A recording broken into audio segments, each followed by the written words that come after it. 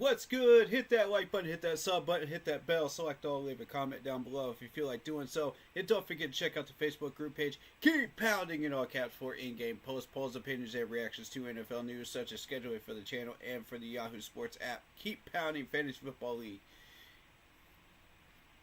If you want to get your hands on an intro like the one you see on the screen, check out Lindara Ty on Instagram in the form of her last name first.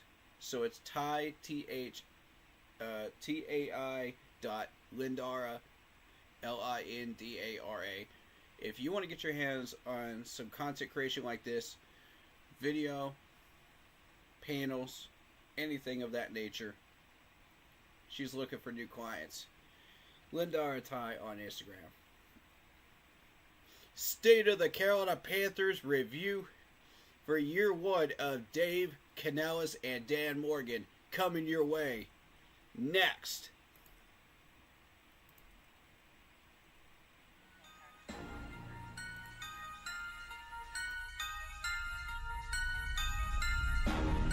Ice up, son.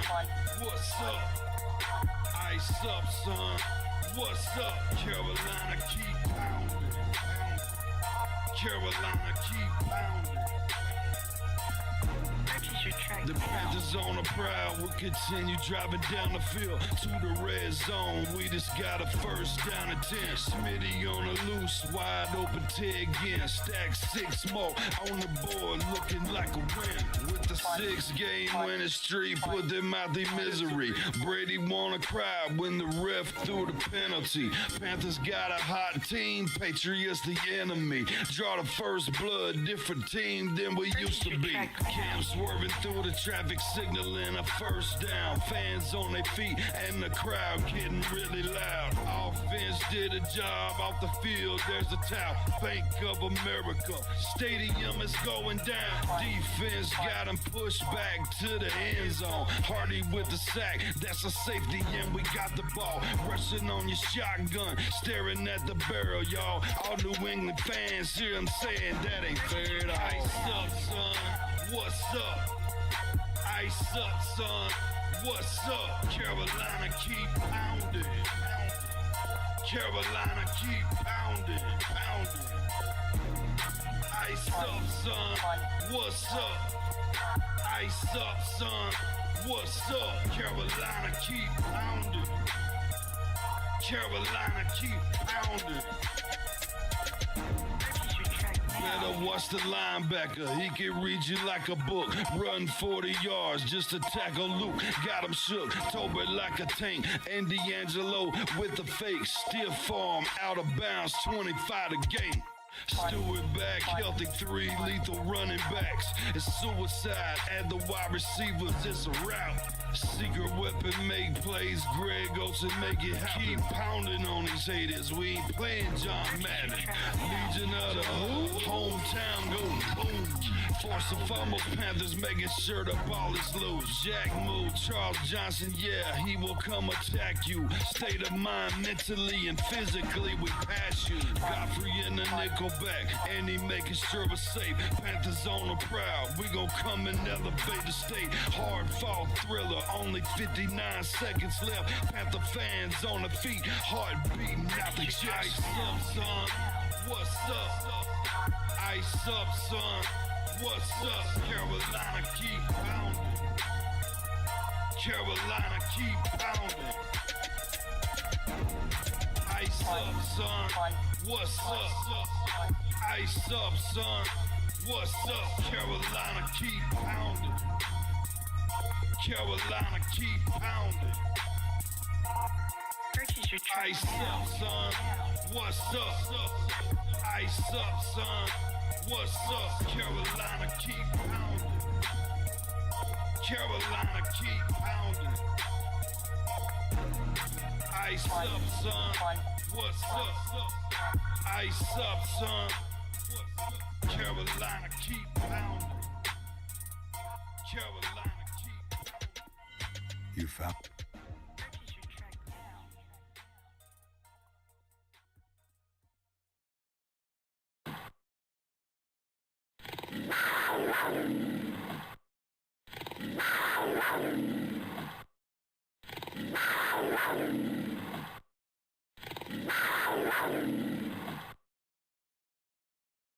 What's up? What's up? What's up? What's up?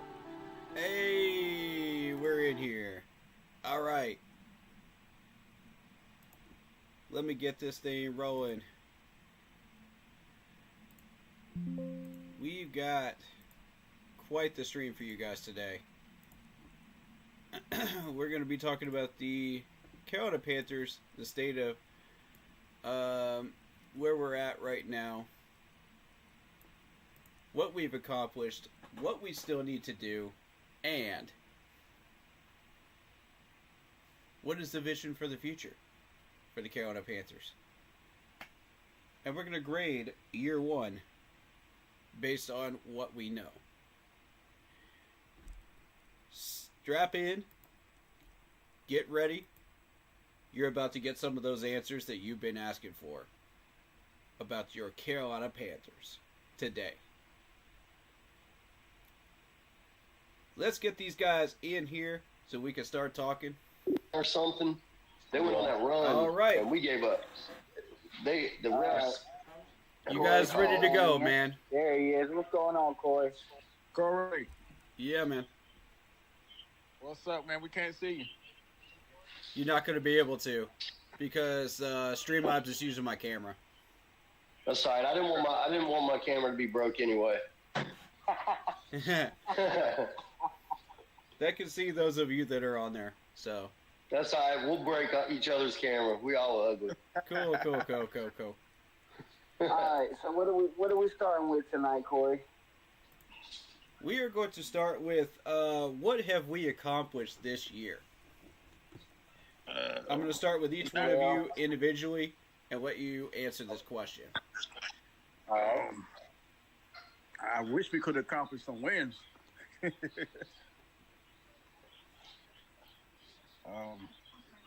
I think for me, I think growth. We definitely grew a lot from last season. That's for sure. How so? Defense. The offense looked better than last year, but we still got some kinks we need to work out. But definitely defense. Defense stepped it up a little this year. Okay. But the offense is still a little shaky. But it's better than last year. Okay. Yeah. So that's the opera. All right. Who wants to go next?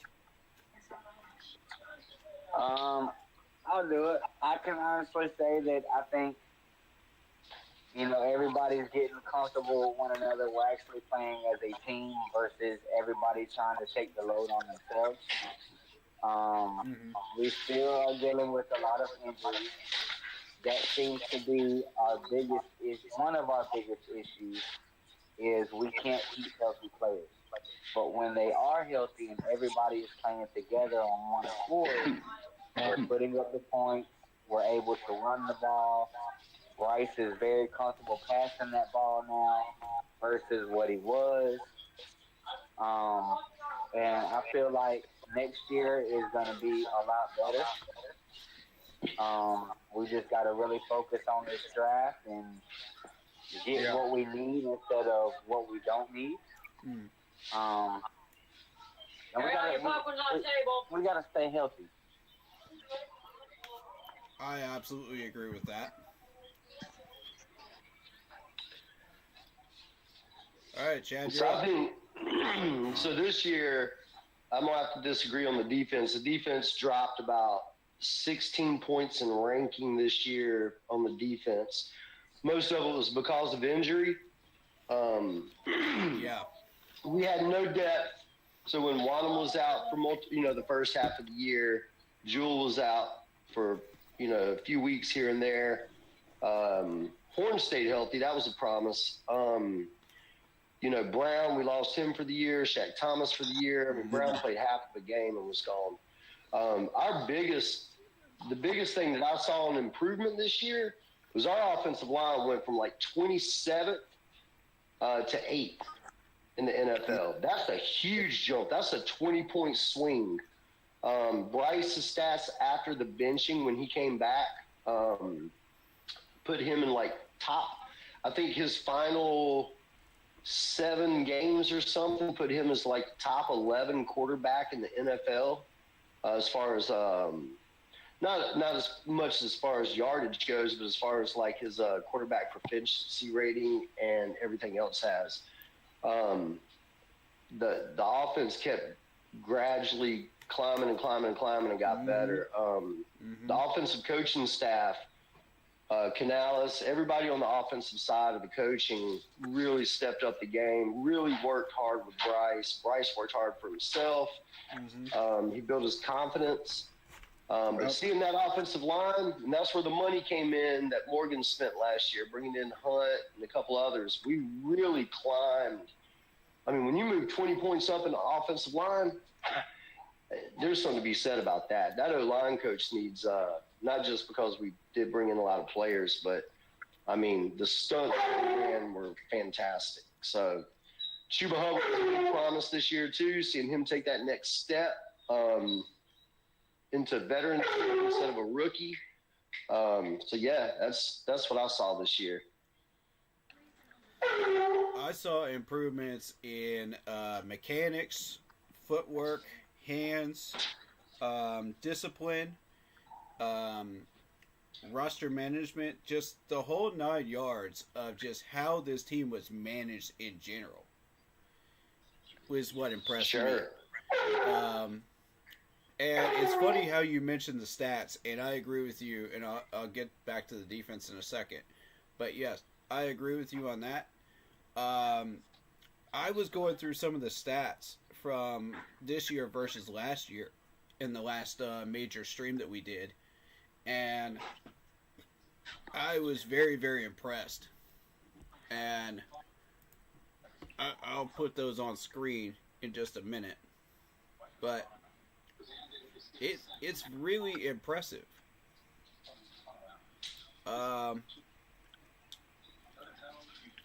They don't have the 2024 stats up, but they do have the opponent stats. So we can look at that. I have the stats up if you want them. I got it. Let me get them on screen. All right. There we go. Okay, so I mean, when you're looking at it, you're looking at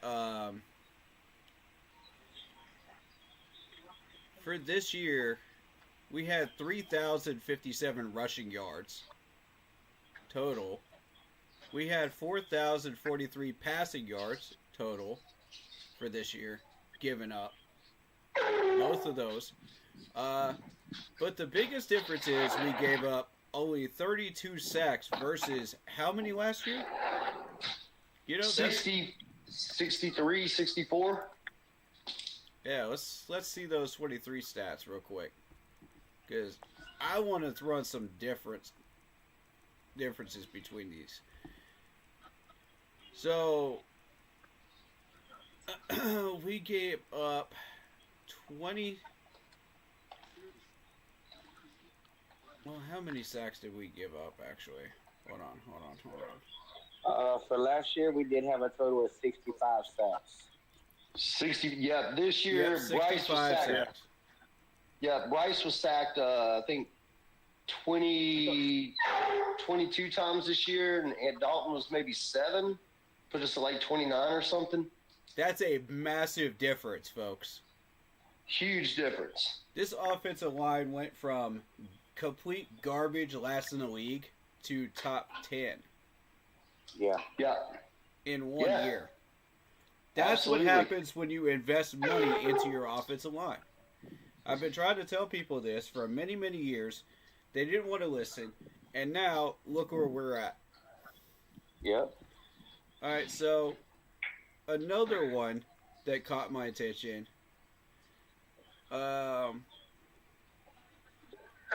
We're still giving up a ton of rushing yards. We gave up double the amount of rushing yards this year that we gave up last year. Yeah, we gave up almost 2,000 rushing yards this year. All right, so we went backwards on that. 1878 was the total yards. We only went up by 1,000 on passing yards given up. We had 32 sacks as opposed to 27 sacks last year. That's a plus. That's a plus in our favor right there.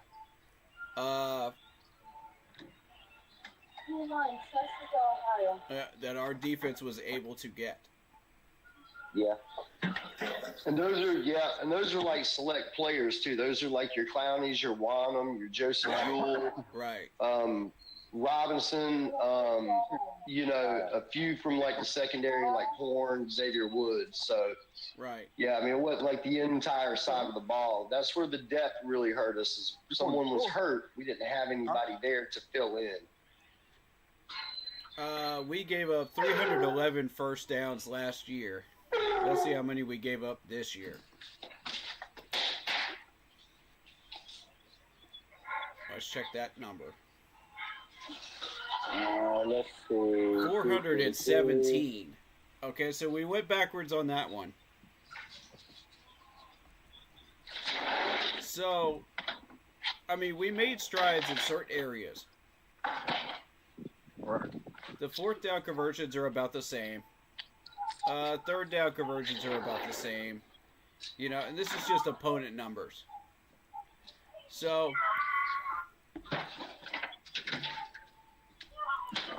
now we're going to look at, the offensive stats are here. Cool. All right, so we got 293 first downs this year. We managed to get 76 out of 211 third down conversions. That's still not enough. 14 out of 30 fourth down conversions. That's still too many attempts, guys.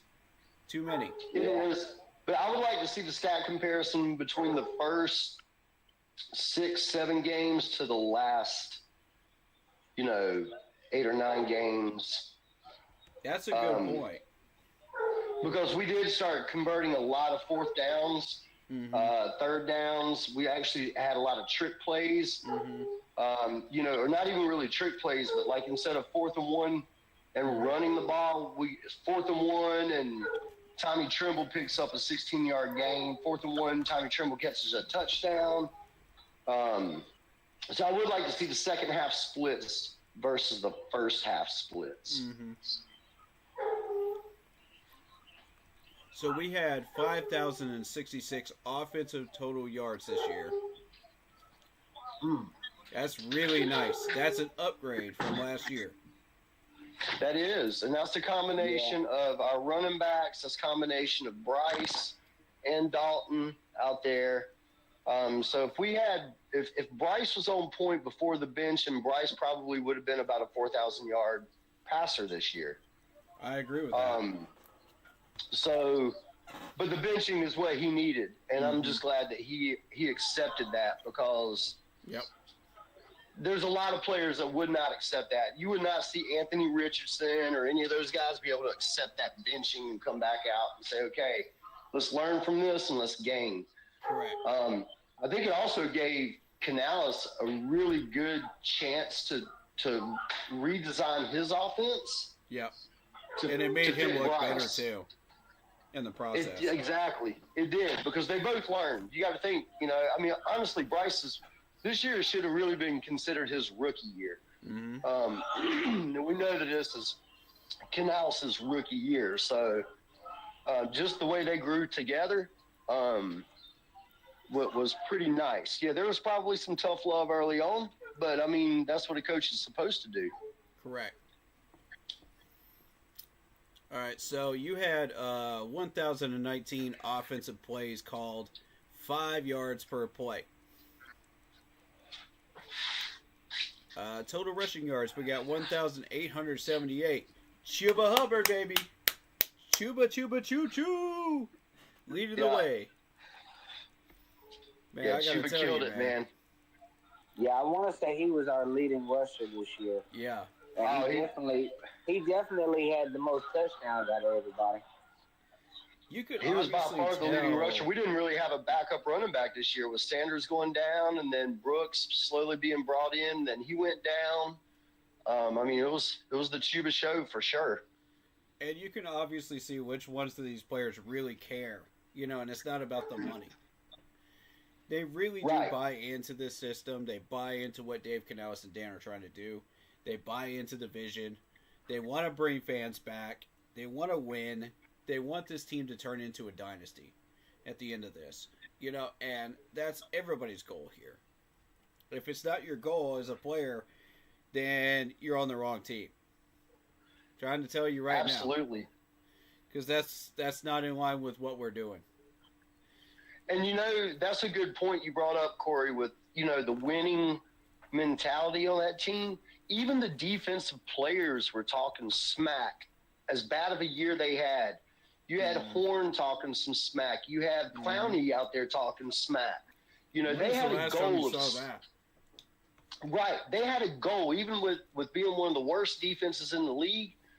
You saw the confidence in, like, Ashawn Robinson. You saw the confidence in Clowney and Horn, in Wanham, in Jewell, and they were fiery, and they did not want to lose games. They wanted to win games, and it was really the depth and interior that we lost. We definitely need a new edge, but seeing guys like Clowney, I mean, listening to him after the game, there's something to be said about that because he really came through as a team leader on that defense. On a very bad defense, he came through as a team leader.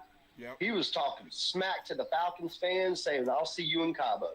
The week before that, he goes, "We're playing spoiler. We're going to take you guys out," Mm-hmm.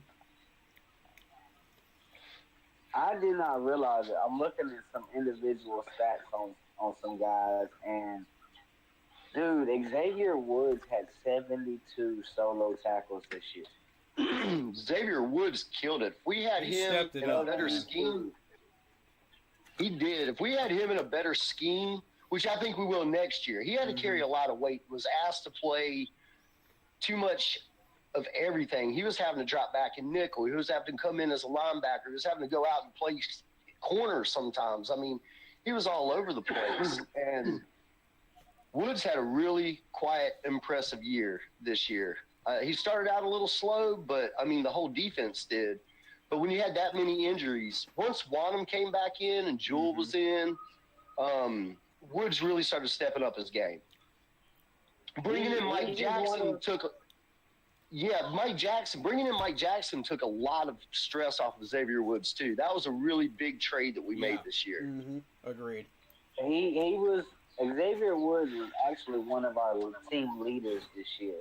Mm-hmm. Not only did he lead in the tackles, he led in interceptions. He had 3 interceptions this year. So he led that category for the team. One of them he lucked into. The other 2 were skill. It's ridiculous. Either way, it counts. Yeah, 119 tackles, 72 of them are solo tackles. Correct. Like I said, once we started getting some healthy players in, then Woods was able to play his position more so than having to play other positions that he's not fluent in.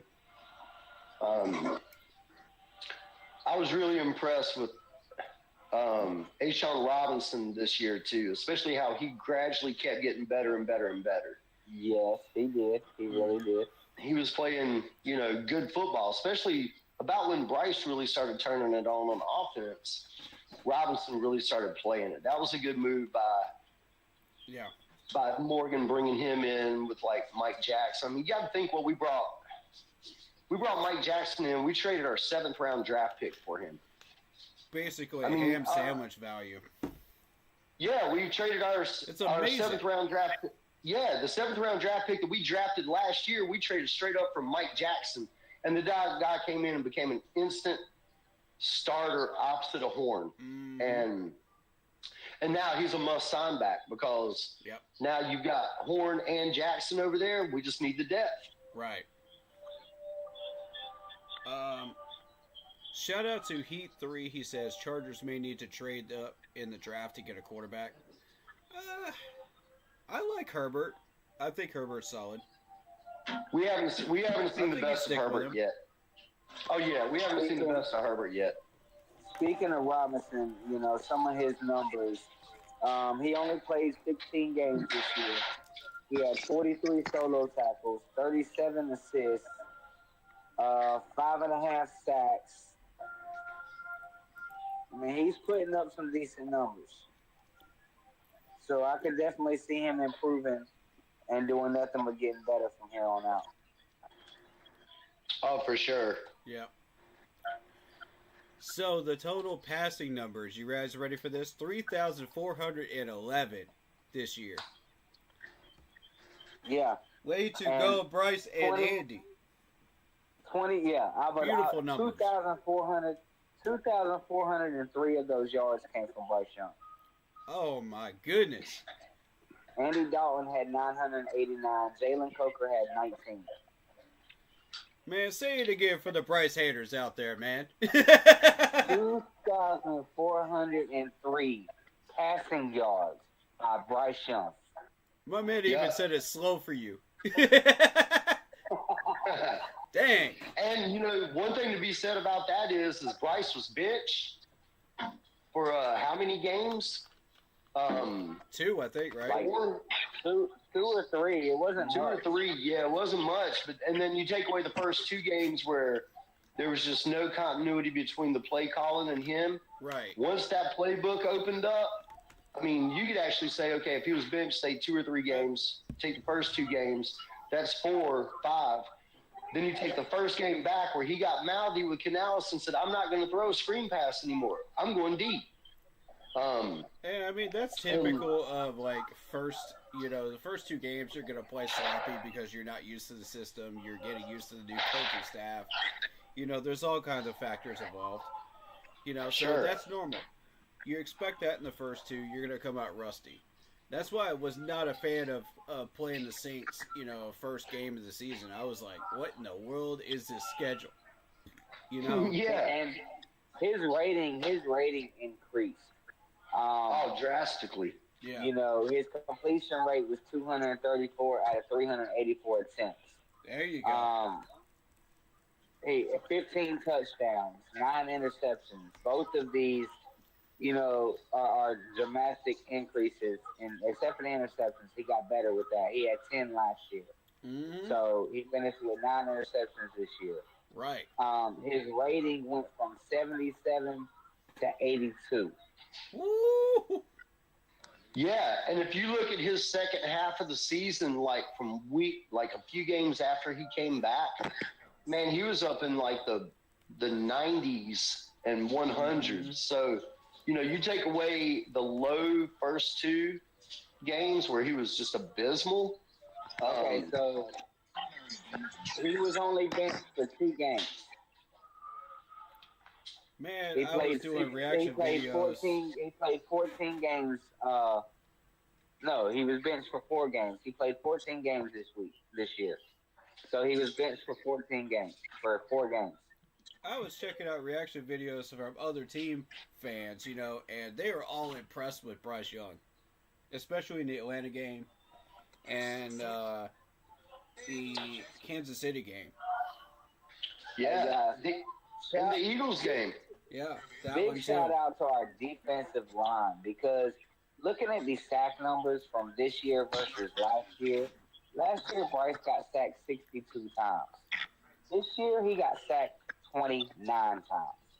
And I also want to point out the fact that he threw 0 interceptions in the last 6 games. Yes. Correct. Yeah, I mean and he only had 2 fumbles this year. Only 2. 2 fumbles this year and 2 fumbles last year. Mm-hmm. All you can hitters better pay attention, man. I'm telling you, take the blinders off. a lot of people are talking him up across the league, and it's not just it's GMs, it's coaches, it's players on other It's for good teams. reason. Yes. Defensive players are saying this guy right here is the next big thing. And it's This not is the just future wide right receivers that want to come here. Yeah, it's not just like Garrett Wilson that wants to come here. These are defensive players that went up against him. Mm-hmm. There's been Micah Parsons the other day came out and was like, hey, this guy right here has got it going on. And this is a team that beat us pretty bad. Credibility from Andy Reid and Patrick Mahomes. Yes. Yeah, and you got Garrett Wilson out there talking. You got Micah Parsons talking. You got one of the guys from the Cardinals talking. I mean, people are talking. This man didn't have a single touchdown last year, and had 6 touchdowns this year. You can't make people respect you, man. You got to come out there and earn it, and that's exactly what Bryce Young did. Yes. When it comes down to personality, he's super smart. He's super calm. He doesn't even really like to be called the Carolina Reaper because he thinks it's evil and dark. But guess what, Bryce? That's your nickname now. I mean, you're temporarily at least until we can find you a better one. That's right. I mean, you are the Carolina Reaper. You have had so many coaches fired. Oh my goodness, man! Including the two from Atlanta that just got fired today. Yeah. I mean, their defensive coordinator got fired. Man, I love it.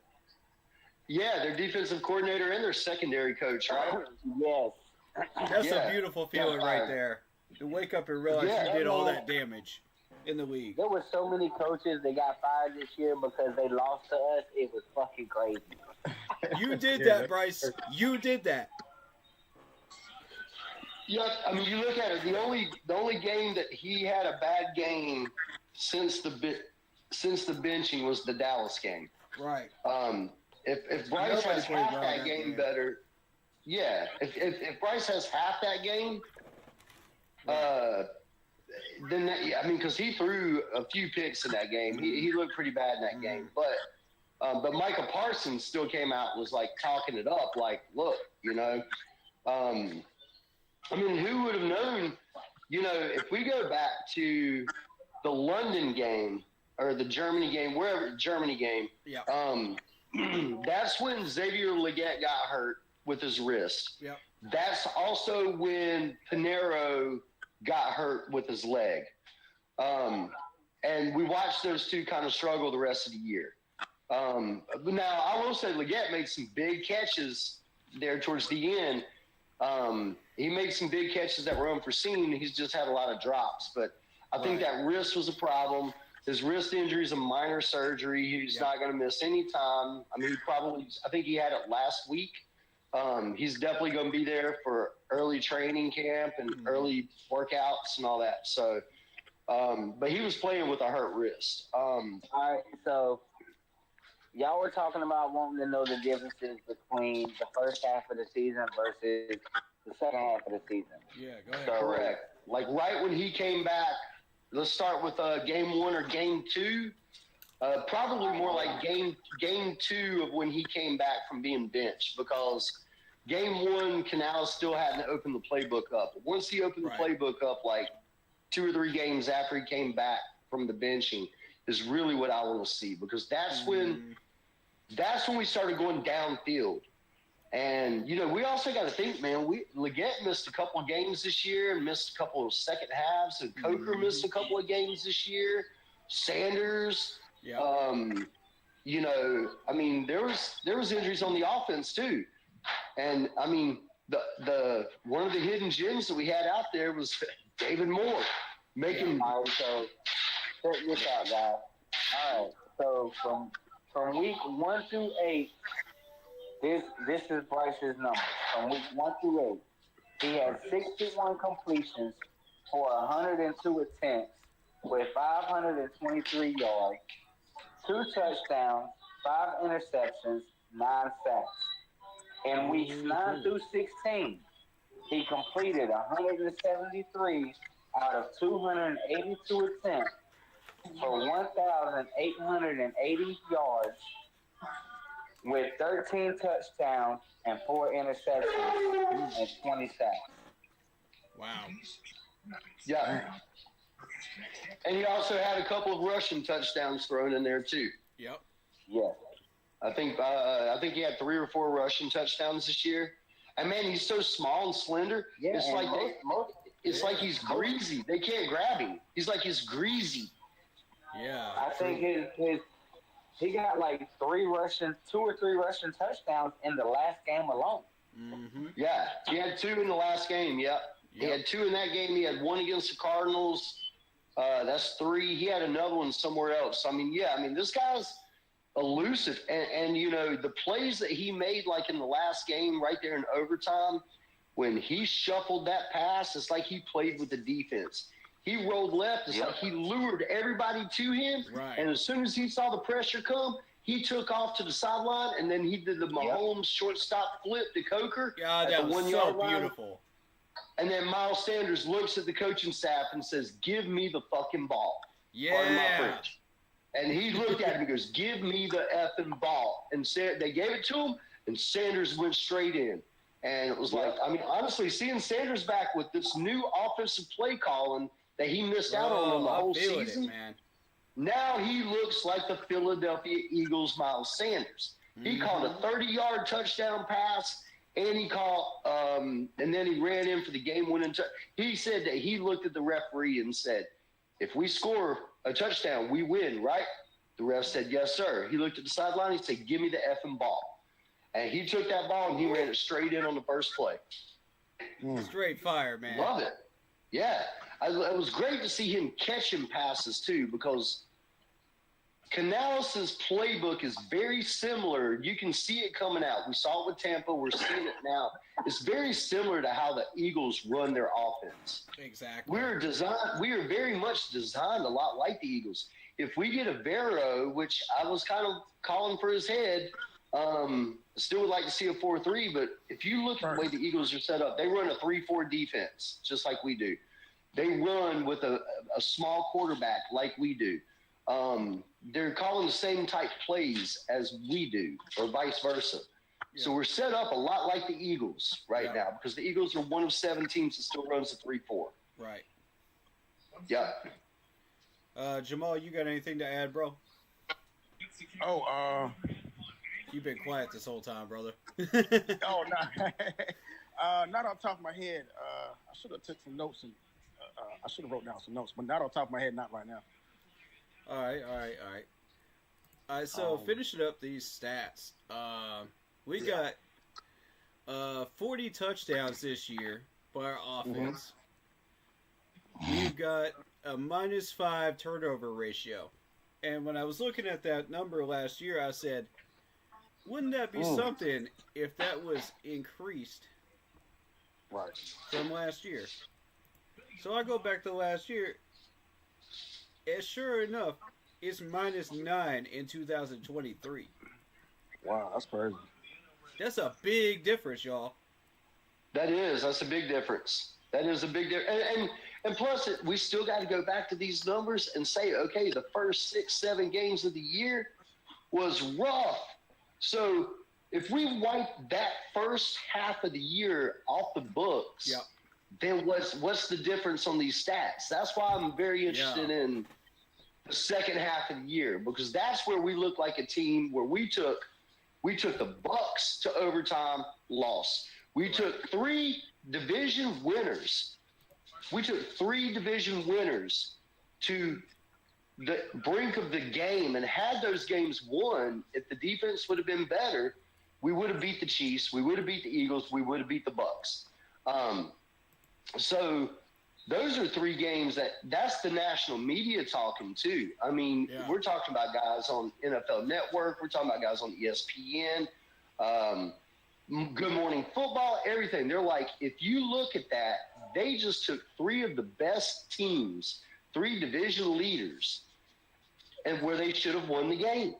And Bryce led them down the field in each one of those games with a game-winning drive, and then the defense gave it up for a game-winning field goal. And, so if you look at those right there, it's like, damn, dude, we're beating teams that are Super Bowl contenders. not just playoff teams, Super Bowl contenders. We're playing 4 whole quarters of Carolina Panthers football against playoff Right. contenders. That's Whether right. we win or not, we're making a statement to the showing rest of the teams. league. We That's could right. we could go toe to We're toe with making a big anybody statement. right now, Oh, absolutely. and that's with our roster right now. And Imagine what Corey, it's going to that's look what like after this offseason. and that's what Michael Parsons We're going to was start saying, winning those games That's right. next year. And that's what Micah Parsons was saying. He was like, if you look at that team the first half of the year to where they are now, because now people are like, not that he's coming, but it's like, come on, Micah, we could use you over here, buddy. Because Parsons is coming up on the contract at the end of next year. These We'll people get are to seeing some it of now. those players in a little bit. True.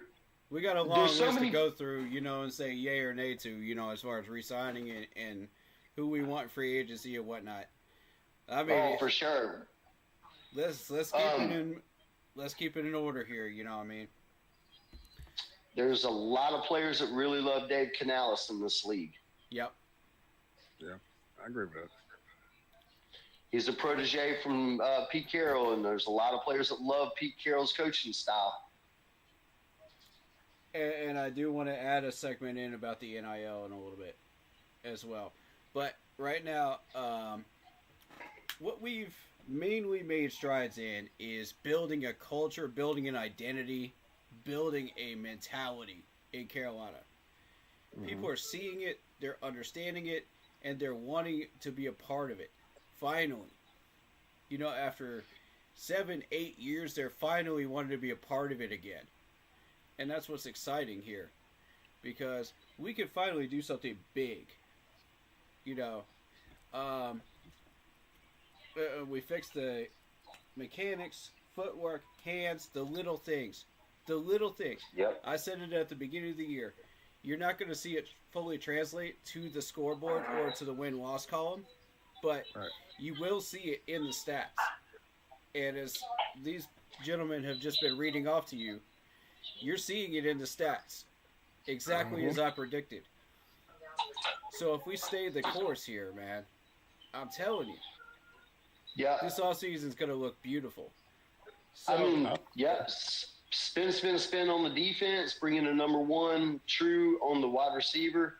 Like you said, Corey, to reiterate on that, Corey, you are 100% right. We are waking up the league, and there are players that want to be here now. Like, they want to come here or stay here whether we win or now, and I say right now with a grain of salt because you never know what can happen. But I'm saying right now, he is the truth. Now, did I say elite? No. Did I say whatever fill in the blank word you want to throw in there? No. I said he's the truth right now. He's definitely made it where we don't have to go shopping for a quarterback. Right. And We've he's better than any solidified the quarterback we could go foundation. get. That's right. That's what's important here. So year one, your goal is to establish the foundation. What would you grade year one so far of what we have I would done? say, if I had to grade this year with the new coaching staff, I'm giving them a B. 5 wins and all, I'm not giving them below a B because the way this team has grown, the way the players have developed, the way the players are buying into the system, the way they've gone through the hard times early on, a lot of injuries. This team's easily 8 or 9 wins this year. If you take away the Dallas game, the Philly, the KC game, the Bucks game, we're a 9-win team. Absolutely. And early in the year, having to bench Bryce, very struggling, and hats off to the coaching staff for the second half of the year. Or aside from the first quarter of the year, I give it a B because, dude, it's like, this comes down to coaching, and it comes down to the coaches making the players believe in them as well. And when you have veterans like Clowney that does not want to leave here, you have veterans like Josie Jewell that loves to be here. These are guys that have been on winning teams that are here and saying, you know what? This is fun. We're losing, But this is fun because we're playing spoiler, and they see the concept. They see the future. Yeah. So I give it a B. Everyone's buying into the vision. All right, so what do we still need to figure out from year one? Defense. Being Yes, consistent. our defense is really need to step up. Yeah, That ties depth, into defense, and weaknesses consistency. as well. Yeah, definitely consistency, definitely. Consistency. If we're gonna win 2 games, we got to keep winning 2 more games. I'm glad you said that. Consistency. That's something we're starting to show too. Because that whole month of November, we show consistency. We play Carolina football consistently for 4 whole quarters. And persistence too. In the Saints game, in the Falcons game, we played consistently well for 4 whole quarters. Right, we did. Yeah, if we could just get the depth. We would have been in playoffs right now. If we had the depth, if we had the healthy players we had early in the season, and if we had some depth and backup, some of these starters are going to be backups or gone next year. They're going to replace that. Dan in this offseason is going to do what he did with the O-line last year. He did all that to see if his quarterback was going to be a professional quarterback. So he spent all the money on that and got rid of defense. That's why Barrow's getting another shot. If he does this draft right and we bring in some free agents in the offseason on defense, dude, if he can move that defense back the way it was last year, I mean, we don't need to have an elite defense. We just need to have a middle of the road, a top 15. And this team is a 10-win team. And last year's defense was worse roster-wise than it is now. I want to point that out. So are y'all feeling like we should go into the draft looking for defense, or should we go after free agents? Both. We need depth and we need starters. And there's so much defense in this draft that we can pull 2 starters in the first 2 rounds. We need some easily. Dogs too. Well, that's what as far as drafting, it went from Abdul Carter being projected in the top 10 to being projected in the top 4. And we'll hit on the draft in a little bit, man. But yeah, I'm glad you pointed that out, though. We're gonna get to that. So to answer that, my own question about our weaknesses, I see the defensive run game as our biggest weakness. I see the lack of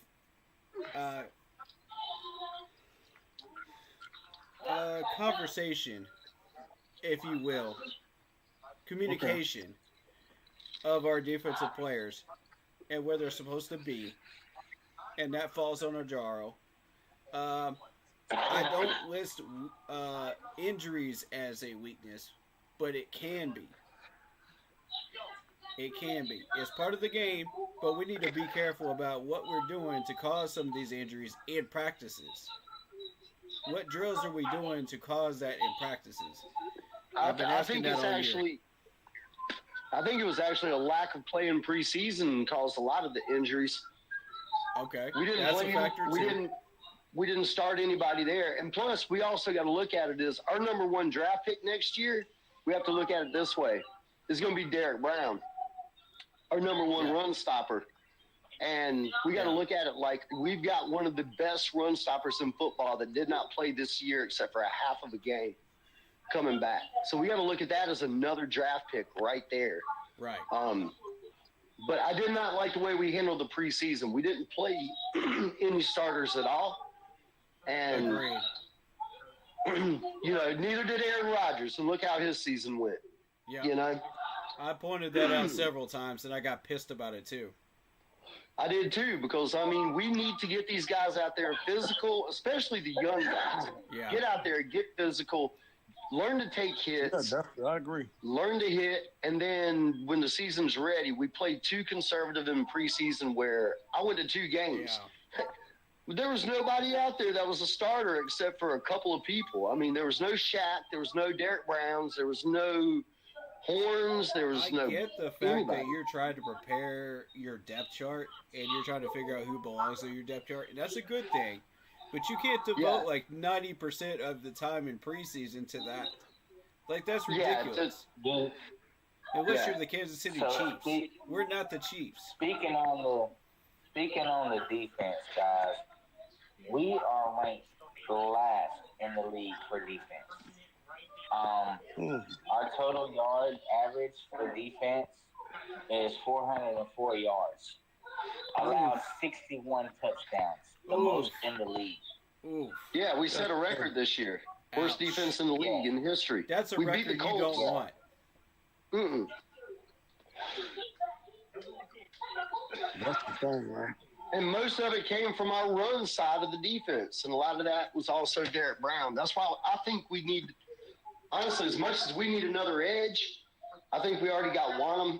We got Clowney. We need to get some depth. We need to get an edge, but we need another defense.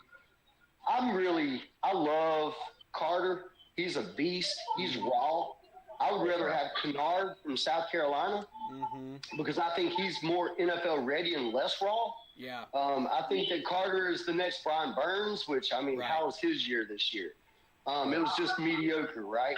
But if we got Mason Graham there to pair up beside Derek Brown, dude, you're not running the ball more than a yard each time, man. I agree. We have got to Mason Graham solidify that D-line. Overall defense, we're ranked last in the league. But as far as passing defense, they've got us ranked at 23. Passing yards allowed average is 224.7. And passing touchdowns allowed was 35. Ouch. I think we know what our obvious weaknesses are at this point. Yeah, and I would like to see that difference too, David, as when we brought in Mike Jackson, because that changed some things when Mike Jackson came in. Yeah, absolutely. Because that first half of the year was terrible on offense and defense, honestly. Yeah. So I would like to see that with Mike Jackson in that play, because that's when Xavier Woods stepped up.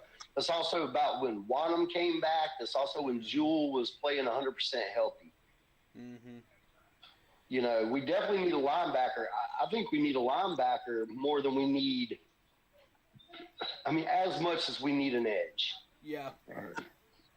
I think we take – if we can get Mason Graham in the first round, then it's best available for the next two rounds. Yeah. And that's the way I'd like to see it. Just me personally. Yeah. Because we got Clowney, and Clowney balled this year. Yeah, he definitely did. And especially when Wanham came back. I had my doubts about Clowney at first, and I was like, okay, let's see. If he's getting doubled up in these games, you know, and I didn't mention it on stream as much, you know, towards the end of the season, you know, as I did early on, because I wanted to see, is he getting doubled? If he is, that shows us that he is who he says he is, you know, based on his past history. Yeah. So now we know he is who he says he is. You know, he's established that Carolina Panthers identity in the second half of the season, and he's done well. All right, so that's right. You know, we know what players are balling out. So the question now becomes, who are we resigning? Who are we keeping? Let me get to a chat from Heat 3 here. If you're going to do a trade multiple first for Tennessee, if you're the Chargers, right? Right. No, this dude's a Patriots fan, so I'm trying to figure out what he's trying to say here. If you're LA, do you trade multiple first for Tennessee? I don't know. I don't think so. I don't think so. If I'm the Chargers, I'm staying put, because there's some good players up there, you know, and you don't necessarily have to move up to get your quarterback. Because The Chargers a couple don't of these need a teams are going to quarterback. do stupid things and get the wrong person. Oh, yeah. The Raiders will guaranteed to be doing that. The Giants will probably do the same thing. Jets are dumb too. They just the fired their Jets are GM dumb, and head yeah. coach. So, yeah, I mean, these are dumb teams. And the Browns for as well sure. because they're stuck with Watson. You know they have an insurance policy on Who just had Watson. another injury, by the way. Yeah. Yeah. He got injured. I think it was Oh, like week man. 12. They said he re-tore his ACL again in It week was 12. Achilles. It was So Achilles. he's been- Oh, my he's God, been man. dealing with that. He's been dealing with that Watson. the whole end of the season, and they're just now saying that he's not going to be playing next year. Yeah, he blew his Achilles out. That frustrates me So- so much because, like, I met this dude in a Clemson uniform. I know who he is, you know? And, like, I know he's not that type of person that would get in trouble with the massage people and all that stuff. You know, I never bought into all that. You know, he's a good dude. And, like, He is a good dude. I don't understand why you're going to lock him into a $250 million contract when you know that crap's about to pop up. Plus, Well, he could get Go ahead. injured at any point. yeah. That's just Here's the stupidity, thing. Cleveland. How much more time does he have on his contract? He's got a lot more time. He's got like 6 more years. 6 more but- years? Yeah, he's. Oh yeah. my God! Yeah, I mean it's like a baseball contract, but the Cleveland Browns have insurance on him. So don't think that the Browns won't go after quarterback in the first round this year What because they type have of insurance insurance on him. What type of insurance? They Elaborate are on insured on that to where if they cut him, the insurance pays part of his salary. Say what? Okay, so hold on. What? Hold Where did that come He- from? I first heard I'm that hearing today about on this. CBS Radio. They They did his restructure. contract. Yeah, I heard about They the did. restructure, but I didn't know the details. His contract is only good until it runs through the 2026 season. but he's guaranteed full on that. Right. He signed a 5-year, $230 million contract with 44.9 signing bonus and 230 of it guaranteed. Cleveland, what are you doing? Oh, are y'all yeah. doing, bro? The same thing the Raiders did. Like if the Raiders, We the dodged that Raiders would've bullet been- so hard, man. Oh, totally. Oh my The God, we Raiders could've would been have been locked into smart that. just to keep. The Raiders got rid of Derek Carr. They should have kept Derek Carr from Yeah. the get go, and then Yeah. just built behind him Yeah. instead of sending him to the Saints. Oh, So and Aaron Rodgers and everybody up there, they gave up on their young quarterbacks too early, and they brought in Aaron Rodgers for the big name jersey sales, ticket sales, and now Rodgers really screwed everything there, and that's why Garrett Wilson's upset is because you brought in Randall Cobb, you brought in Christian Watson, you brought in all your guys that what's his name, Lazard. You brought in everybody you had in Green Bay, and we're losing. So Garrett Wilson's like frustrated. And he's like, why did we do this? So, yeah, I mean, there's too much control with some of these players. Yeah. I mean, the Aaron Rodgers and even the Deshaun Watson, this is a LeBron James issue in the NBA. Yep. I mean, Yep. I'm the star. You bring in a bunch of people to put around me, but you're not Michael Jordan. You can't Exactly. win championships unless you build a team around you because there's no role players. Yep. So, that's why the Lakers still struggle to this day is everywhere LeBron goes. It's just like Aaron Rodgers. Once he left, Rodgers probably going to retire. So I'm looking at, we still got a chance for Carter, but I would rather Dan go after Mason Graham. Agreed. And then if you can trade back in, because we have multiple picks, we have other options, then try to get like a Kennard or try to get the guy. There's a defensive end. There's multiple ends and I want edge Kyle rushers. Kennard in the second round. That's what I want. Dude, if we could get Graham in the first and Kyle Kennard in the second, That is dude, possible. Shut the draft down. If we could do that, shut the draft down. We just take best available the rest of the draft. Because that right there just turned us into – I like Kennard more than I like Carter because Kennard came from Georgia Tech's defense and transferred to South Carolina.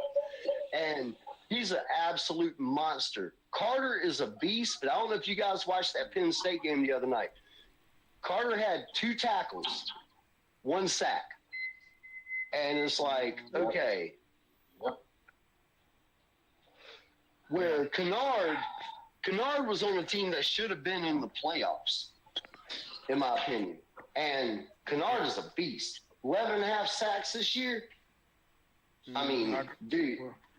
I'm Dude's not a even monster. sure what SMU was doing in the playoffs. They had no business being there. South Carolina beat my Clemson Tigers, and they deserved to be there. If you beat my Tigers, you earn it. You deserve a spot in the playoffs. Period. South Carolina should have made it in. I think they should have made it in over SMU was one of – well, SMU's got all the oil money, but they're a Texas team. But, you know, if you look at the schedules, honestly, I think that South Carolina probably should have got in over Iowa State. There's about 4 South Carolina Gamecocks players that are going into the NFL.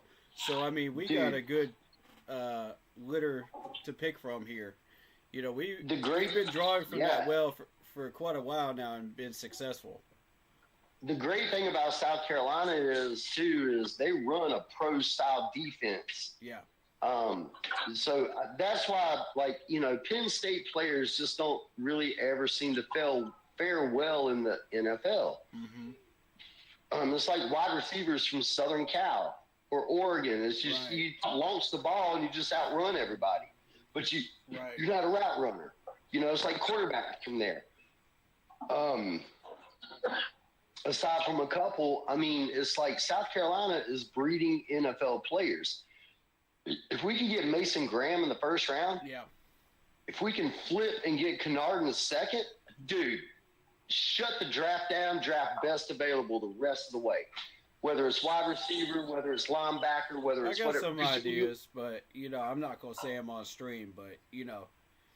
Well, we also got to think, we've got Trevor Wallace. I mean, we got Wallace as a linebacker that we drafted last year out of Kentucky that got hurt this year too. This is a linebacker that fills that need. So next year we're going to have Brown healthy.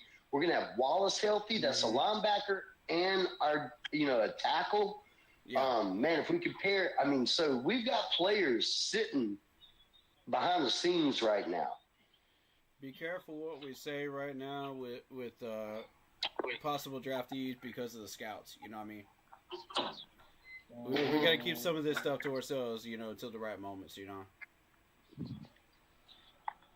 Them NFL scouts be roaming. You know what I mean? They get on people's streams and they steal names and stuff, man. You don't ever know. You don't ever know. So, nope. But I think we got two of these makings. picks correct the last time we did this.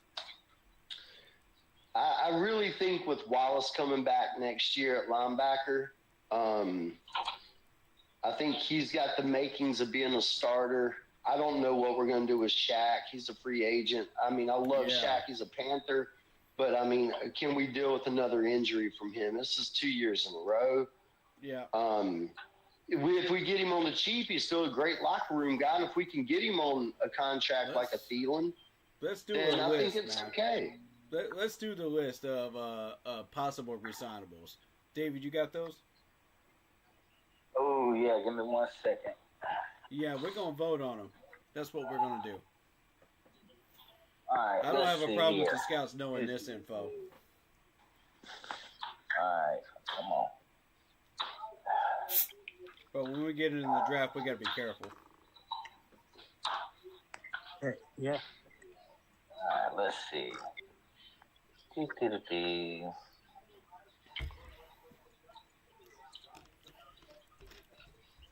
We got 2 picks right last year, and Bryce Young does not count. Because that was an obvious one. Come on now. Sure. Yeah. Yeah. The other two were surprise ones. And Coker, I got right. I wasn't even expecting that one. Oh, Coker was definitely like. I mean, He Coker was on my is 7th round mock drafts, man. He is. And I somehow got that one right. Our unrestricted free agents. That was a beautiful move.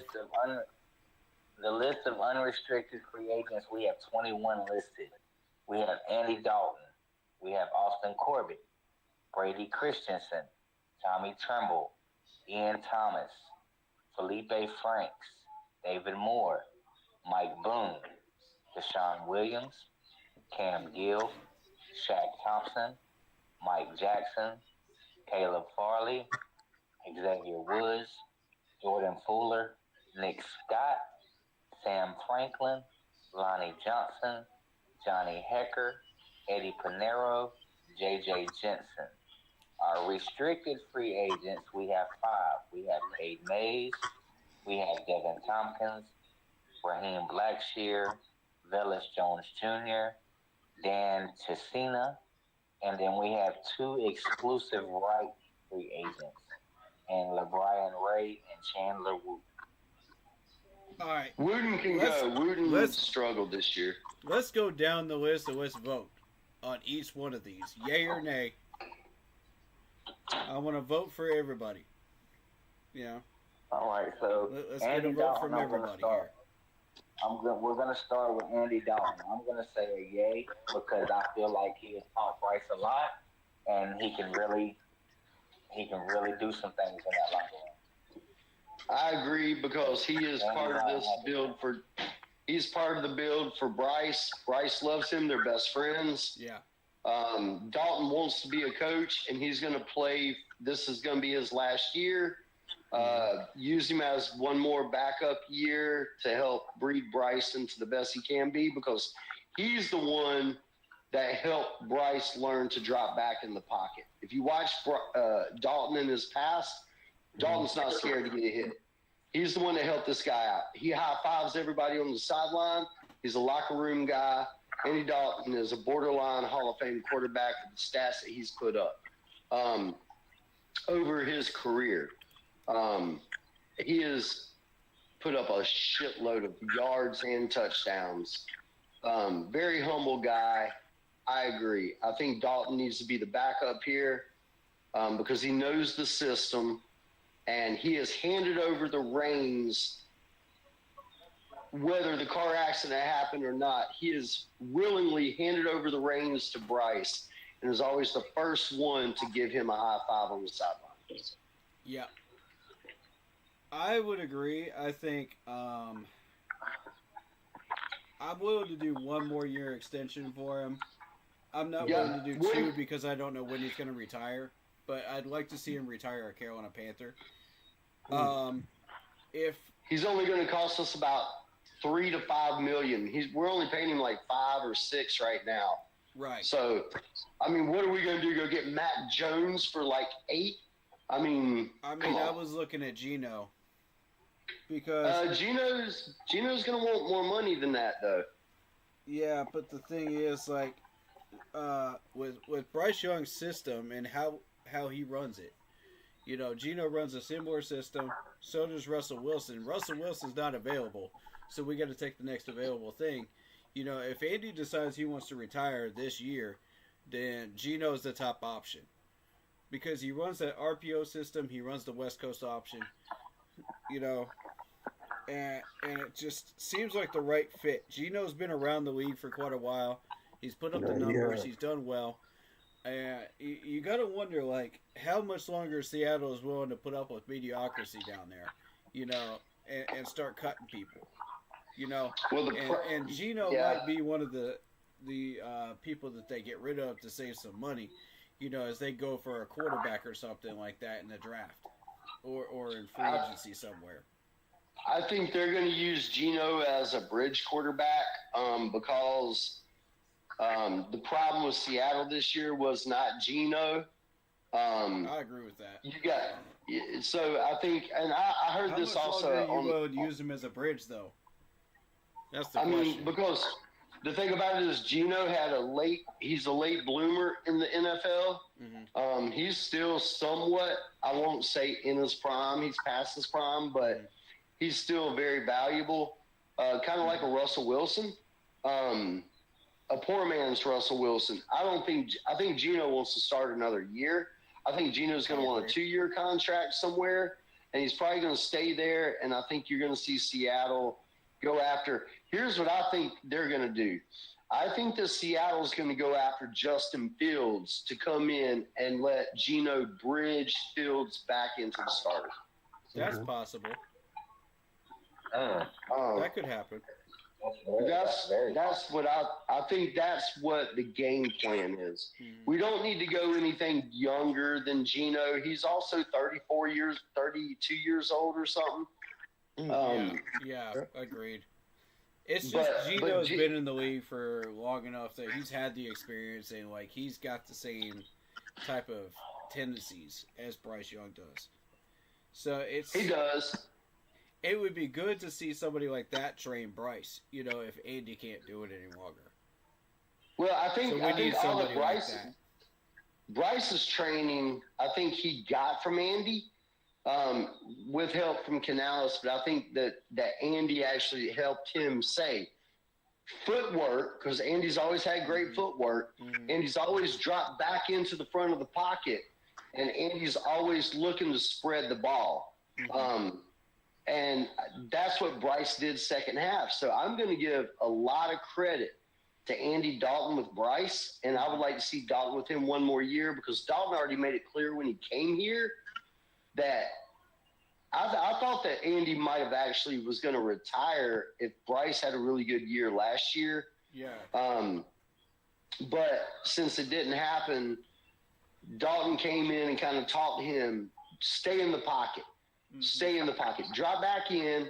Quit rolling out all the time or going backwards. Like either go left, right, or back into the pocket. And I think that's a lot of Andy Dalton. Andy's had a very successful career with the team in the Cincinnati Bengals. We're watching Joe Burrow, which is Andy Dalton 2.0 right now, except he can run a little bit more. Yeah. We're watching it. They're always weak on offensive line, and when they build the offensive line, their defense goes to shambles. Yep. And Dalton's lived through that. We saw Carson Palmer do it. We saw Dalton do it. And now we're watching it with Joe Burrow, because Joe Burrow has put up the same stats and could be an MVP candidate as Lamar Jackson and Josh Allen. Somewhere in that mix. Would he win it? No, but he should be an MVP candidate, because no defense, and that dude, Joe Burrow, is a monster, man. So I think Geno's probably going to ride, and they're going to bring in someone like what ended up happening with like Minnesota, or like Fields, or someone like that, a Mac Jones, someone that's got a couple years that someone else gave up on after 1 year and then dropped him to the Wolves. And I think Justin Fields is going somewhere next year. He went 5-2 as a starter with the Steelers. He's going to go somewhere, because Russell Wilson has done great this year, but he's also going to be another year older. But Justin Fields was 5-2 and really should have been 6-1 if the defense wouldn't have given up a freaking play at the end of one of the games early in the year. That's a 6-1 team that you just benched starting quarterback because you got Russell Wilson. And that's my take on it. That's why I'm high on Fields. I want to take a second and point out two things. One, I told y'all Russell Wilson was about to come back, man. I told y'all. I called it. If he gets in the right system and the coaching staff lets him be him and his own RPO system, he is going to come back, and it's going to be the Russell Wilson comeback tour. Look at the record of Pittsburgh. You think that's a coincidence? They already had a good defense. They put Russell in there and let him be his own quarterback. There's the record. Well, they're in the playoffs right now. Hey, guess what? They're down 21-0 to Pittsburgh at halftime. Whoa. There it is. 21-0. There it is. There it is. 21-0. There it is. I told y'all. I tried to tell y'all about Russell. Lamar Jackson is eating these guys alive, like eating them alive. Pittsburgh It's is getting Lamar Jackson, blown. though. It's Lamar Jackson, though. But you know, their earlier game this year was a 21-17 game. Baltimore is killing That's as far as they're Pittsburgh going right to now. go. Yeah, Pittsburgh's done after tonight. It's done. Like, it's almost time to hang yeah. it up. 21-0 at halftime. So, what is Pittsburgh going to do? Are they going to keep eating on Russell at 30-some years old, or are they going to try to say, because Justin Fields has already put the playbook in their hand and said, I'm leaving if I'm not starting. And this is exactly what I was talking about, because I thought Russell Wilson would end up a free agent after this year, man. They're going to be stupid and they're going to give up on him. Because, you know, they face a team like the Ravens. They know they can't win in Baltimore in the playoffs. Even though Russell got them to where they are, they're going to be dumb and they're going to get rid of him. And guess who's going to be waiting to scoop him up? If Andy Dallas Cowboys. If Andy Dalton retires, Russell's going to fall right into our lap, y'all. I think that I think Russell still wants that starting shot. And I think that you're going to see, even with Dak Prescott's contract, I think you're going to see probably Cooper Rush is going to be out of Dallas. So Cooper Rush is really who they're talking about. Dallas is going to stick with Dak Prescott, man. Dak Prescott is not the problem in Dallas. I already told people that. If you look at Dak Prescott's numbers, go look at them. Because, I mean, it's Dak is not the problem. CeeDee Lamb will probably have something to say against that, though. He's not super high on Dak. Well, I mean, it's CeeDee Lamb, though. Yeah, we're talking about the number 3 wide receiver in football. Just because you see, like, 8 picks this year doesn't mean that this man is not doing work. He put up 379 yards against the Ravens. I think Russell's still going to try to get. 352 against the Steelers. I can see Russell going to the Jets before I see him coming here. No. Hold up. 379 yards against the Ravens defense. 352 yards against the Steelers defense. And you're going to say that Dak Prescott is the problem in Dallas? No. Just because he threw 8 picks doesn't mean this man ain't doing work against playoff teams. Well, no. I mean, they're in the same boat they were in with Tony Romo. Last year, he was 36-9. Dude, they've paid him so much money, man. He's made more money than Kirk Cousins, I think, in the last few years. Dak, I just don't see it in him that much more. I think that you're probably going to see Russell Wilson. I can see Russell going to – I think I can see Russell going to the Jets with Rodgers cleared out. Because Rodgers going to retire. The Jets are not smart enough to pick up Russell. Come on. Who, the Jets? The Jets are not smart enough to pick up Russell. They always get the wrong person every time. If Rex Ryan comes in as the coach, I think you're going to see Rex Ryan go Rex after Ryan someone already like coached the Jets, and he did a terrible job. Well, he was set up to fail anyway. Well, that's the problem is the ownership. I mean, you got a 17-year-old son Any coach saying that comes into New York is set up to fail already. I think that Russell's going to want to have a starting job somewhere, whether it's with the Steelers or whether it's with the Jets or whether it's with the Giants or whether it's with. He's going to have a starting job somewhere. That's for sure. Yeah, I agree with that. Yeah, so I don't see Russell coming here. I think Dave Canales has ties with Seattle.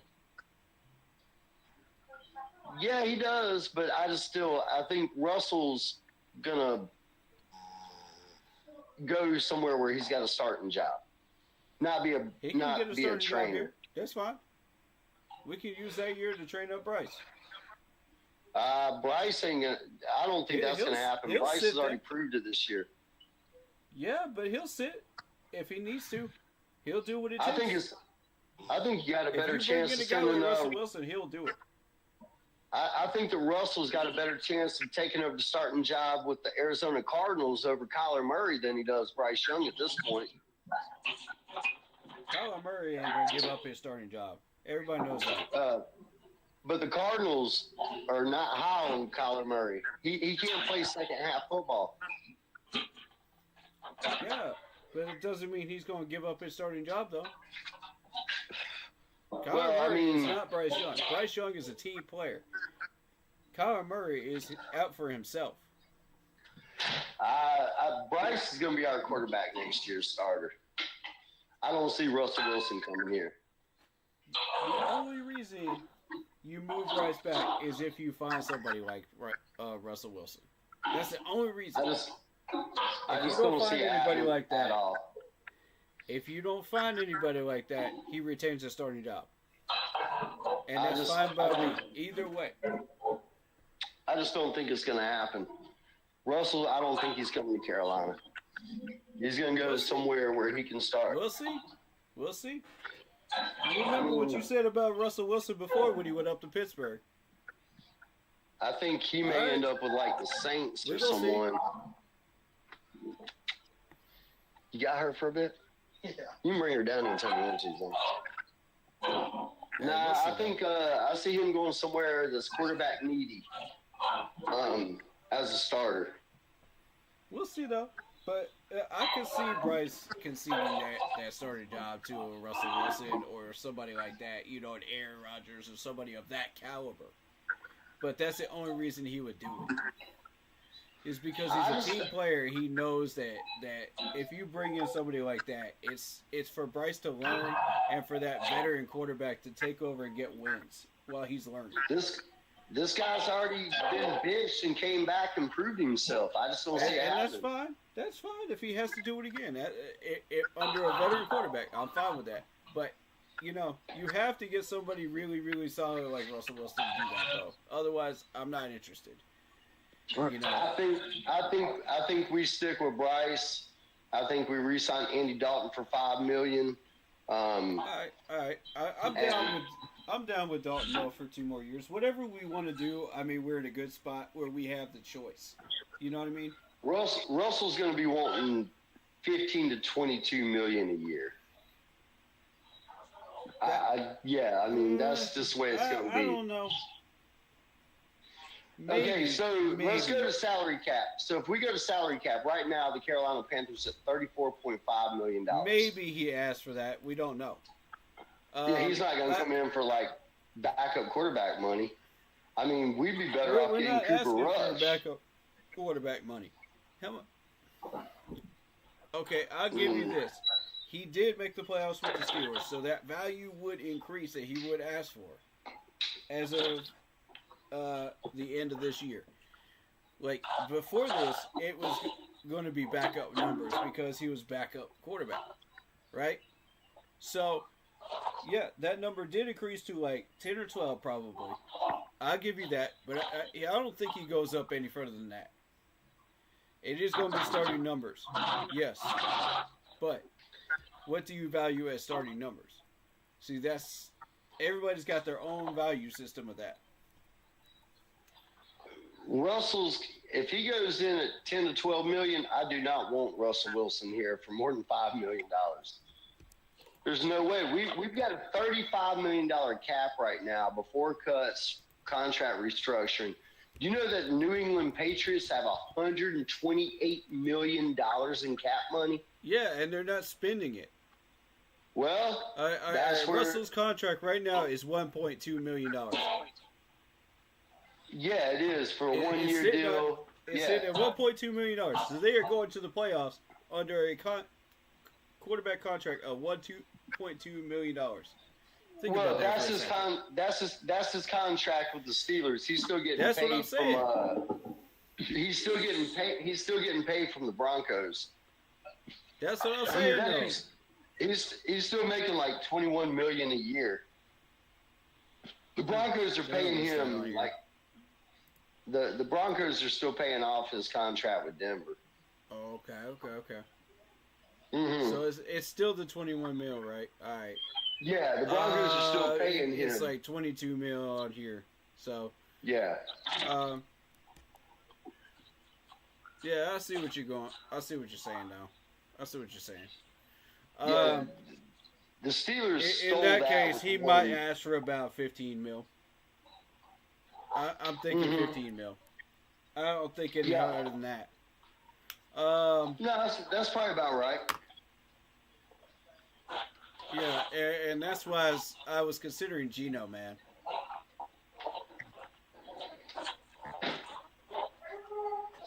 Because Geno ain't going to ask for that much.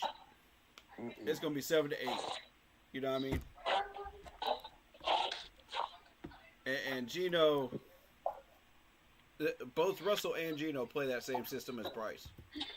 So Geno Smith's contract is a 3-year, $75 million, including a $40 million guaranteed and an average salary of $25 million a year.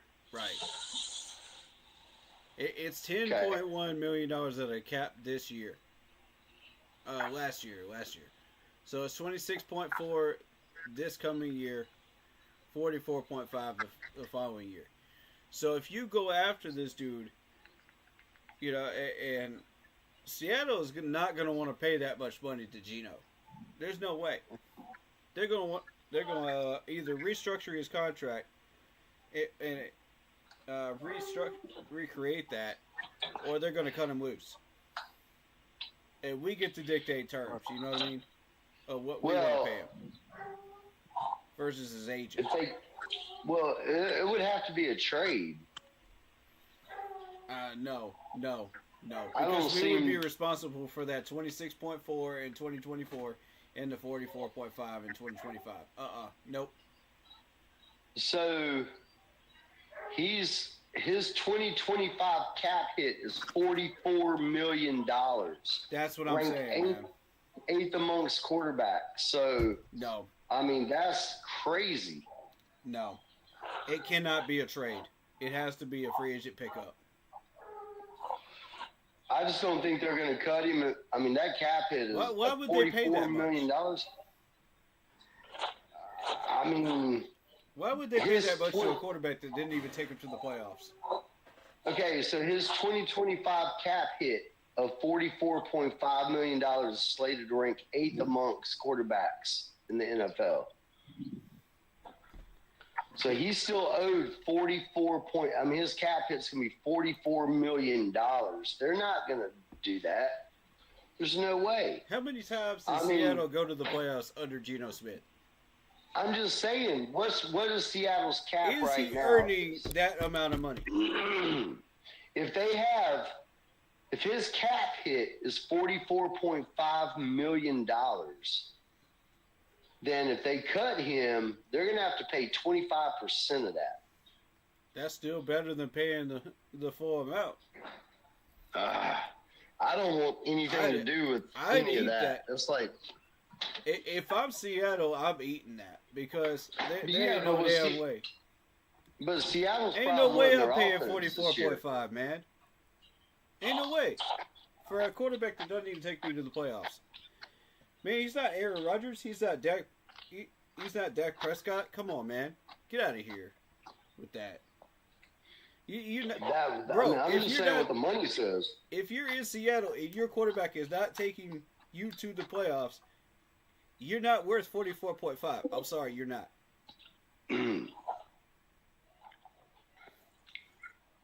You're not a I'm just superstar. saying- You're not Lamar Jackson. Come on, man. I'm just saying, money-wise, it's going to hit them. Let's see what Seattle's salary cap is this year.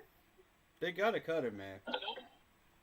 If they cut him and it eats their entire salary cap, that sucks.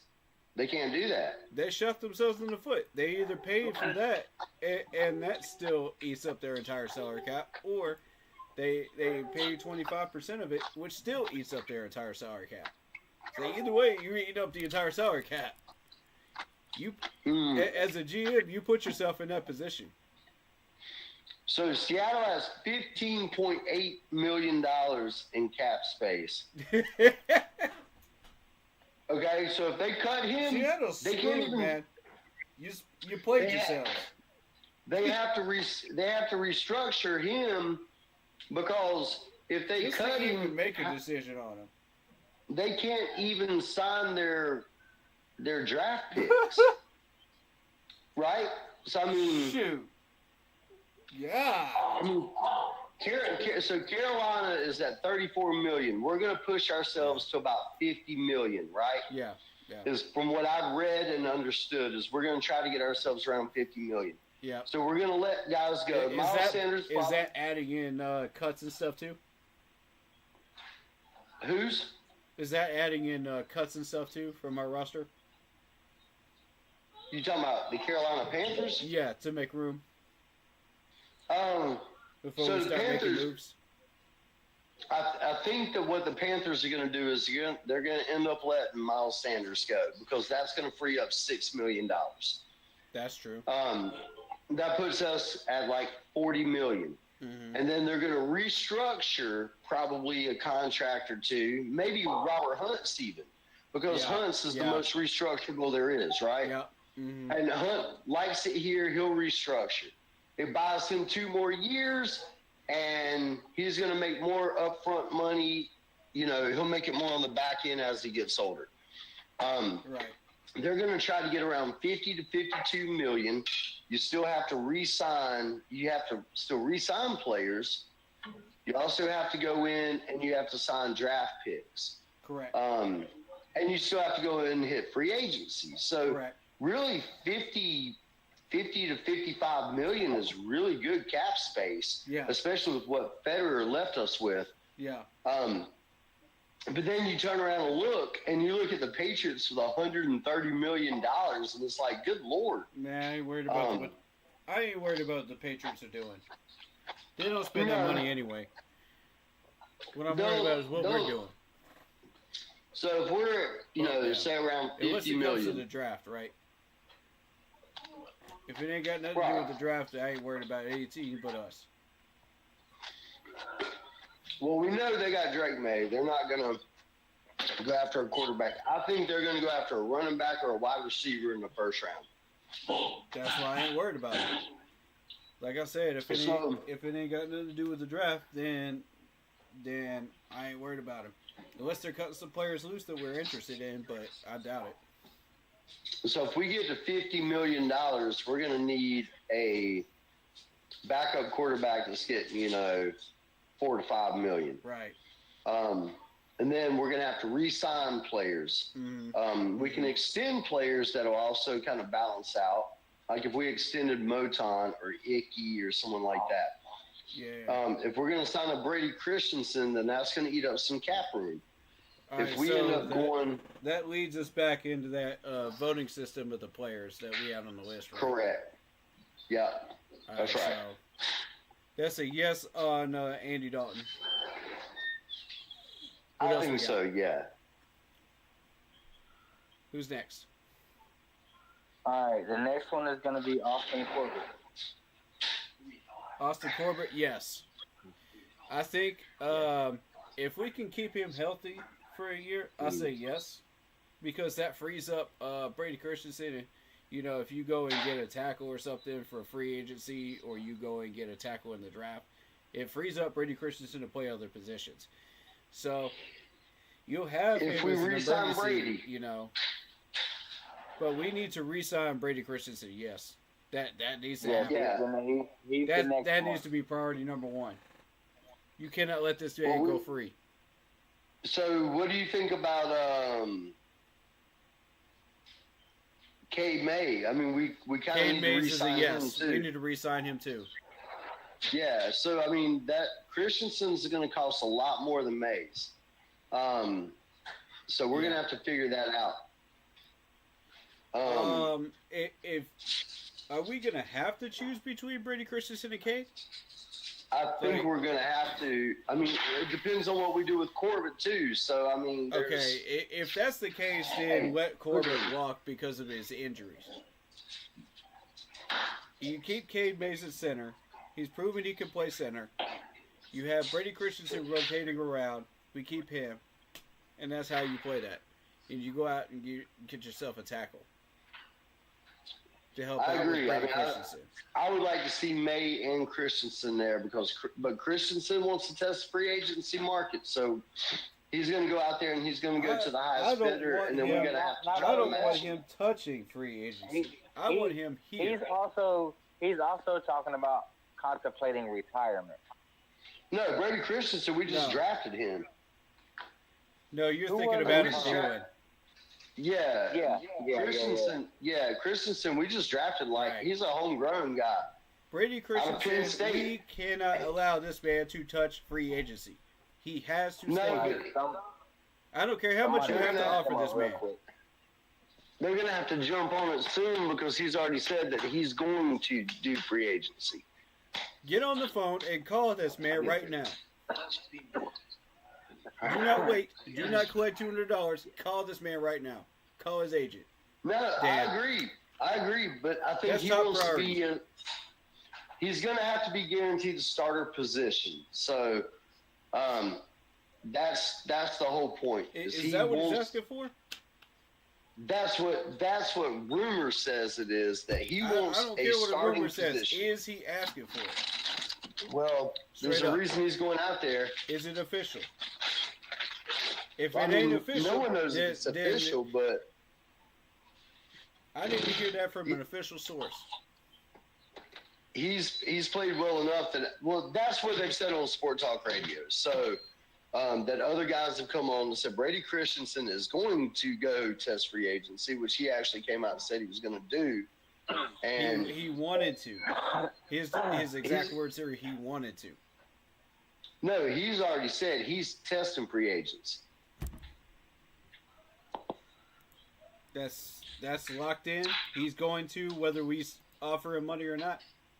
That's the last thing that was said about him. Look it up now and see if they got anything recent on him. I need confirmation. This is top priority right here. Of these I'm re-signings. looking it up now. We gotta have So this man football back. guard, Brady Christensen. Let's see, because I heard it the other day too. It was like he said, "I'm going to test free agency." He said he was thinking about testing. Right here, key Carolina Panthers Yeah, free agent yeah. says he wants to test the mark. He So He he's going wants to to. test the mark. He wants This to. is like That was posted 3 days ago. He wants to test the free agency market. Okay, but there was no mention of him asking for a starting job. Correct? No. this No. is just from him. That's what So- I wanted to know. All right, so if he's not asking for a starting job, then we need to offer this man money. Well, we also have to I agree. I want Christensen here. I mean, who wouldn't? I mean, the guy can play everything, but it depends on what, if he's Restructure going to go load out there. today. Use that money to get Christensen here. What if Christensen goes out there and gets it? So, hey, David, is Christensen unrestricted or restricted? He Good is. question. Christensen is unrestricted. Unrestricted. So if he was restricted, we get collateral back or have the right to match. If he goes somewhere else and they say, we're going to make you starter here, he's going to be like, okay, That's I'm what I taking didn't this. want to hear right there. Yeah, Darn it. but I think he's still a priority. But we've got to extend Horn. We got to sign Jackson.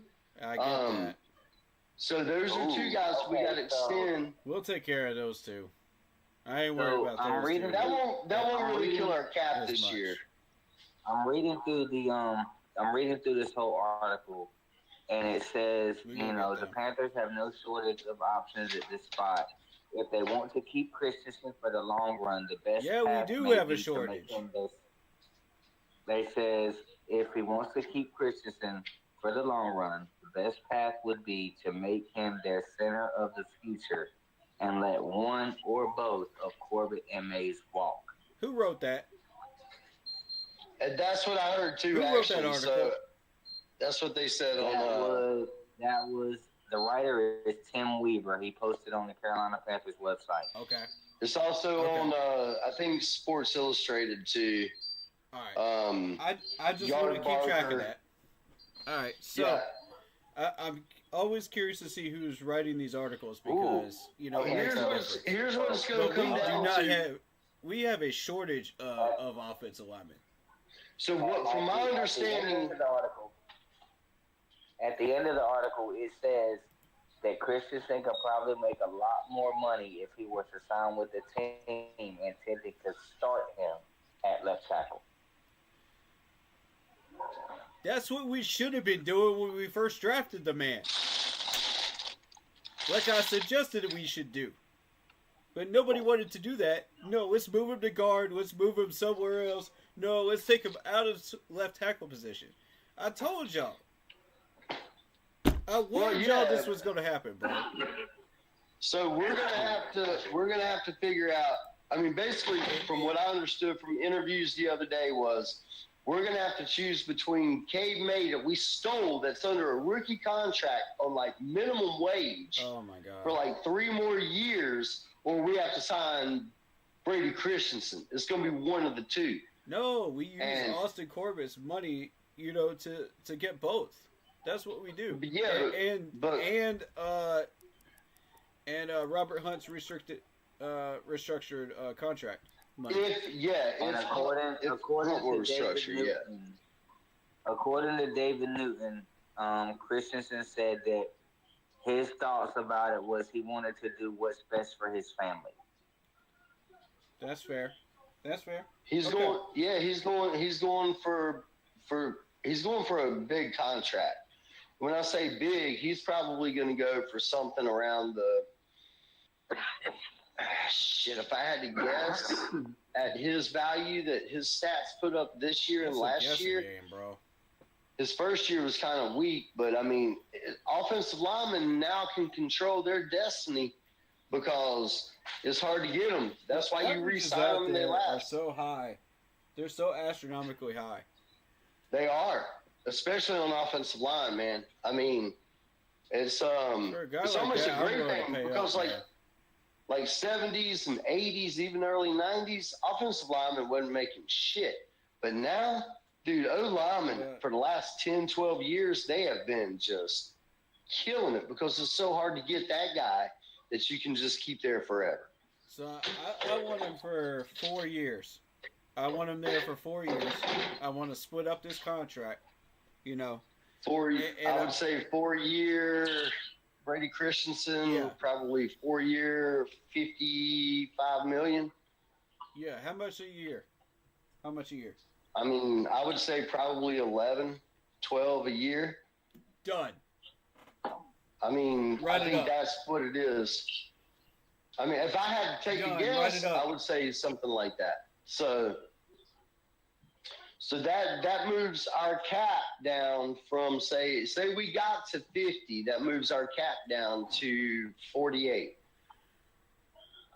And is that taking into account the restructure of Robert Hunt and? Not yet, because I don't know what Robert Hunt's restructure would help us. Corbett is a free agent, so let Corbett go. Let Corbett go. So Corbett's not going to cost us anything, but I want Cade Mason. When it comes, so we still got to sign Horn. And he's probably going to be a top 5 contract in the NFL as corners go. So what's the average on the top 5 corners in the NFL? Good question there. Per year. So that's going to be, so we're sitting at, say, a solid 38 right now, 38 million left. We re-sign a backup quarterback for, say, $4 million. We're at 34. There it is. NFL. Yeah, I was going to look that up too. Yeah.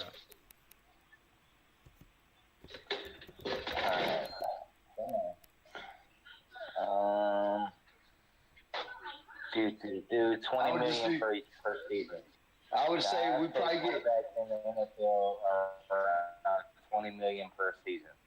Okay, so say we get him for 18, so now we're at 20 million. Okay, and we got to sign a backup quarterback. We got to either figure out what we're doing. So say we get over like 2 to 3 years though. You can, but it starts getting tricky when it gets there because we're still trying to do what? Are we still trying to go for T. Higgins? I mean, you can. But we just I proved mean, that are we we can going get after a an number one, undrafted wide or- receiver and make him a number one. You know what I'm No, saying? I agree with that. It's just, are we going to try to rely on that being a number one? Because I We don't love have to Coker. go for the number 1, 2, 3, or 4 wide receivers out there. I think we could actually go for Godwin and be better off. I like Godwin, and Godwin's eating us up, Godwin's and going he to is eat from. us up in cap. T. Higgins is And- going to eat us up in cap. All these top Godwin 5 wide will- receivers hey. are going to eat us up in cap. You don't have to find God- one in free God- agency. You could find a number 1 wide receiver in the 3rd or 4th round. You could find that. Godwin won't kill us on cap. Actually, Godwin or DK Metcalf is actually better than going after Higgins. Godwin, I'm down for has- Godwin. It depends. You know what I mean? well, he came from Canales was there with him. So was DK Metcalf, right? Godwin's also got. Godwin's sitting on a $60 million contract over 6 years. For how many years? 6 years. So 6 $10 million a year. You're T. still Higgins is gonna you're be getting- looking at he's getting paid $27.5 million this year, 18.8 next year. Last Okay. 2 years of void because he's going to be a free agent. Mhm. That's still look, man. So Metcalf's going to be a free agent. Played with Canales. That's still too much. Well, I mean, You don't have to go for these top 5 guys. That's what I'm saying. Like, you could find a number 1 wide receiver on that free agent list without having to go for the top 5 guys. we have him. It would just have to be Adam Thielen. I mean, that's just what it's going to have to be. Yeah, There's it's no gotta be number Adam 1 out Thielen. there for We could that. sit on that for 1 year, Sir. and we don't have to solve that immediately this year. I agree. I don't think we have a wide receiver problem, but We can sign a wide there's a receiver. lot. There's a We got lot of free talk out agency. there that the Panthers are going after a 1 wide receiver. Now, at the same time, we've never had a guy like Brent Tillis here either. No. So who knows what this guy's got in mind, because he built that Chiefs team. He So could open up some cap room. That's true. he's the guy. So I mean, that's why I'm not even really sweating it until like we get closer Right. to the draft. Right. He could open up some cap room for us, and that's Yeah. exciting, you know. But my whole thing is like, we'll get there when we get there as far as the wide receiver position, because there's so many out there. First of all, it's like water. You know, you can just go dig in and find gold anywhere at wide receiver. Well, And the thing There's is, got- like, my strategy that I suggest is 1 wide receiver in free agency, 1 in the draft, because we traded 2 wide receivers. You could go 2 wide receivers in free agency as long as they're cheap. You know what I mean? And we can find Yeah. that number 1 guy next year in free agency without having to worry about that and dig into that, because we have other priorities right now that we need to spend that money on. yeah, defense is priority. I mean, Yeah. I think Most of Thielen's that money not needs gonna, to go to defense and re-signing. Yeah, and Period. Thielen's not going to be retiring. I just have a strong feeling that Thielen's not going to retire. Yeah. He's had a big part of Bryce's stuff and being there to help Leggett. And I'll tell you what, I mean, we've already got a guy that's out of free agency that, I mean, there's not a whole lot of number 1s in free agency, but there's guys you can get that are going to be, solid 2s and 3s. Well, we already have David Moore. Yeah. I mean, so I'm definitely not one of those guys that's like, okay, we need to, we've definitely got to go get. a number 1 immediately. Yeah, that's Yeah, kind of it's like- ridiculous. I mean, I say build the defense. The offense isn't the problem. I mean, Coker might be our number Right. 1. Right. I mean, That's these Madden people that just play too much Madden. They're just like, man, we got to have a number 1 wide receiver. And we got to have this, we got to have that. Y'all don't understand. We don't immediately have to jump on these people, man, when there's No. not an immediate need at the moment. no, I mean, we got to figure out We have running bigger back problems. because yeah, I mean, we know we got to get defensive players. Mhm. We know we got to restructure some guys on the offensive line and keep that offensive line solid. Yeah. Yeah. We know that we need a linebacker, defensive side in general. We've also got to figure out running back because right now we have Chuba Hubbard and we have Blackshear. We don't have Miles Sanders yet, but we could cut him and free up $6 million, or do we keep him here and absorb that $6 million? Uh, Because he's It going to depends cost on us. what I think you're it gonna was do with that $6 million. 5.7. Well, If you're gonna it's going put to have that to go six- to the cap. no, hold up. If you're going to put that $6 million into re-signing Brady Christensen or Cade Mays, then I'm down for that. But we still got to have a backup running back. So Blackshear. are we going to be able to go out and get one? No, let me finish. Because Blackshear actually, in the last 2 games, has shown me he has made significant strides to be a backup number 3 running back. Yeah. We got Brooks coming back. You know what I'm saying? Brooks Well, will be Brooks that, won't be back next year. yeah, Brooks will be that number 2, and then you have Blackshear as number 3. Blackshear can do. He was actually pushing some piles in that Atlanta game. If you notice that. I've always he's also a special teams guy too, and that's why I've always liked Blackshear. And that's 2. Like, that's even- 2 roster spot. That's 2. He's a homegrown guy positions in too. one We roster drafted spot. him. We drafted him 2 or 3 years ago, Right. and he's a special teams guy. Whenever he's gotten called to run, he runs because here's the thing is, Yeah. Brooks ain't gonna be playing until towards the end of the year if he plays at all next year. Mm-hmm. We probably won't. I would go ahead and say we don't have Jonathan Brooks next year. So Why that's do you think Chuba. that? Why do you think that? I mean, they already said that his surgery is going to be a year long. I mean, this dude went out like That's fair. towards the end. That's fair. All right, so Yeah, I mean, so we go out and we sign another running back, or we draft one next year. so if we sign That's what another we do. running back, we just got to make sure we sign a running back that's as good as we can get with the Miles Sanders contract. Right. Because Right. $5 million, We $5 can find million that. for a backup running back isn't that bad. We can find. I that. mean, we know how to find these people. You know what I'm saying? Like, yeah, I'm not it would worried just about be it. a guy that we probably really don't know of right now. yeah, I ain't worried about You it know. right now. That's a future problem. You know what I mean? Oh yeah, but it's still a cap problem, and the draft's coming up. So Yeah. So yeah, we need that $6 million though. We need that $6 million. I feel like. I like Miles Yeah. Sanders. Don't get me wrong, and he is turning into that Philadelphia Eagles Miles Sanders. If we do keep him and we do eat that $6 million, I'm not going to be mad at it. You know what I'm saying? But if we need Nah, that 'cause $6 it'll go million to to something. resign Brady Christensen and Cade Mays, then we got to take that chance, man. We got to take oh, that gamble. absolutely, yeah, because running backs are a dime a dozen. Right. I mean, Right. the one good thing, Corey, is, and this is one of the things I should have brought up on the most impressive early in this conversation. Yeah. Tommy Tremble, Ian Thomas is gone. Mhm. Tommy Tremble is yeah. our number 2 tight end.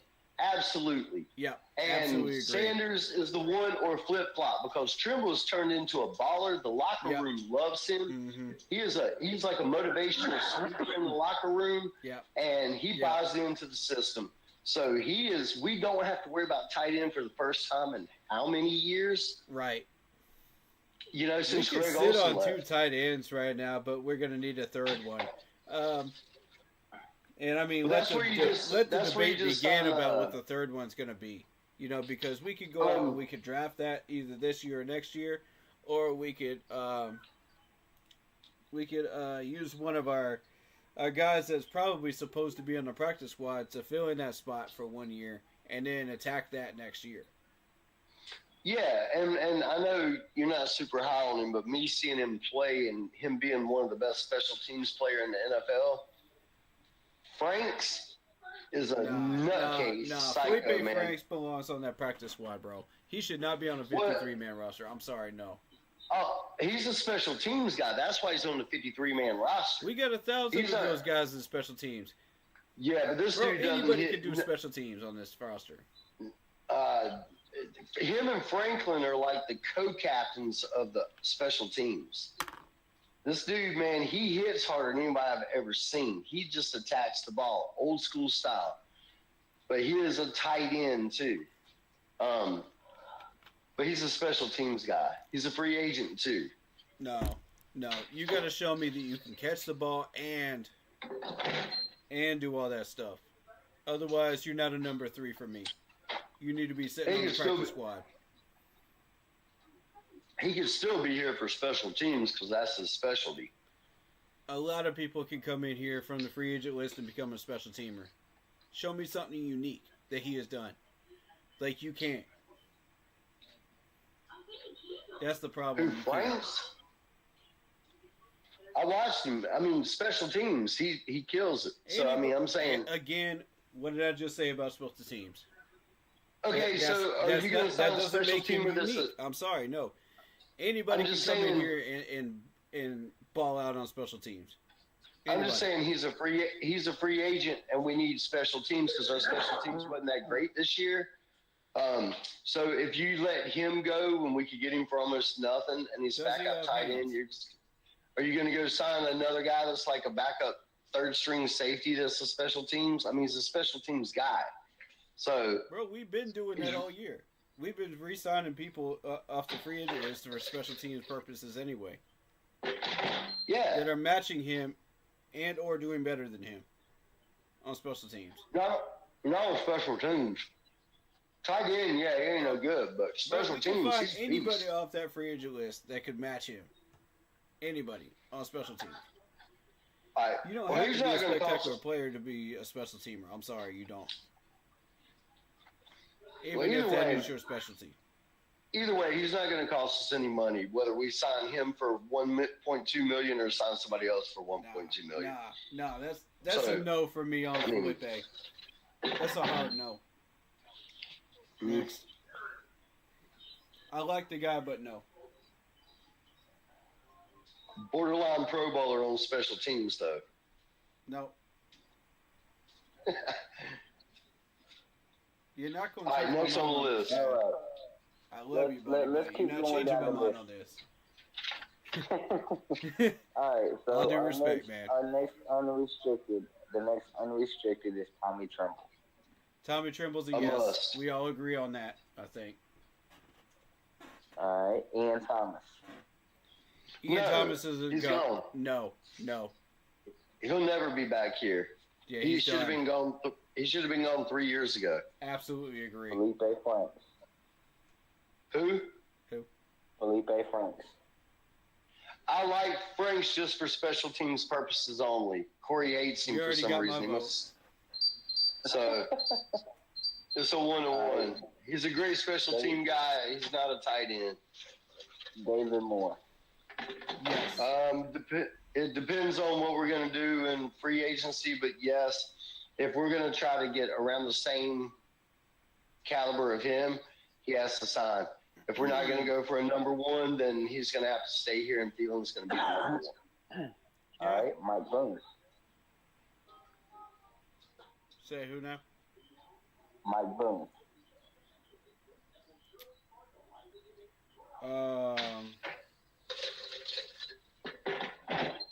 Mike who? Mike Boone. Burns? Boone. Oh, Mike Boone. Boone, running back. Well, I mean, Boone. yeah. If we're gonna let Sanders fly, keep Blackshear, then yes, Boone needs to stay. He's like a David Moore of running backs. Yeah, agreed. All right. Yeah, he has to stay. He knows the system. I mean, he could sit on practice squad. It depends. You could flip flop him with Blackshear.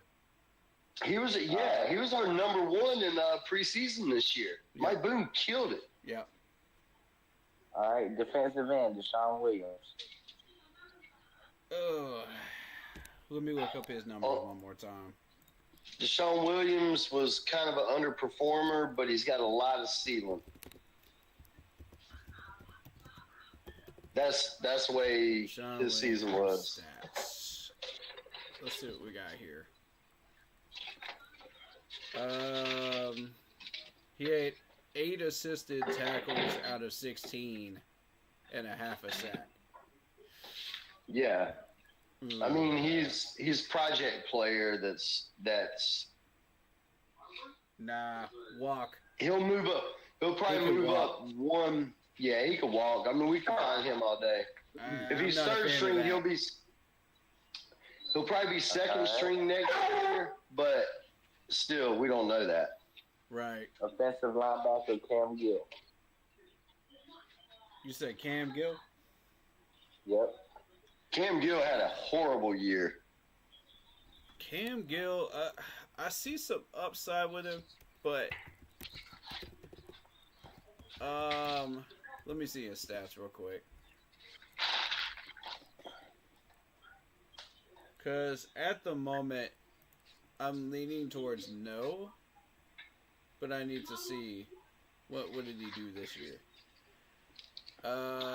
6 solo tackles out of 16, out of 22, I mean. 4 quarterback hits, and 1 forced fumble, 2.5 sacks in his career. But Dad, no sacks this past year. No, and he's been in the league that's for a pass. Next year he'll be. Let him go. Next year he'll be a 6-year player. He was supposed to be pretty good when he first came in, but I mean, he's older than I think Deshaun Williams is, right? Yeah, he can go. I want to replace him with a coverage linebacker. All right, Shaq Thompson. Shaq's a tough one, man, because Shaq has shown me improvement. I got on him early because of his lack of coverage ability, which he did make some slight improvements on that in the past couple of years. But it's going to come down to his contract. If he gives us a home team discount, he's 30 years old with multiple injuries. Yeah. He's a locker room guy that we give him a Thomas Davis type contract after he got hurt a couple of times, and then say, hey, incentive based, here's your contract with incentive based. You're a locker room guy, you want to be a Panther, we want you here. We'll pay you $5 million, but you can get up to $8 million in incentives. Here's the thing, like this past year with his injuries, he only had 35 combined tackles, 16 of them assisted, and overall he has 282 assists out of 752 total tackles, which is too many, man. That's just too many. We're not getting the production out of him that we need. But he is taking the initiative to make big plays when he needs to. But he doesn't get off blocks. He doesn't have the coverage that we need from him. And his priority is run stopping. That's what he does. So he's essentially an upgraded A.J. Klein. But without the speed. That's so what I'm saying. If we could get him, if we get him cheap, he gives us a hometown. We put him in because we do need run blocking. Yeah, we do need run stopping. That is true. So if he gives us a cheap contract, then I say give him one more chance on a 1-year, play it by ear contract. Yeah, I'm willing to do that. Yeah, if we could get him on an incentive-based contract for 1 year, I'm good with it. I'm with you on that. Mike Jackson, a must in my book. Yes, absolutely yes. Re-sign him. That dude's a monster, and he loves to hit. Yep. He's cocky. He's confident. He does things the right way. Yep. And he's one of the few on a Bears secondary that doesn't follow what a Bears says to do. He just goes and does it. That's why he was in the right place at the right time for the interception against the Right. Falcons. He'll break coverages just to make a play. Yeah, he will. that's the type He'll of just be players like, I screw like. that. That's right. He's a go-getter. Mhm. And what are you going to say to him, Coach? Nothing. Because he just saved your butt for one more year. Right. He saved your job, Yeah. Romero. That's right. Mike Jackson was one of the best moves we've made in years. I mean, a guy that we drafted in the 7th round at linebacker that was never going to step on the field, that still has not stepped on the field. And we got a starter. Absolutely phenomenal. All right, so our next guy is in the same position, Caleb Farley. Caleb Farley, he did make strides, but I don't know. Yeah. He didn't I do think enough to fully impress me.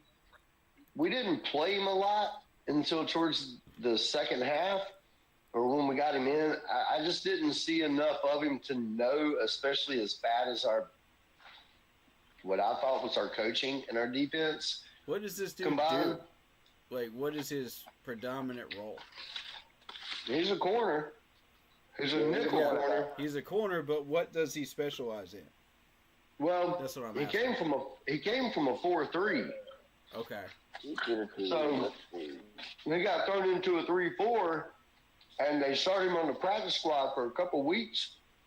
Yeah.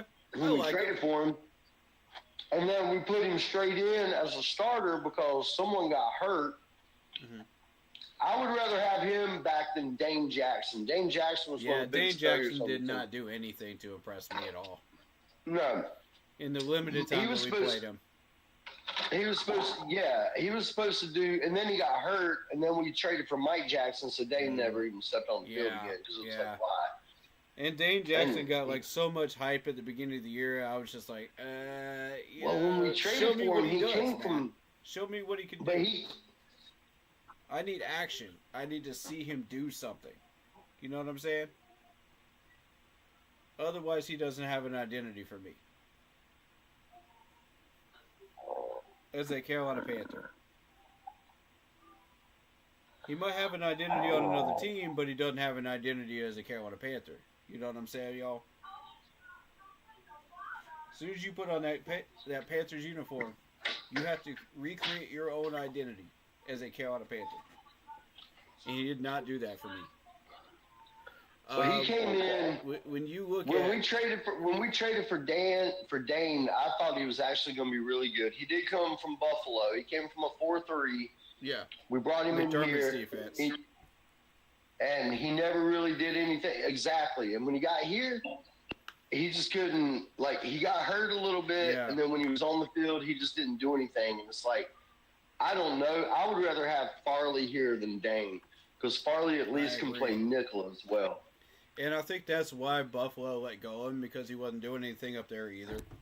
Because if you look at, he wasn't even on the field for Buffalo that much, was he? He was for a little bit, and then he. Let me I don't see. know. We traded for him. That might have been a bad trade, actually. Now that I think about it.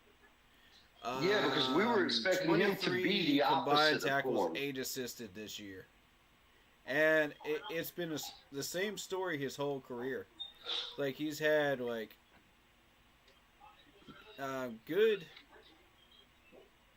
good solo tackling. You know, the assists are very low overall. Yeah. But you know, what else are you doing? With He's a Buffalo, he cover was guy. actually getting some interceptions. You know, so I mean, He's a good they zone. don't have the well, pass that's what- deflection numbers. No, he doesn't. He's a good zone read guy, though. But I think he goes after the big play more than he does, like Right, blocking he's a or ball something. hawk. And he's also not like a blitzer. So they run him in like more of a zone coverage, which you would thought would benefit him here. Mhm. Because he seems like that kind of guy, but he's not a nickel. He's still a cover guy. But he's a cover guy. So, he's gonna get picks and he's gonna get tackles, but he's not gonna get a whole lot of PDs. And he also doesn't get burned a whole lot. It's just almost like he just doesn't do anything, right? Yeah. Dane's a no. I agree. Let's welcome back Caleb Farley. I agree with that. Yeah, if we keep. Yep. Good. Yeah, move. I agree with Farley over him because Farley's got a lot of upside because he is a go-getter. Yeah. And he is and he can play nickel, and he can also learn from Jackson the Horn. And he's a younger guy than Dane. I think Farley is definitely the way to go there. Caleb Farley can play nickel? Hold up now. Mm-hmm. That might change the game here because I was looking for some help with Charles Smith-Wade out there, playing nickel by himself, man. He was backing up. He was working with Smith-Wade off and on. He's not a primary nickel, but he can play it. Like, he can go cover it. Okay, do you want a primary nickel player backing up Charles Smith-Wade, or you want to settle for Caleb Farley for one more year? I think I like Farley because Farley can back up Mike Jackson or Horn if they need a break, and then he can also give a break to on certain schemes even, but also a break to Smith-Wade. So, I mean, he's kind of like the Brady Christensen of corners. I would green-light it. For one more year. He could go from the weak side to the nickel to the weak side every once in a while, maybe go to the strong side. You know what I mean? Mm-hmm. I like Farley, dude. He didn't get enough playing time this year because remember when we got him, he sat on the practice squad for so long, and then we brought him in for a game and then put him back down on the practice squad, brought him back up, put him back down, and then we brought him up towards the end of the year. And that's when he started with how they were treating him, with the musical chairs type deal, Like, but he obviously wasn't doing something right. But what I think they were doing was actually that's when he started playing more nickel. Is when he started coming back towards the end of the year. It was almost like they were training him in the offseason to go ahead and learn nickel. I'm gonna partially blame Evero for this because he wasn't exactly sure what he wanted to do with players. He was moving people around, but he wasn't sure what he wanted. I'm gonna blame a lot on Evero this year. Aside from the injuries, a lot of the players they brought in, like Dane Jackson, a lot of the players they brought in, was his call. Another year of that. That was his call. Like, yes, you only had a certain amount to work with, maybe, but that was his call on the players, and it didn't always work out. See, I'm frustrated with Evero on that because I'm tired of these players being moved around like musical chairs. This is what we kept doing with the offensive line to cover up problems, for a number of years. And now we're doing it with the defense. We're playing musical chairs. We're moving people from the 53 to the practice squad and back and forth. Okay, what are we actually trying to accomplish here? Right, because when we why don't we traded just for have a Farley, solid nickel corner sitting behind Charles Smith-Wade? That way we don't have to play that musical chair game. Let them learn. It wasn't like we were winning anyway. So when we brought Farley in, because Farley didn't start the year here, we brought Farley in after the year started. Either Farley is a good player to fit into the nickel spot when you need him on the 53, or he stays on the practice squad. Which one is it going to be, Evero? Because you can't just keep playing musical chairs with this dude. You going to have to pick one or the other in this offseason. Which one you going to pick? Because Farley was our pickup that we brought in after Dane Jackson got hurt, and we saw that he wasn't going to be playing a whole lot this year. So we went and got Farley. So we traded for two corners, and then Farley comes in, and they stick him on the practice squad for 2 weeks, and then they bring him up, and then they stick him back down and bring him up. But I think they did that. We keep doing that to our players now. I'm so sick of this, man. If you actually are like a 50-50 type player, we can't decide whether you want to put him on the 53 or the practice squad. Fair enough. But Caleb Farley is not that. He is a solid 53-man player. You need to keep him on the roster. He was a starter before he got here. Yeah, he was a starter before he got here. He needs to be on the 53. That's right. Make a decision. If you're going to put him on practice squad, then we need to let some other team get him in free agency. And from what I've heard, Evero is allowed to pick his players in free agency and trades, and he did within a cap reach, right? Yeah. And then and then he still You couldn't don't know make what he anything wants. of these guys. Right. I think he's very confused out there right now because when he was running the 3-4 with Denver, he had players there. I mean, look at the players that were handed to him. Right. He got promoted up into that. And before that, even when he was a linebackers coach, the dude had like some of the best players in the league. It's like, okay, Phil Jackson, you're winning because you have an all-star team. Now you're in a rebuild and you're standing there on the sidelines looking confused as hell. Like he's just standing there like me trying to work on my car, you know? It's like I take mine to a mechanic. I'm taking cornflakes off somebody else's plate. Wow. I mean, I can work on certain things, but when it comes to certain things, I don't have the time, the tools, and everything to do it. I'm a general contractor. My tools build houses, not build cars. Exactly. You got to put the right tools in your tool bit. That's right. So if you're picking your players and you still can't figure it out, and you've been, and I think that's why he hasn't got a head coaching position, is because everybody's looked at it and said, you know what? He's playing with the likes of the Denver defense that was like going to Super Bowls, and you're coaching the linebackers of the same team. You're also coaching a defense that you came in and had the likes of a Jeremy Chin that you couldn't figure out how to use him, a Frankie Luvu, a Brian Burns, a Brown, and everything. And as soon as you lose some players, you can't figure out defense. So that's my take on Navarro. So he's got a lot to prove next year. And my whole problem with this is now you got Dave Canales doubling down on this dude when clearly we had the worst defense in the league. And you want to say, oh, no, let's double down on this dude? Actually, it's not Canales. I don't understand. Like, I get it. You like the 3-4. You played against it before, Dave. But, bro. But actually, that's not the way the exit interviews went the other day.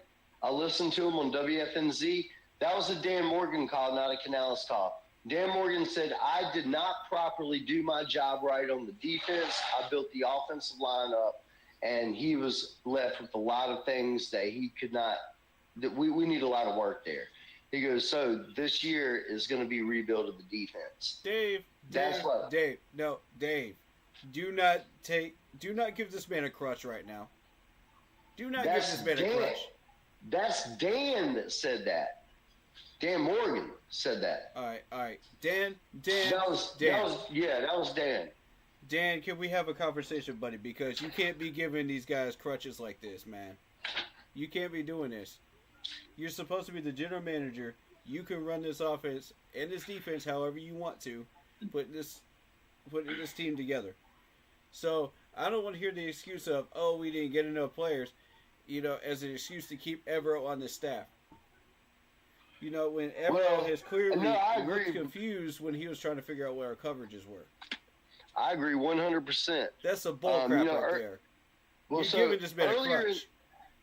Earlier in the year, I was giving Evero the benefit of the doubt because of the amount of injuries. And then I was giving him the benefit of the doubt, too, because I was saying I'm 50-50 on whether Evero was the problem or whether Robert Woods was just acting like a clown out there and not sure what he was supposed to be doing.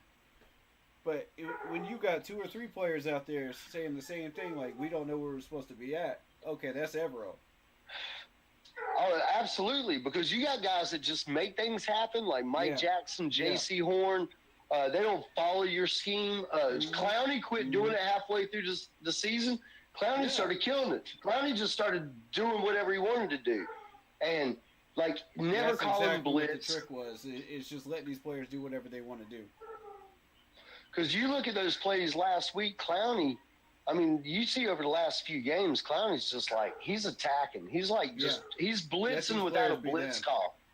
He's blitzing without a blitz call. Mm-hmm. You can see it. He's not holding for a block or any of that. He's just the hell with this. I'm just going for the quarterback. The hell with it. That's what I'm doing every time now. And sometimes that might not have been what's in the playbook. And I think that's why Vera looks on the sideline I really don't know what I'm doing. I mean, everybody could be good. damn, I He could be looks a like great he's high defensive. as a kite, man, when he's out there. He just looks like he's like staring out into space during games. You ever seen him Give, on the sideline? yo, Like, yeah. "Ooh, ooh," Give me with eyes popping Give me out. give me that Denver defense that he had with Myles Garrett and everybody. Give me that defense. I could be defensive coach of the year. Right, man. Like, I mean, it's like, what do I have to do? What do y'all want to do? there's the Evero. I mean, how about I just do this? There's the Evero that gave us a top 10 last year with a garbage roster that was worse than this one. And now you got the Evero this year that's just like, man, I don't even want to be here anymore. Yeah. I'm just going to do whatever I feel like doing and just free flow it. And Well, it you just gotta looked think, like, man. like he's just lost in Narnia on the sideline. I mean, even here with what he had Luvu, he had Chin, Yeah, but he couldn't man, figure out Chin. You He had Horn, who players. stayed hurt. He had players. He had Brown. He had You had a worse roster than you have this year, Shaq. though. He had Shaq. So last year he had Shaq Thomas, Jeremy Chin, Frankie Luvu, Derek Brown, Brian Burns.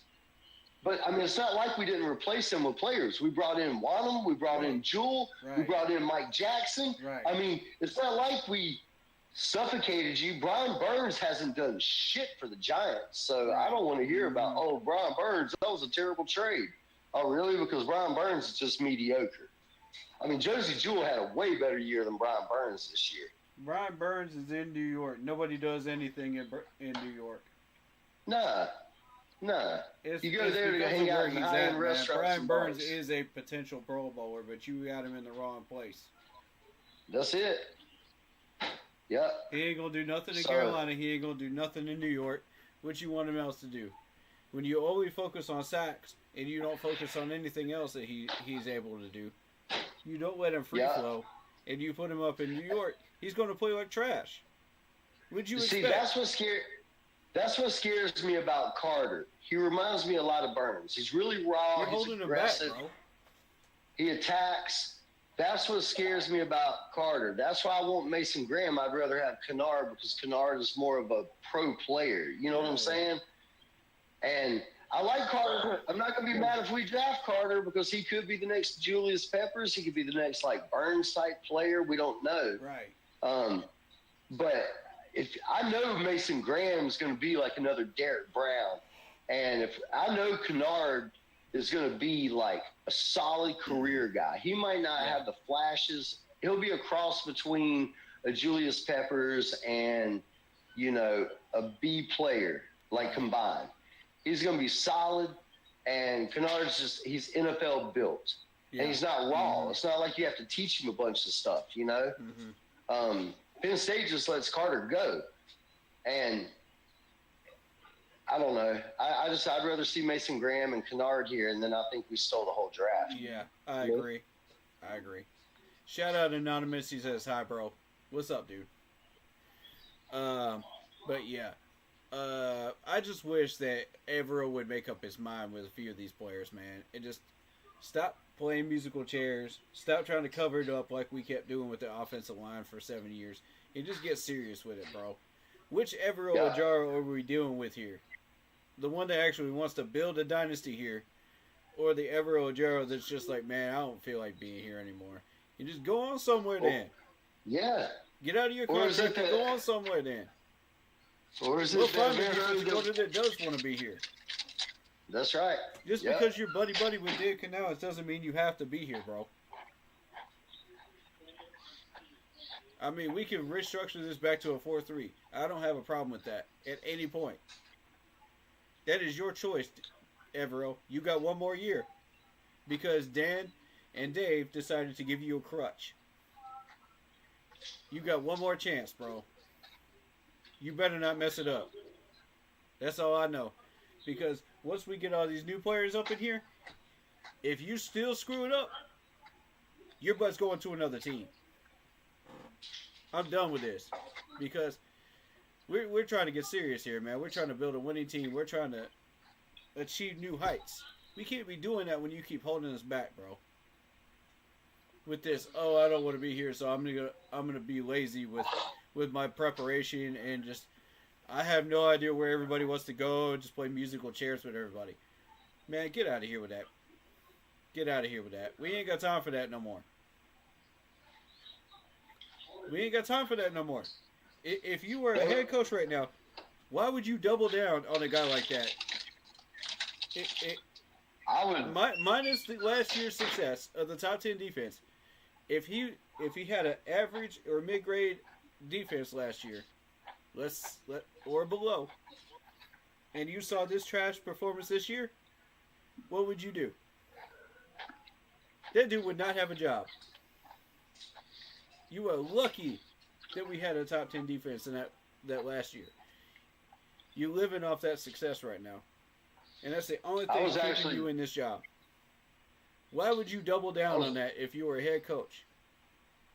That's just stupid. We're the only team in the league that will retain coaches after we are dead last in any category. Any category. Name it. Yeah, I was really surprised on that one. Why are we the only team that does that? I was going to see Ron Rivera here as defensive coordinator because I know he's interviewing for multiple jobs, but he's not going to get the job. We got to do some serious soul searching on that right there. Because that ain't the Jets head coach would have been a good one to bring in, I thought. Former head coach.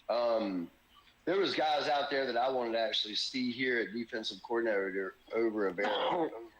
But I'm willing to give him one more year because of the injuries and everything. I'm tired of that excuse. But I get it. And if Dan says that I didn't do enough on the defensive side to bring in players, we did it on the offensive line. Well, I mean, they're giving him a reason for a reason. They could have easily let him go, and they haven't been hesitant. They fired the linebackers coach. They fired the secondary coach, and they fired the consultant of defense or something like that. So maybe the delegation wasn't that good from Evero. Maybe the coaches that were there weren't, really doing their jobs. Okay.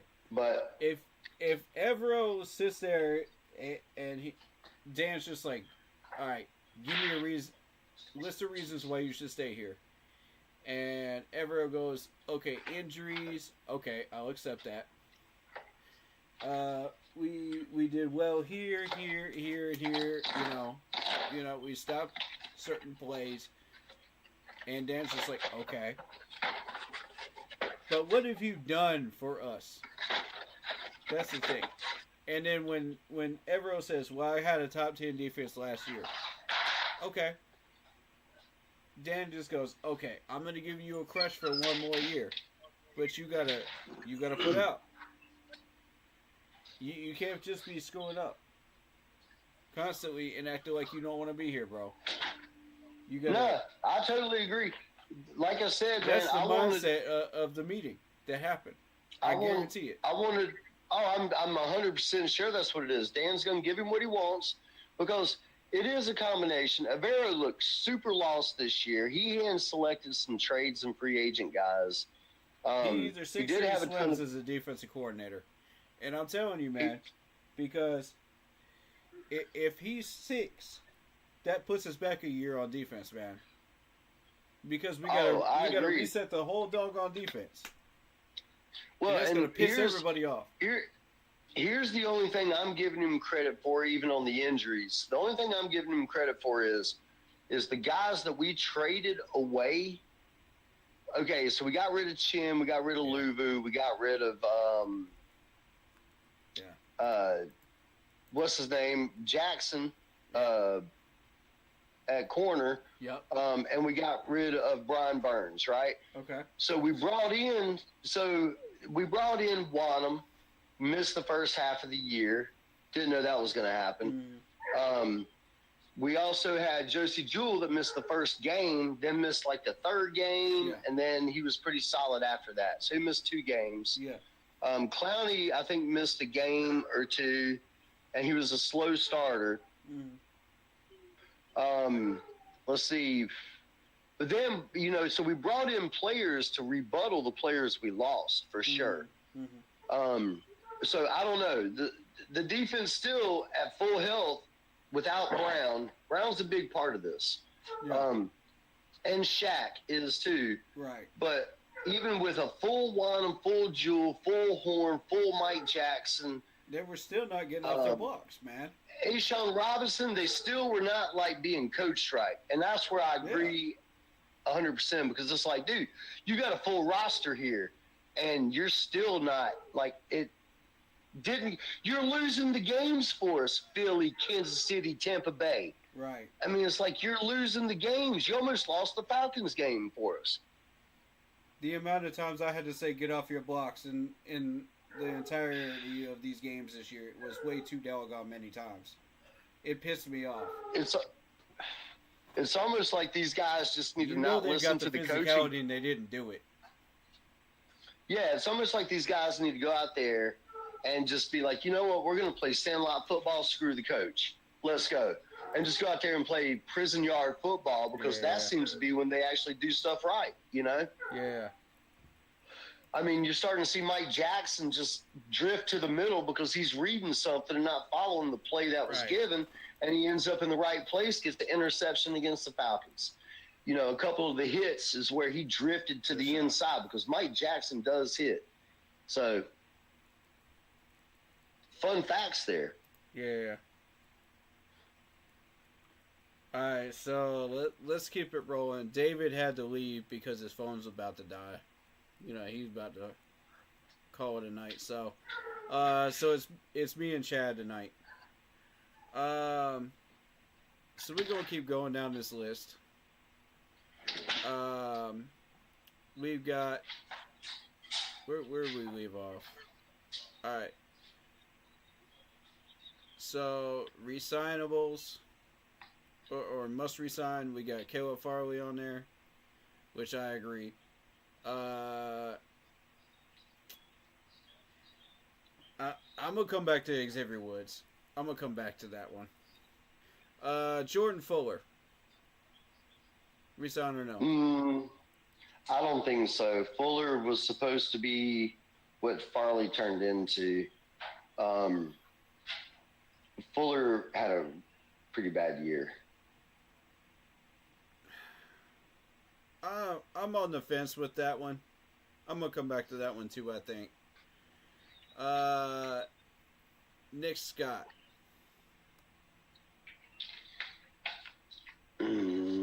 Nick Scott's a solid special teamer, but you know he's a special teamer for sure. Yeah, he's a solid special teamer. I'll give him that. He has potential as a backup safety, but not as a starter. No, I mean, even at backup safety, that's his weak spot. He's kind of like... All right, toss him then.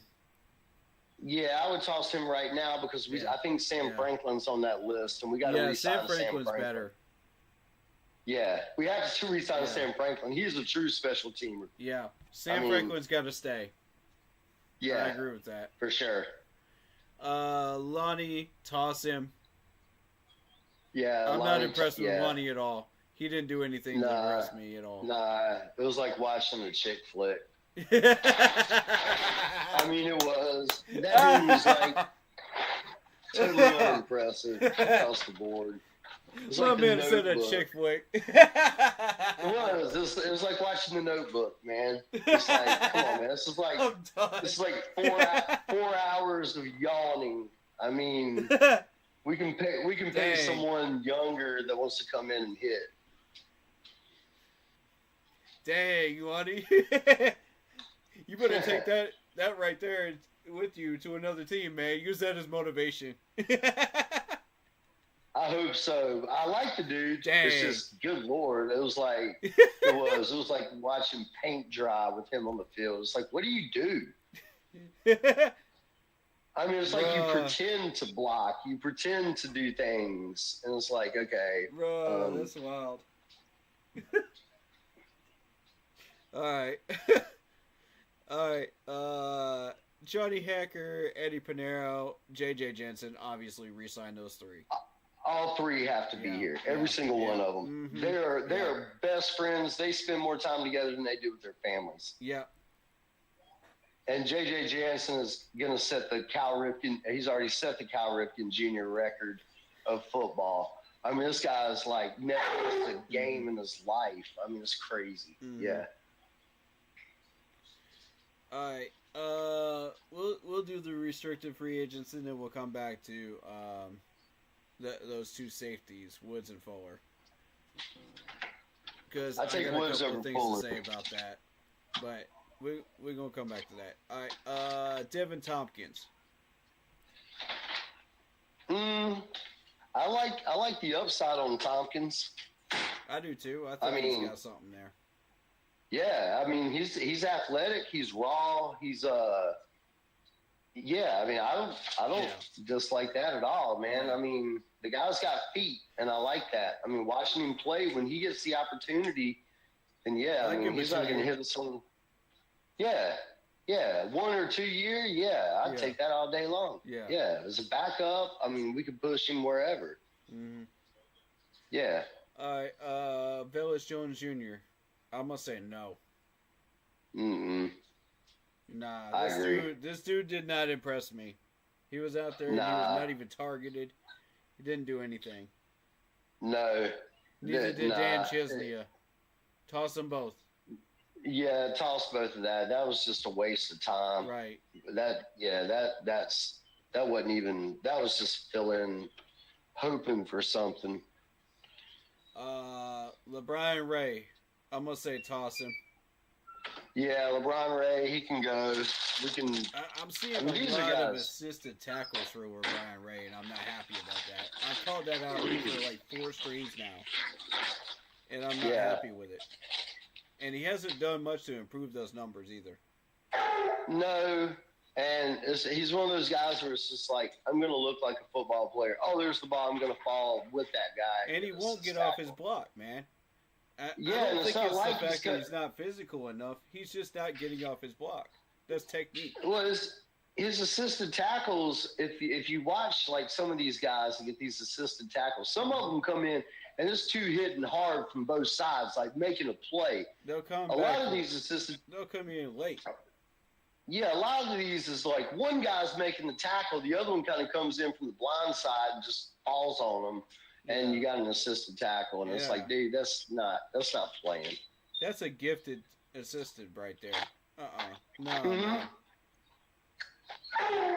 All right, so Chandler Wooten, I see some upside with, actually.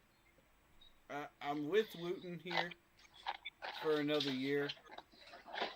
We'll test him out for one more year. I don't want to do 2, but I'll do 1. He had that one game where he had like 14 tackles. Right. It was like 12 or 14. And it was like, damn, this guy. That was the same week we were talking about the other guy winning. Yeah, I'm not done evaluating this dude for sure. Yeah, Wooten had a couple of big games. Mm-hmm. I think it's just kind of like when he's played, who's against, maybe a matchup type deal. I'm game for keeping him for another year. Yeah, 1 more year. I'm not willing to do 2 yet because I'm not sure what we're fully dealing with him.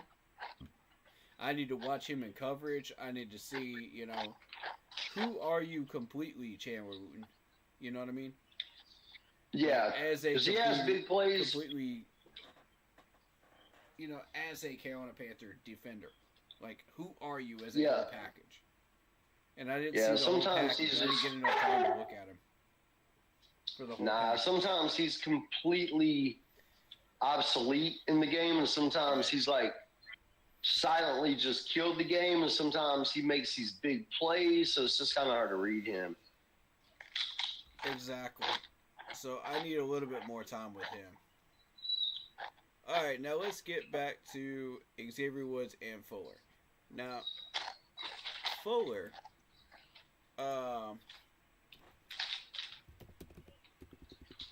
let me see. It's what's his first name?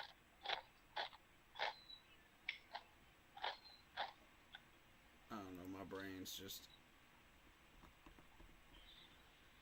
Jordan Fuller. Yeah, Jordan Fuller. Thank you. All right, so if you look at his stats, I mean, the dude's had 27 solo tackles and a forced fumble this year. I'm not interested in team stats. I want to know his full stats. Career. There we go.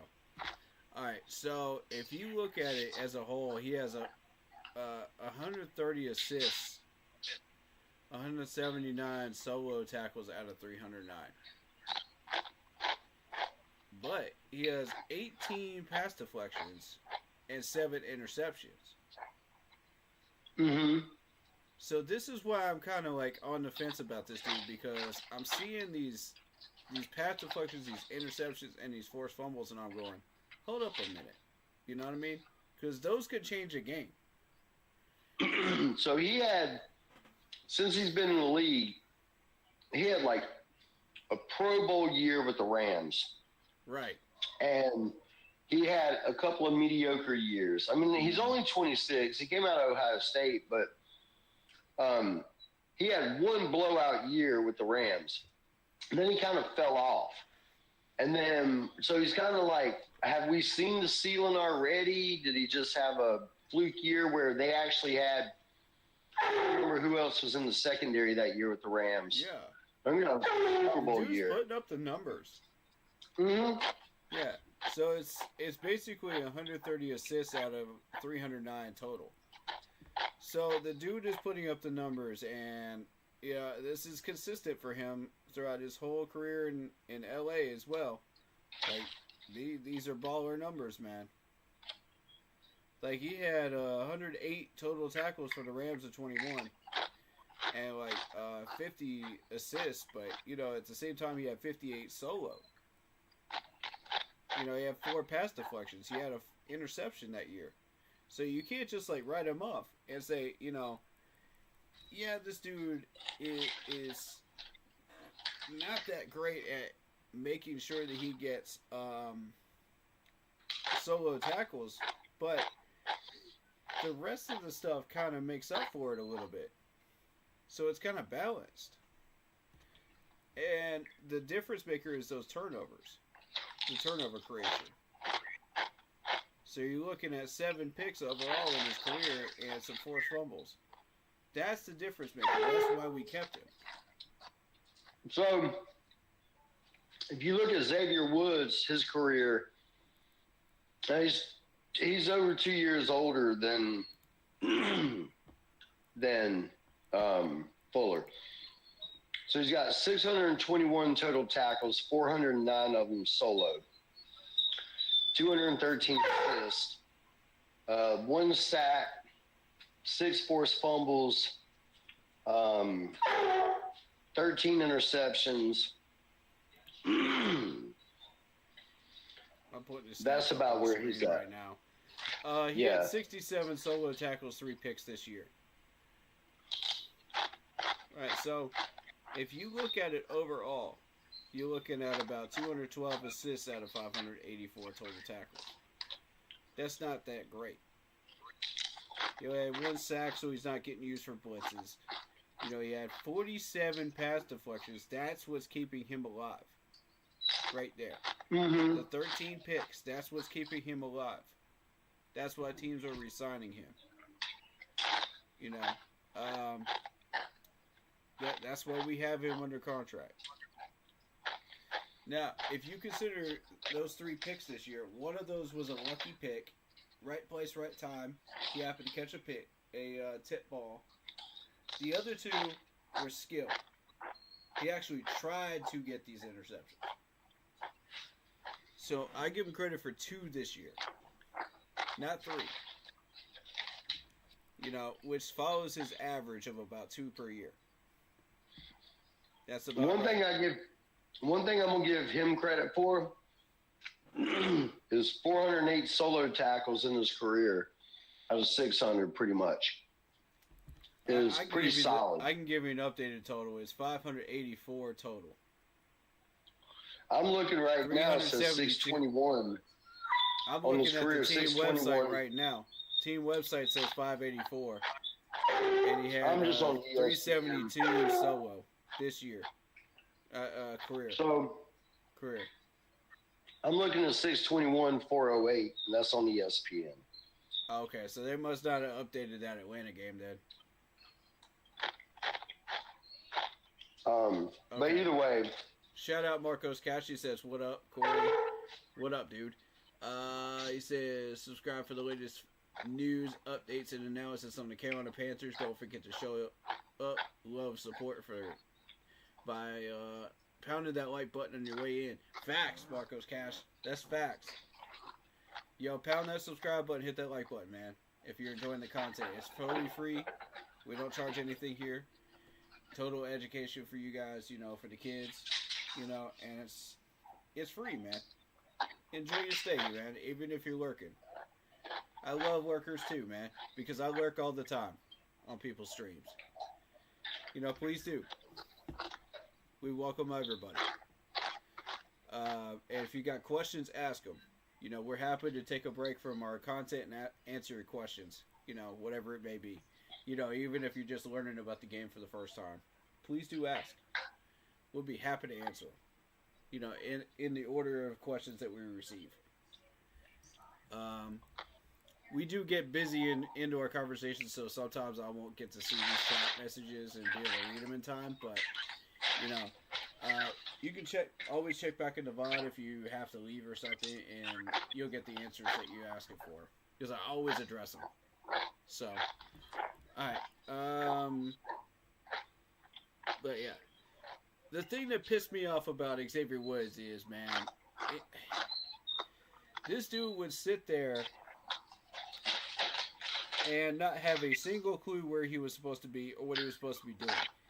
And I'm not sure whether to blame Majaro for that or whether it's Xavier Woods or a combo of both. But there was another situation where there was a team that was trying to go for two on us with a running back. And you could clearly tell that Xavier Woods is bigger than this running back. More physical and more aggressive than this running back. And he allowed him to just walk freely in without being aggressive and trying to stop him. There was another play late in the season, and I think it was during the Atlanta game, where this dude was just like jogging across the field and then allowed them to score and then just start spinning around like a ballerina. And I'm like, bro, what are you doing? Like, it makes no sense sometimes what this man does on the field. And it pisses me off, man, because it costs us points. Not just yards, but points. And we can't afford that. I think a lot of it is, and I've said this earlier, is I think that we use him out of his own position a lot this year with a lot of the injuries. Why is this dude not just like being his own person then, and then pulling a Jadeveon Clowney and just saying screw Evero, and I'm gonna do whatever I want to do and get the results you want? Well, I think that's what he started doing towards the last few games of the year. I think that's why he's our leading. He was our solo tackler. He was tackle leader. He was our solo tackle leader and our tackle leader, and our interception leader this year for the team. Yeah. Let me address this question real quick. He said, when are you going to start making mock drafts? We're doing mock draft Mondays. Settle in on mock draft Mondays, man. We do those then. We just had one this past Monday. But back to Xavier Woods. I'm 50-50 on Woods at this point, man, because the dude had a Pro Bowl season with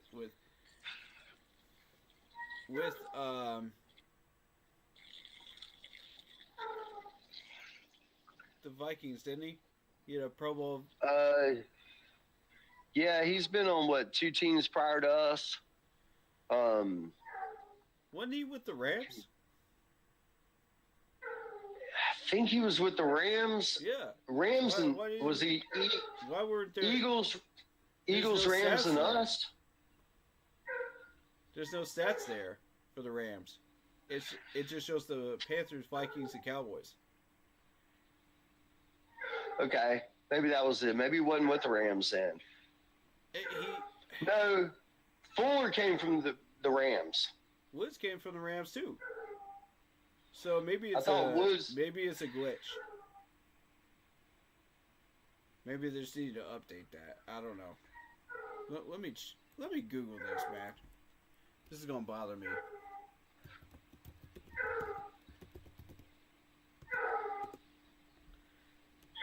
No, not Xavier Worth.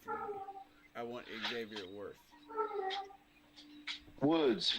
Yeah, Woods. All right.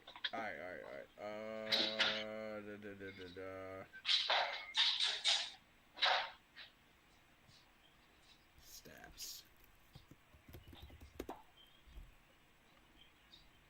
Okay. What the heck?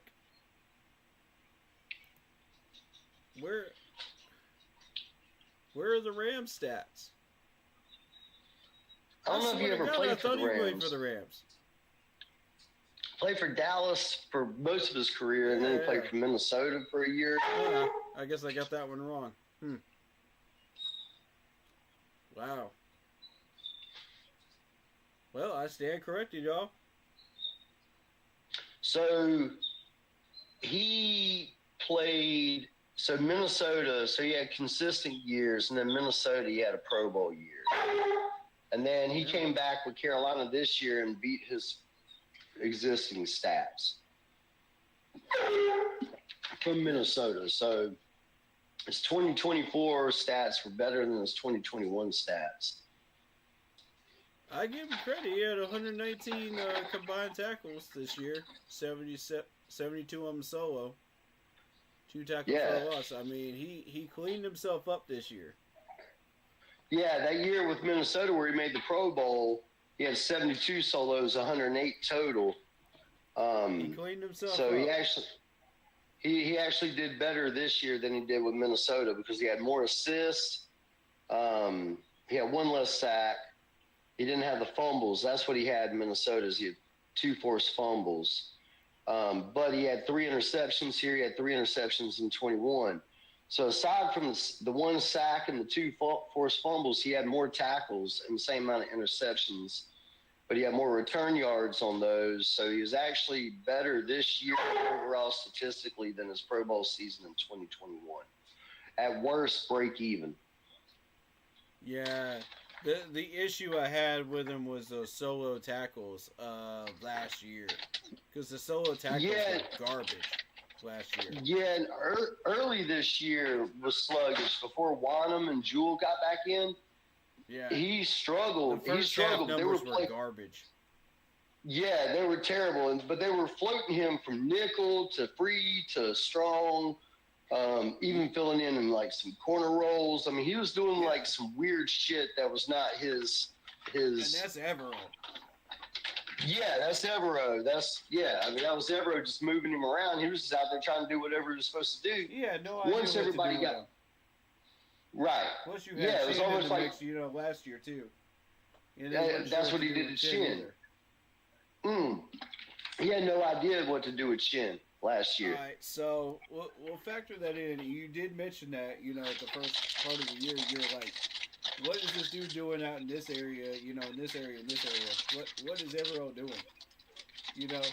He shouldn't be in these areas. He needs to be locked in, And if you lock him in, he'll put up decent numbers. He'll clean himself up. And you were right. He did clean himself up, so I give you credit for that.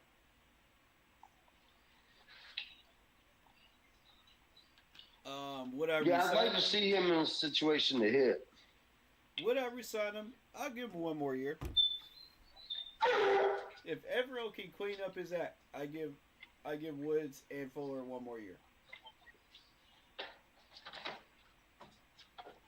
Yeah, if we can do Woods and Fuller at the right price, I'm game with that. I mean, I need to see Evero figure out where these guys are going to play and solidify them. Not screw around, not play musical chairs with them. Solidify them.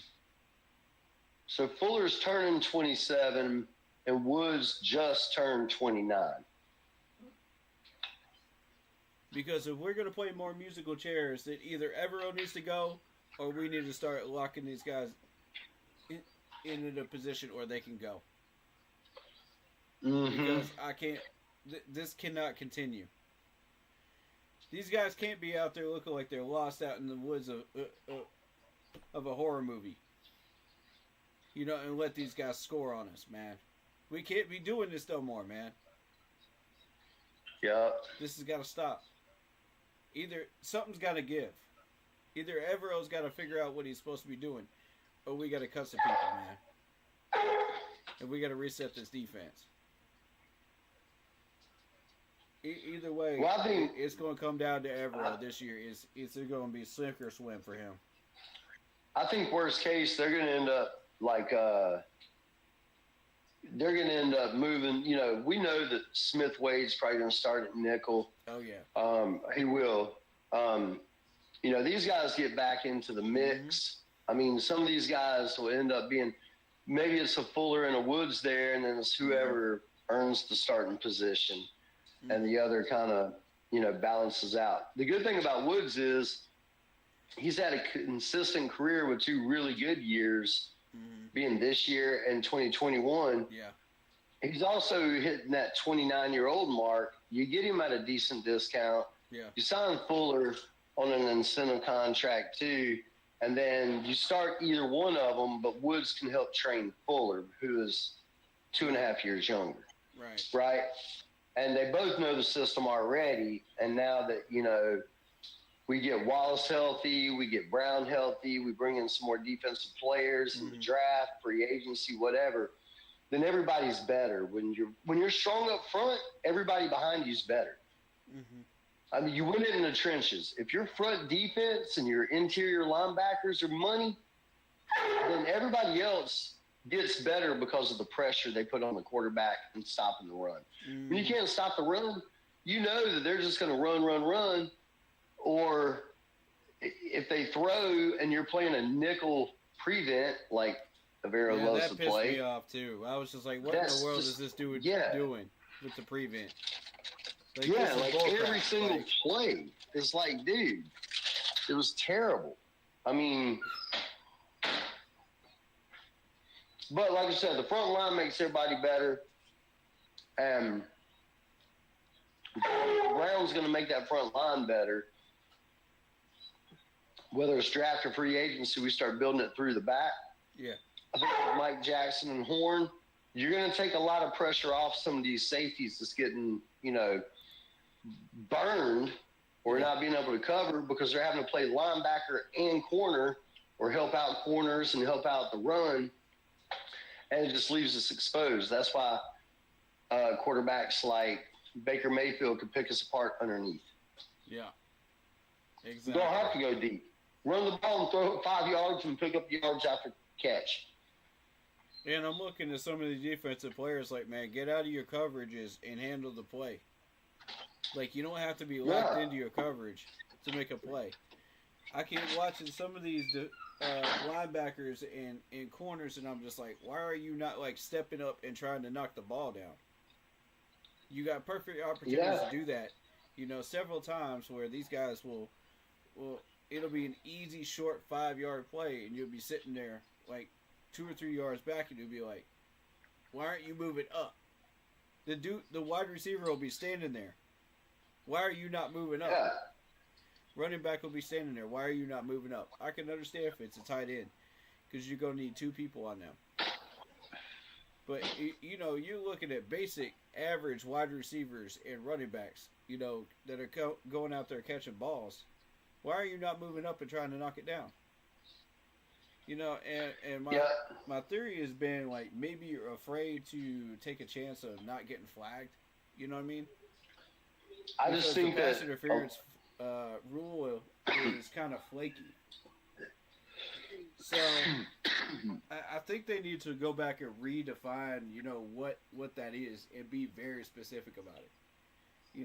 Because a lot of these refs are getting away with a lot of bullcrap flags for that, that should not be thrown. And a lot of players are getting away with some stuff that they shouldn't be getting away with. So I've seen both sides of that, and I'm like, go in and clean that up. instead of messing around with the onside rule. Like, what? Did y'all hear about the onside rule? Because, like, what the heck is that?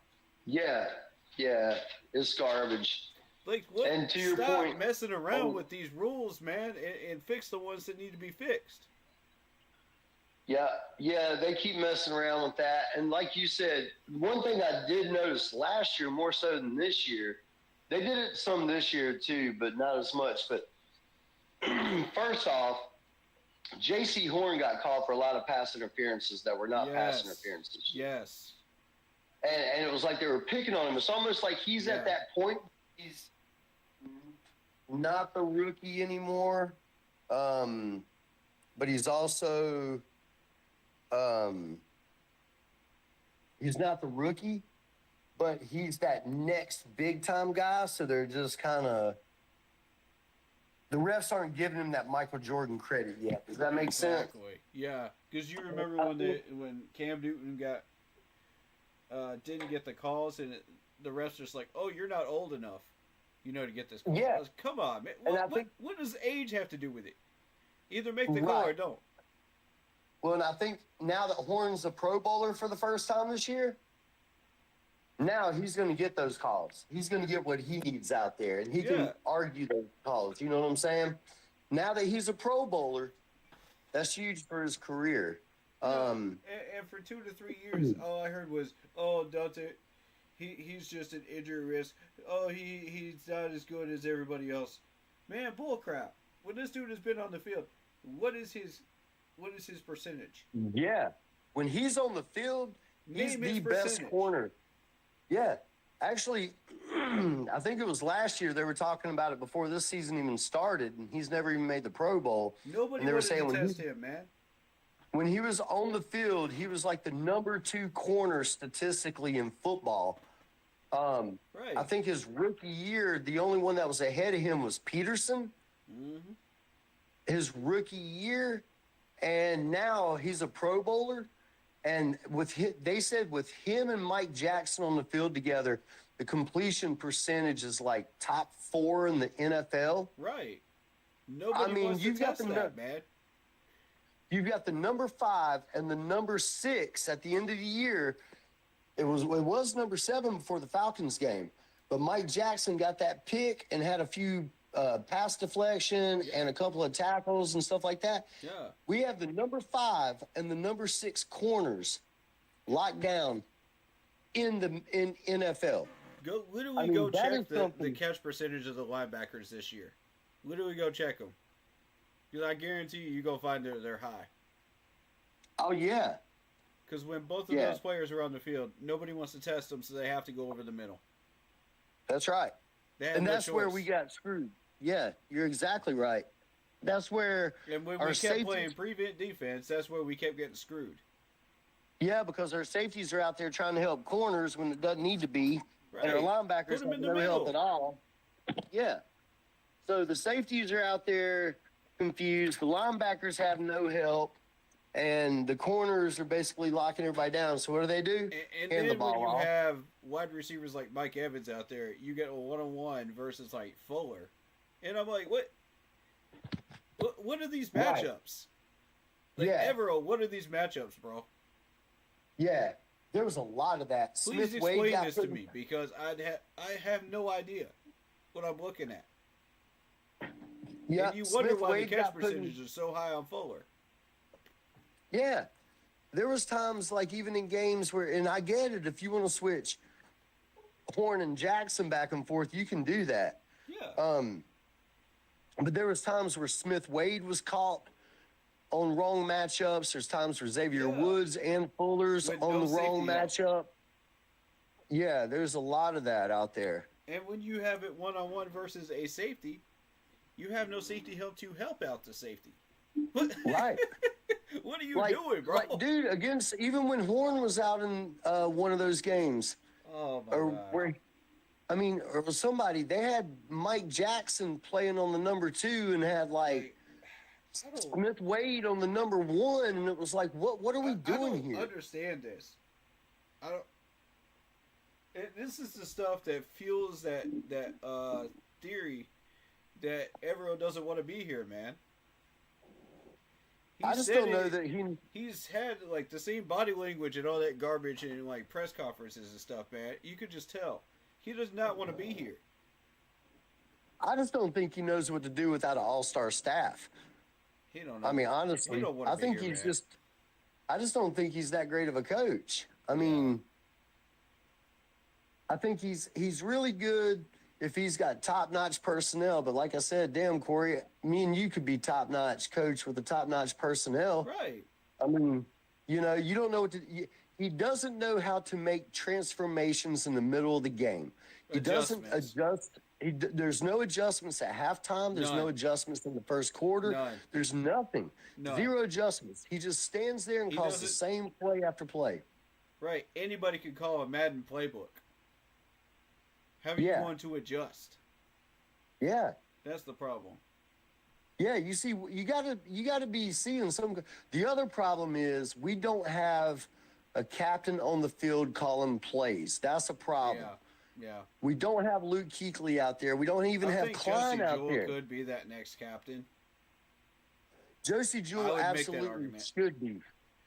Shaq was never ready. Shaq was never ready for that. I said that multiple times. You got to take the initiative. You got to be able to play coverage and run defense and call out plays in order to be a field general. He was not able to do all three. No, we haven't had anybody since Kuechly. I agree with that. I think that Josie Jewell could have been groomed into that if he had stayed, but yeah. But I think Josie Jewell is the right guy for it, for sure. The only problem is Jewell, you know, he missed a few games early in the year when Wanham was still out. I think he missed a total of 5 games this year. Keep him healthy, I think. Yeah, we got a field general in this dude. Future field general. Yeah, for sure. I agree with that. 1 more year to develop into that, I think. But yeah, we're looking at the next one. Well, he was I'm already seeing an AJ Klein level in him right now. Yeah, and he was already kind of with the Vikings anyway. Mm-hmm. So, you know, we brought him in from Minnesota. He was already kind of that guy. Mm-hmm. So he can spread the field. He's very smart. He's got football IQ, and he's above average athleticism. Yeah, he can tackle, but his IQ is like way above average. Yeah. I need to see him study AJ Klein, Luke Kuechly, Thomas Davis. Anything you can get your hands on film-wise. Go talk to these gentlemen. Learn as much as you can. Absorb that like a sponge. If you're going to stay here in Carolina, learn that stuff. That's what's going to change. And upgrade him. Right there. Yeah, I think he's definitely... He's a beast, man. He's all over the field. He can play every linebacker position. He can drop back if he needs to in safety position. Yep. He can blitz. He can do pretty much anything you ask him to do. Yep. Absorb that stuff like a sponge, man. I'm telling you while you still have it. Because one day we're not going to have these players, man. The franchise is going to keep going, but these players are not going to be here. That's why we got to attack free agency and we got to attack the draft. Yep. And that's where fixing Federer's cap problem is what Brand Tillis is doing right now. So he already fixed a lot of it last year, but you couldn't only fix but so much. So this year is going to be, he's trying to get us into the low 50s for a salary cap, which is a solid salary cap. You know, I want Luke Kuechly in on these meetings. I want him to help pick out our personnel. I was kind of hoping that's why we'd get Ron Rivera, because then I think we would have Luke Kuechly as a linebackers coach. We just fired a linebackers coach. We haven't hired one yet, so maybe. The door's open for you, Luke, if you want to. If you can handle traveling for just a little bit, you know what I mean? Well, he's announcing the Panthers games on the radio. Yeah. If you can do that, then you could travel, bro. Yeah. So, I mean, he's doing the radio broadcast. So, yeah, I mean, we did fire linebackers coach. So, hey, Luke Kuechly, There's a position coming up. Avero. There's a I'm position telling you got it's open. an easy transition from a linebacker coach to a DC, man. Yeah. Easy for Luke Kuechly. Yeah. I mean, he's still involved in football, so. Oh my God, man! Like I wanted to just like turn off the TV, mute the TV, and just listen to Luke, man. I was so tempted to do that so many times this year, man. Real talk. Yeah. I wanted to hear what this dude was talking about, man. He had a lot of. He's got so much respect for the opposite side of the ball. Yeah. That most people that he talks about. So when I listen to him, he's always like, he's a huge Cam Newton fan. Yeah. He's like, was he weird? Yeah. Was he my cup of tea? No. Was he awesome? Absolutely. Was he a great teammate? Absolutely. Mm-hmm. He speaks so highly of Cam Newton. And he speaks that kind of talk right now about Bryce Young. He's given so much props to Bryce Young, this offensive line, you know, the way the receivers have stepped up, even though we don't really, quote, unquote, have a true number one. Mm-hmm. I mean, he slams the defense on what needs to be done. But he speaks so highly of the offense, which makes sense because what's Peyton Manning speak highly of? The defenses, because that's what he read, you know? Mm-hmm. So you've got Luke Kuechly reading offenses. So he's like speaking highly of offenses instead of defense.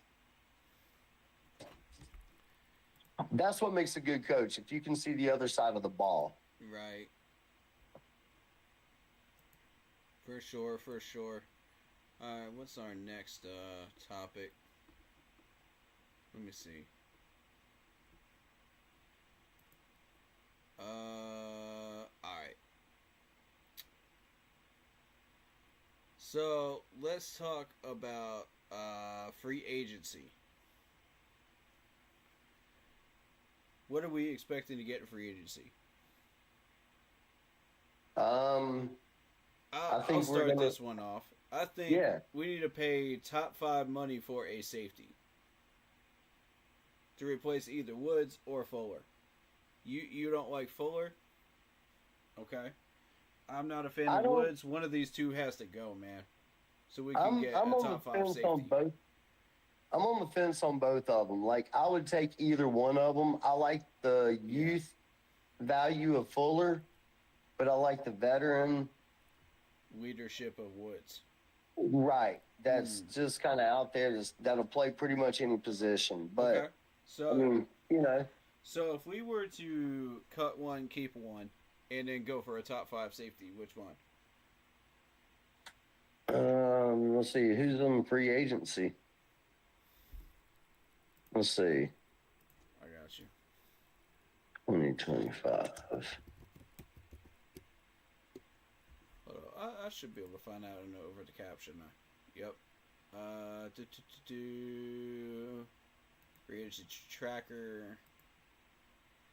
Let's see. And we need safeties, right? All right. So this coming year, we've got Justin Reed, we've got Marcus Williams, Justin Simmons, Harrison Smith, Marcus Epps, Jeremy Chin. We still don't know what we would do with, even if we had him. So no, that's like a dog chasing a milk truck. You don't know what to do with it once you have it. True. Yeah. So pass on that one. Julian Blackman. I guess we need to figure out: do we need strong safety or free safety? That's another good question. And that'll be dependent on which one you let go of, either Woods or Fuller. Yeah. Which one are we resigning? Which one are we not? So we have Justin Reed can play both safety positions. Yeah. Yep. I don't know if KC will let him go at 27. They may. Justin Simmons is going to be. I mean, he's 31, over 31 years old. I mean, he's almost 2 years older than Xavier Woods. What else are we going to get out of this guy for the money? Right. Tyrann Mathieu, a free safety. Von Bell's sitting out there. Von Bell. Ooh. I messed with him. I like him. Yeah, Von Bell's he is out there. I mean, he's Isaiah definitely an upgrade Palomeo. over Nick. He's definitely an upgrade over Nick Scott. I mean, Yeah. they're about the same age with the same salary. Just going through this list, I mean, you got Micah Abernathy, but I'm going to pass on that one. Isaiah Palomeo, he's young, but not what we're looking for. We already tried out Bynum. Bynum is not the answer. No. We had him at corner. We never tried him at safety, have we? No, we only ran him at corner. Yeah. What? How would he do at safety, though? Do you think? I don't know. So Same Sam thing? Franklin's out there too, but Sam Franklin will end up bringing back anyway for special teams and safety. Yes. Sam might just be the answer, though. You know He's 28 years old. He played pretty well when they had him in at safety this year. At times, they just play him so much on special teams that he does so much there. I say Von Bell because we're looking at 1.2, market value. Just right off the gap. Right off the bat, yeah. I mean, that's the same price as like Nick Scott. Yeah, and I would much rather have Von Bell. Yeah, he's better at his age. Yeah. Let's see. I don't hate this guy, the guy from the Raiders, Trevon Moehrig. I haven't heard of him. He's out of TCU. He's pretty solid. Okay. His cap hit for 2024 was $4.1 million. He's an unrestricted free agency. So sell me on this dude. Let me see his stats real quick. So you're looking at that's pretty good. Oh, he had trash solo numbers. Yeah, but we're talking about the Raiders. Hold up. Nah, you're not gonna find that here. Who is this dude again? Find him. I'm gonna look him up.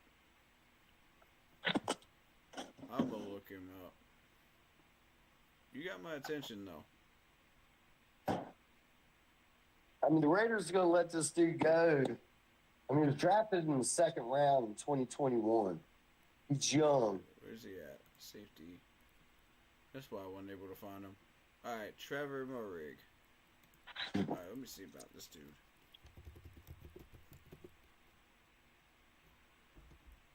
How do you spell that? Let me see that. Moehrig. Oh, okay. It's M-O-E. Got it. Stats. Let's see what we're doing with here. I want his full stats. I'm not going to trust Google on this one. They don't give you everything. Let's see. So we're looking at... Wow. 202 solo tackles out of 297. Telling you, dude. For a 4-year span. Wow. He's only been in the league for 3 years. His fourth Dude, he year, got man. 5 picks this year. Mm-hmm. Yo. 29 pass deflections? He had 10 just this year. He's an unrestricted, bro. I'm telling you. 6 He's interceptions, so he's averaging about 2 a year. And he's 25 years old.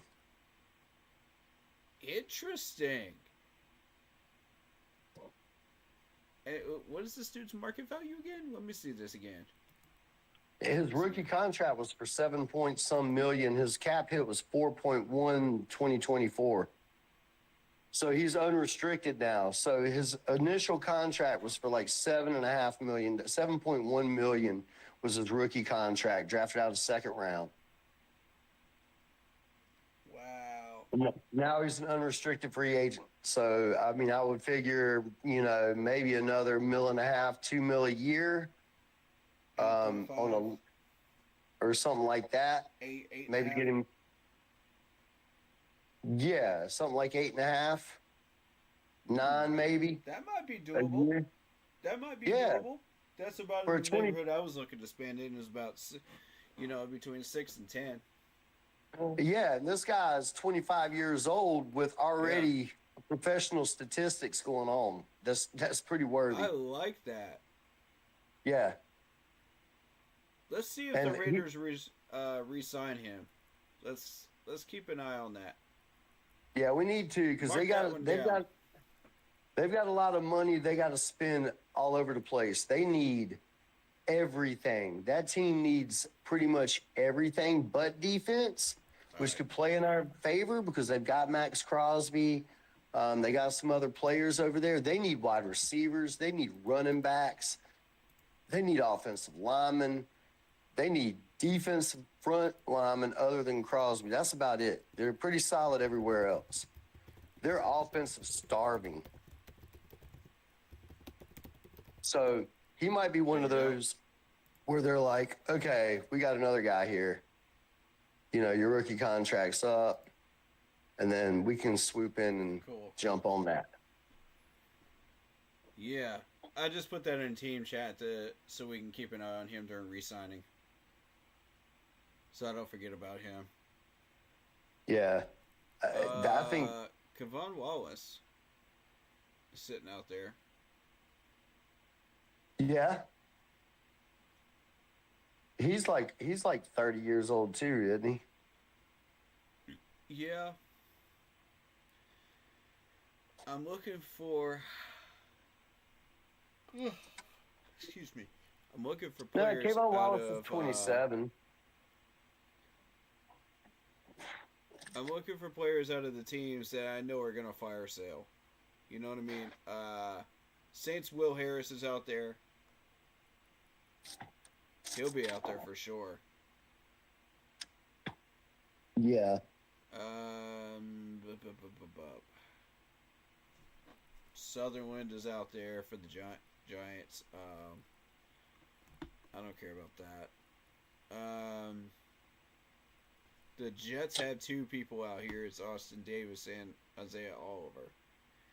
Oh, they have Chuck Clark out here too. Okay.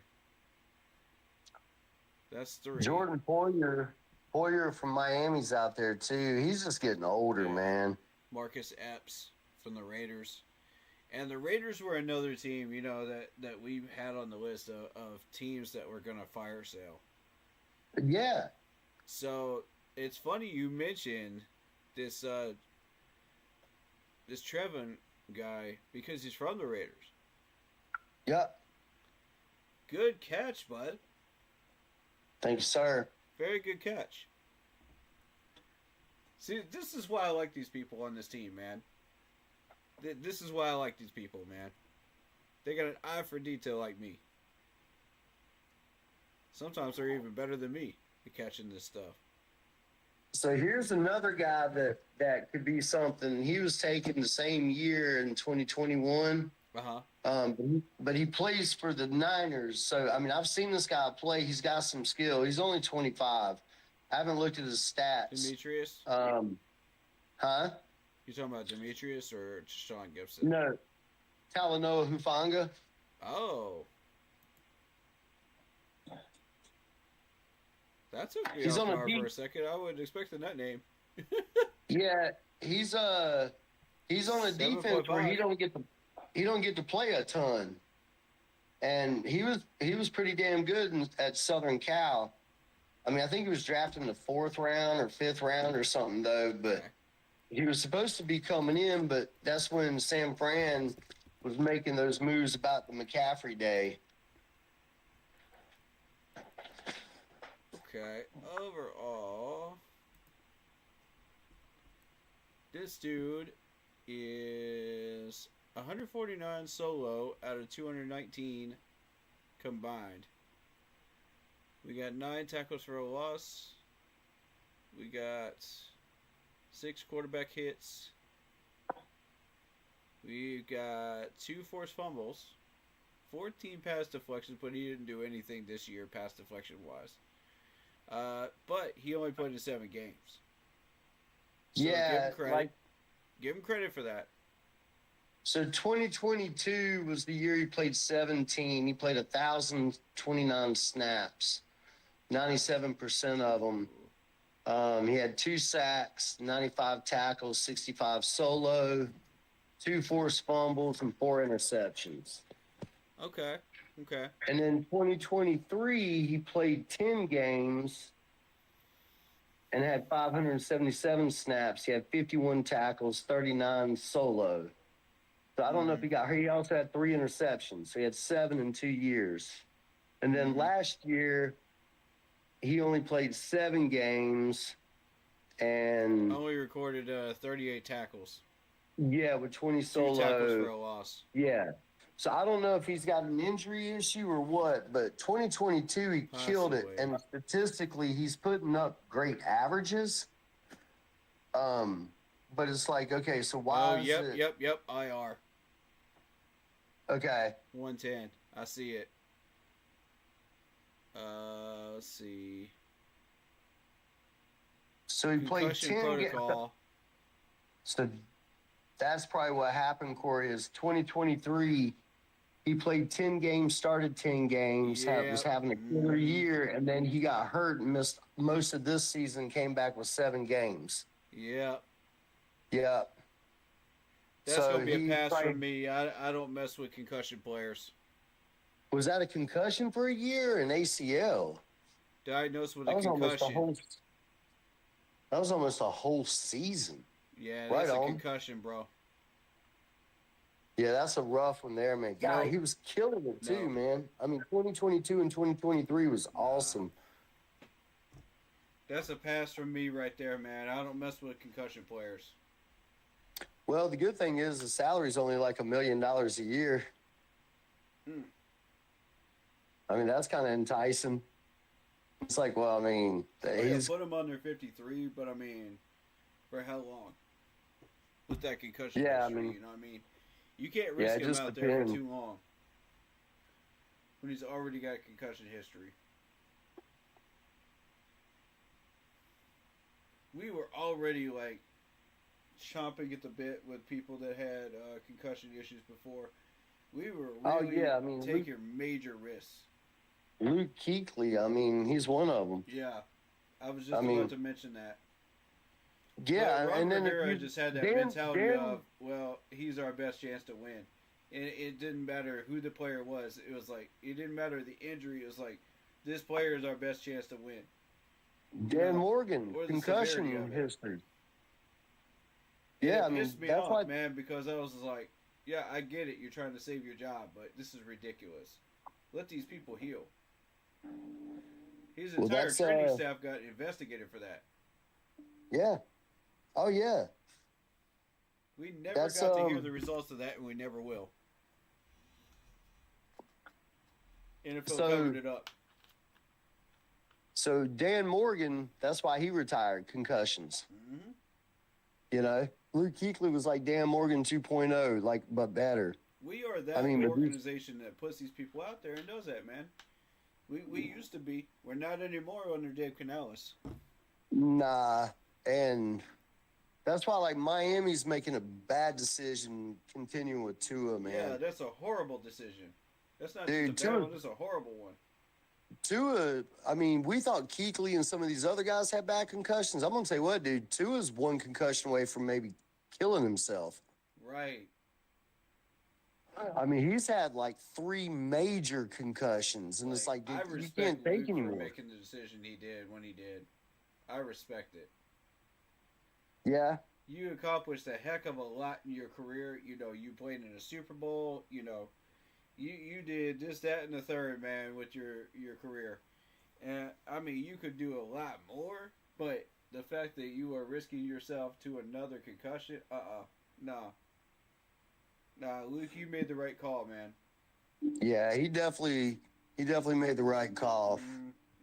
Tua is making the wrong call by staying.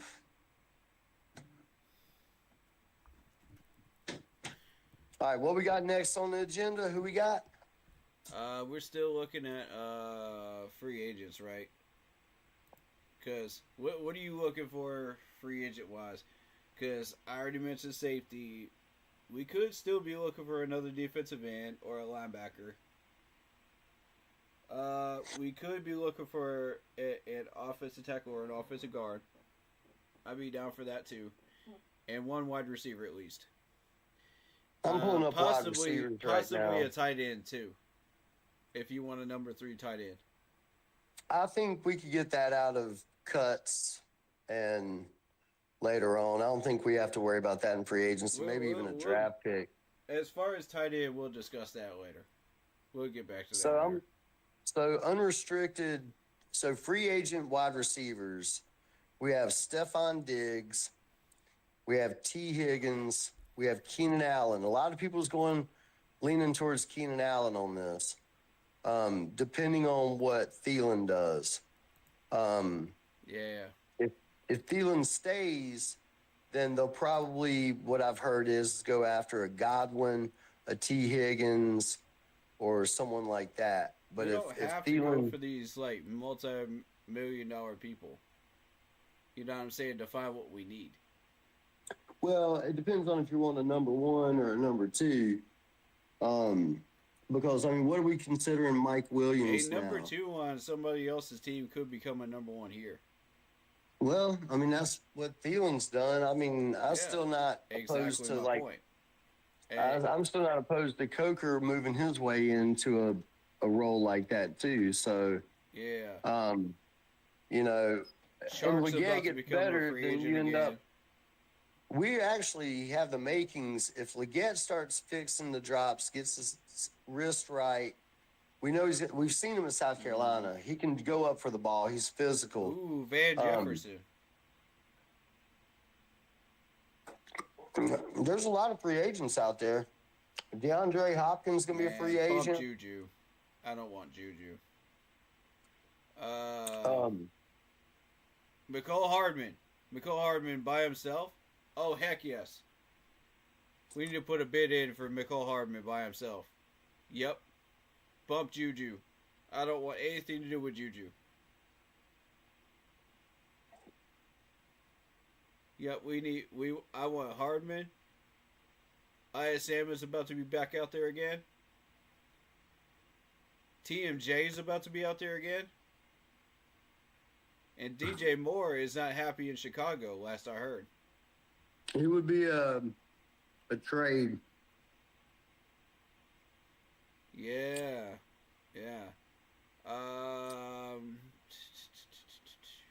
Darius Slayton's give me a interesting TMJ. one. Give me a TMJ for cheap, man. Because the Raiders are about to cut him loose.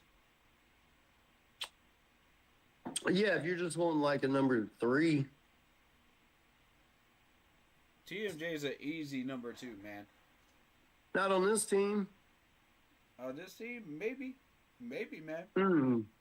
You put him. You haven't tried him out in the West Coast yet. You tried him out in 2 schemes that we had no idea what we were doing. We haven't tried him out in an actual scheme yet. I don't think they really want anything to do with Federer's draft picks, man. They're getting rid of all of them. That's fair. But I like TMJ, though. Out of those picks, I like TMJ. He's got a lot of upside. I would rather... I mean, there's going to be guys out there like Tyler Boyd, Darius Slayton. Let's see who else we got out here. DeAndre Hopkins. Tutu Atwell. Yes. 2-2. Give me 2-2 with the Rams. Rams are doing crap, man. They're not going anywhere. Why would they resign you two, man? If they do, they're idiots. They need to free up that money.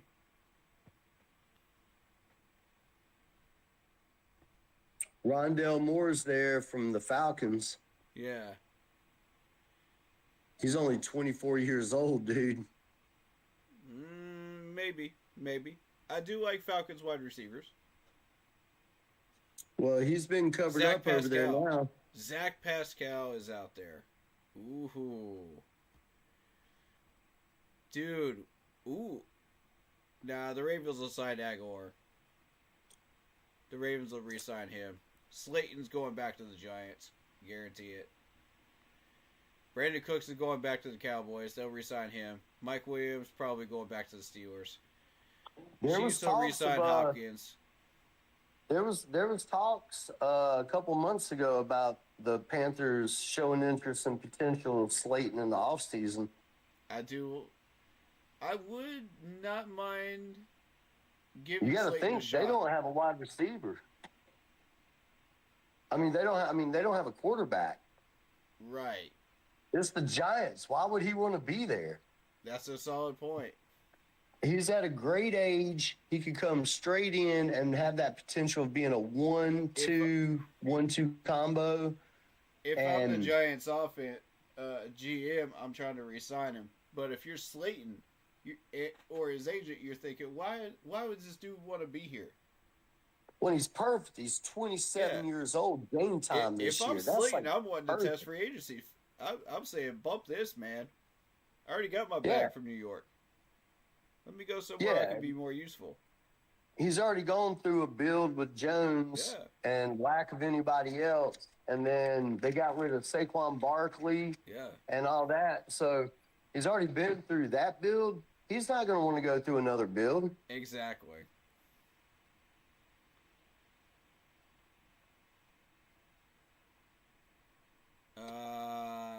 Josh Palmer will probably get re-signed. Dang it, man. DeAndre Carter ain't nothing.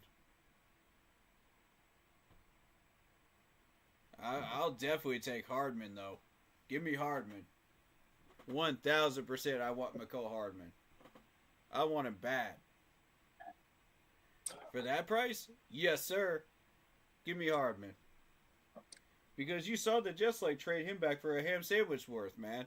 I was like, what? Yeah. The Jets are idiots, man. What are y'all doing? You just had a potential, Pro Bowler wide receiver on your roster. You had no idea what to do with him. If Rodgers can't hit this man, then Rodgers is the problem. It's not Hardman. Yeah. I'm trying to tell you that right now. Because Hardman was balling out with Patrick Mahomes. You just saw that last year. They went with Xavier Worthy. Bro, the Chiefs have so much wide receiver depth, they don't even know what to do with it all. I know. And they were even talking about a trade, potential trade on Xavier Worthy. It was like the dude's 21 years old. They ain't trading Xavier Worthy. For what? What would they trade him for? Probably draft collateral, because I think they're getting ready to come up on hits about a year before his rookie contract goes out. I think they've got a lot of cap hits coming up. Okay, let's talk. What value? What value? Shit. Xavier Worthy's going to cost some money if they trade him. True, I think if they trade him, it's going to be next year. I think if they do anything with Xavier Worthy, it's going to be end of this coming year, next year. That's when they're going to get the most value out of him. I'm actually interested, man, because that dude has... Hold on. Oh, he's got major upside, dude. He's 21 and a half years old, man. Yeah, I love him.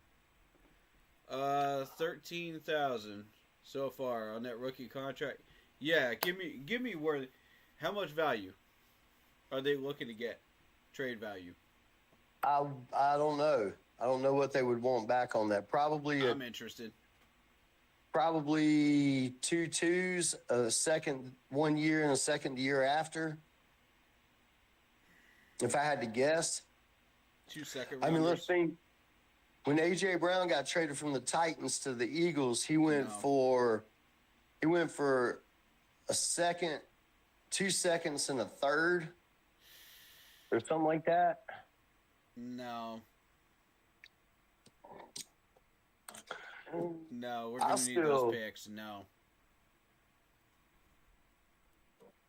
like I said, I think it would be next year. I think the best thing If to we do, get I mean, a decent honestly, value, then I might be interested. You know, if our offense is doing all right and we're still needing upgrades on defense, then we're gonna focus those picks on defense again because of Ajaro. But I think so too. yeah, I think that's what's gonna happen. So You're better not to get rid of the picks and go in free agency. And I'm gonna tell you what, I agree. I agree. If they're trying to go for a splash in free agency, Yeah. then they have to go for T. Higgins or Chris Godwin. T. Higgins is 25 years old, and there's no way the Bengals can pay Burrow, Chase Young, or Jamar Chase and Higgins to be there. They need so much defense. That's what lost their whole year. They're going to have to let T. Higgins fly because their defense is bad as ours, and their salary cap is way worse than ours. So they're going to have to. T. Higgins is going to leave. We still have a good long re-signing list and free agent, rookie class coming in. So I mean, I'm not prepared to spend that kind of money for a T. Higgins at this point. It just depends on what kind of contract we can get out of him. I want to go cheaper. I'm just being real with you. I don't. We need that money for Brady Christensen. Below Slayton, I don't really see anybody out there I like. Like, that's really going to be. I mean, just re-sign David Moore. He's a free agent. I mean, if you're not going to go after T. Higgins, you can go after a veteran, probably be cheaper, and like a Keenan Allen, DeAndre Hopkins. You said beyond Slayton, right? All right, let me see what we got. Ravens are going to re-sign Aguilar, so he'll be off the chart. Demarcus Robinson's there, but DJ Chark is going to get re-signed. He won't be there. Zach Pascal could be an option. Barrios could be an option. I don't hate Zay Jones. He's an over-the-top guy. I like Tutu. If the Rams aren't willing to re-sign Tutu, I like him. I like Rondale Moore with the Falcons. Let's see. I like Van Jefferson. If the Steelers aren't going to re-sign him, then I like him. I doubt they will. He's a drifter. I like Van Jefferson too. I liked him when he was with the Rams. Allen Robinson. If the Lions don't re-sign Allen Robinson, I might be tempted to take a chance there. Approach is garbage. Let's see.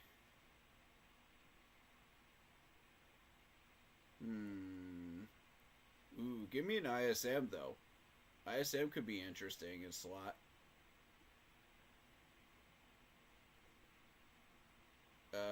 I like TMJ. If you're looking to go short and medium, TMJ is good for that.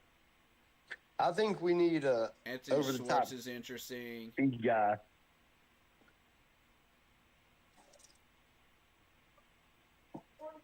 I mean, I honestly I wouldn't go be underneath Anthony Schwartz, to be real with you. That would be the cutoff line for me. Because all the rest of that is garbage. So if we have Leggett, we have Thielen. Mm-hmm. Let's just say Thielen's. I don't think Thielen's retiring. So let's say we have Thielen, we have Leggett, we have Coker, we have David Moore. That's a free agent. Mm-hmm. Then I just don't know if we're really going to get anything better than a David Moore out there, or just keep David Moore because David Moore already knows the offense. I say we push for Hardman, big time. Hardman or Juju, big time. Juju? I like Juju. Man, Juju.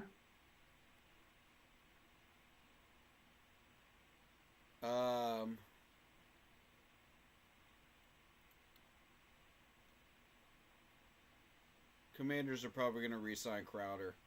He'll be off the board. Yeah. There's a few of these people that'll be off the board here. Sterling Shepard will be off the board. He won't be there.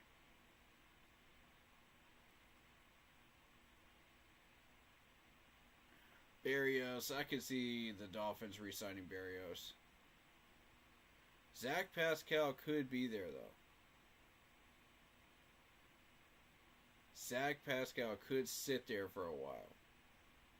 He could. Yeah. Yeah, I don't see them immediately re-signing him. I mean, well, he's going to be 31 during the regular season. And if we want Hardman, we got to jump on it quick. Because somebody's going to jump on this dude within the first week. He's going to have at least 3 teams looking at him. Considering his recent success this year. Now, if we were talking about last year, I would have said, put your name on the list and wait it out. Because nobody else was digging for this dude. And the Jets signed him. That was the time to strike. If you wanted Hardman. And that's why I pushed it so hard, because I was like, dude, nobody is putting their name in the hat. At all. I was like, I know what this dude can do. I've seen him play for Kansas City. I know what he's capable of.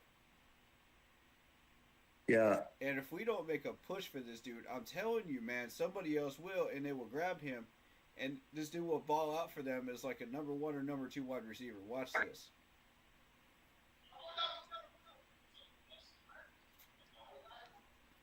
How much you want to bet I'm right? If he don't end up with KC re-signed, somebody else is going to make him a top 3 wide receiver. Yeah, I mean, they definitely could. I mean... Yep. In their depth chart. It's going to happen.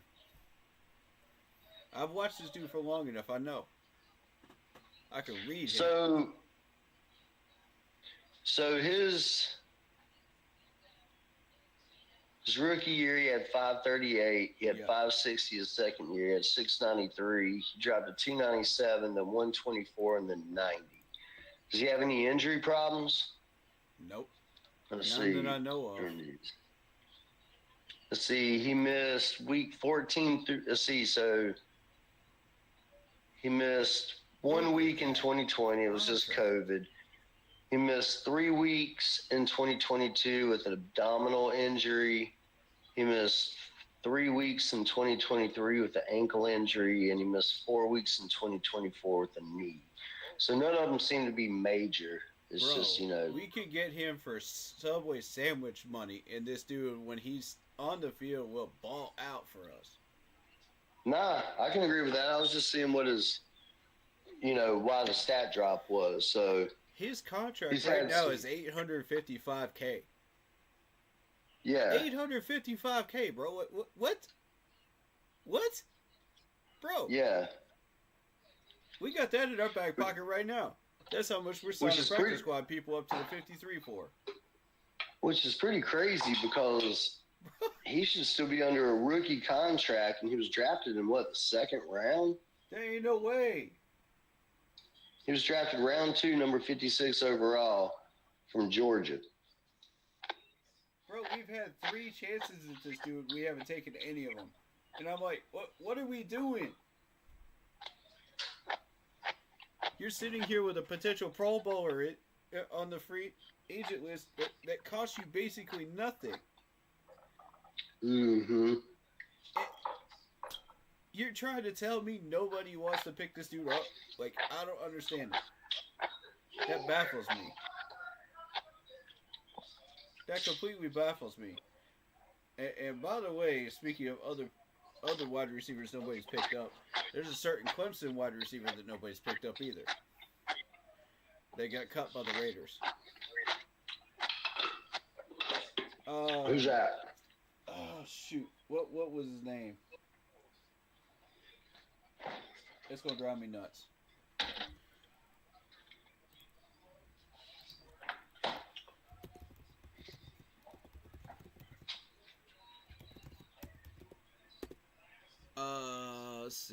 Let's see. wide receivers in the NFL currently. Ray McLeod's doing his thing, by the way. They get him as a backup. Mm-hmm. As a wide receiver out there doing his thing. And as a return man too. That's two spots, you know, that he can do at the same time. Let me see. And I warned y'all about Isaiah Simmons, by the way. He's just in the wrong place right now with the Giants. But I'm Everybody's telling you, in the once wrong he finds place the with right the place, Giants. he's going to be a beast.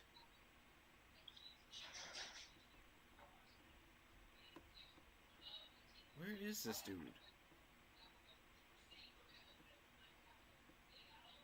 Did he retire?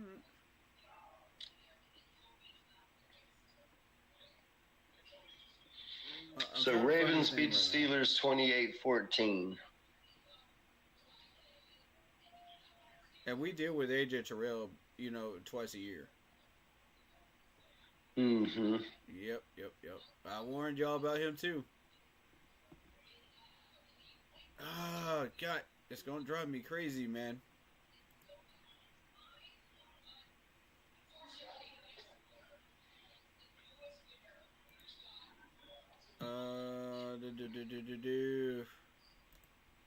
Who's the drafted players on there? I'm about to find it. I guarantee I'll find it on this list. T. Higgins. It was around that time period. Hunter Renfrow.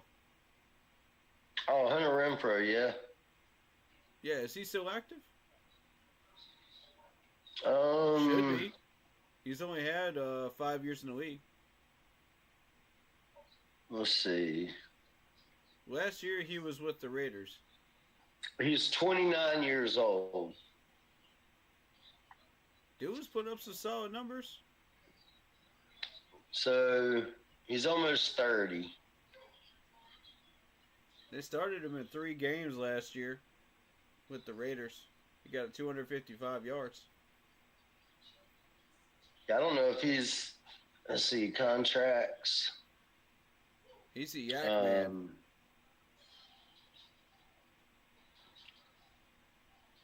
He was basically a quarter in. He was a free agent until about a quarter into the 2024 season.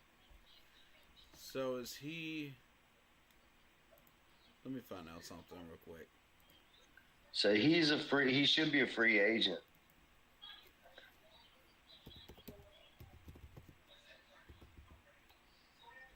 That's what I was thinking. He didn't show up on the list. Yeah, he's not on over the cap. Not under us. And like he was earning about 4.8 per year. You can afford that. I don't know.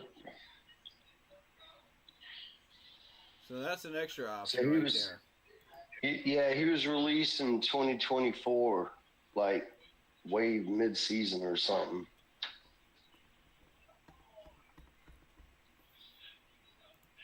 I didn't see his name on this list though. I haven't seen his name either. That's what made me like go, huh? You know, because that makes no sense.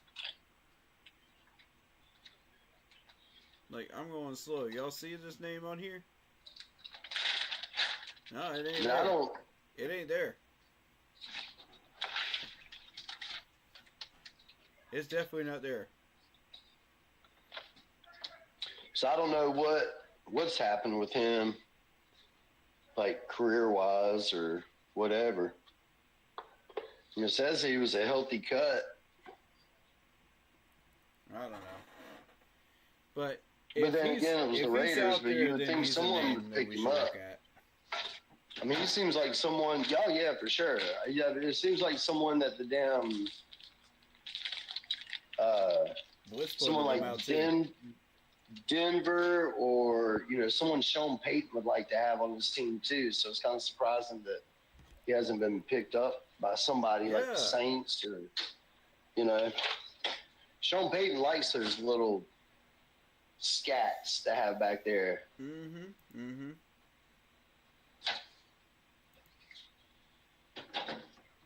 Alright, so his name will be on that list as an option. Edge rushers, I mean, you got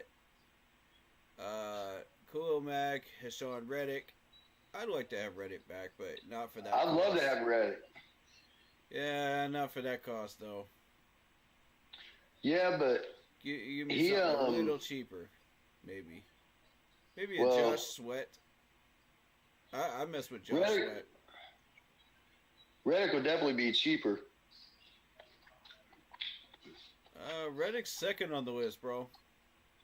His current average per year is $15 million, with $30 million guaranteed. Did he ever come back this year? Or he sit the whole year out? Because he had to forfeit all that money if he did. Let me see. Josh Sweat probably will get re-signed. But if he doesn't, I like him.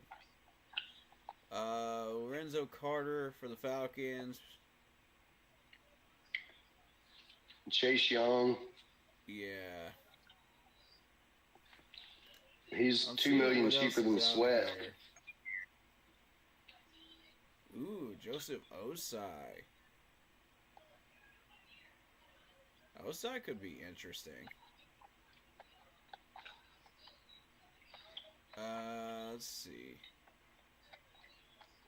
We don't have to have a starting defensive end because that's what the draft pick is going to be for sure. Yeah. For the guy from South Carolina. Yeah. So I'm not exactly looking for somebody like up there right now. I like Aaron Mosby.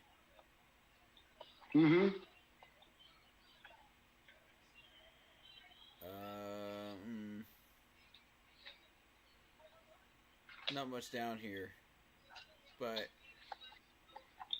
let me see. Chassion, yeah. Chassion, because the Raiders are about to start tossing some people, man.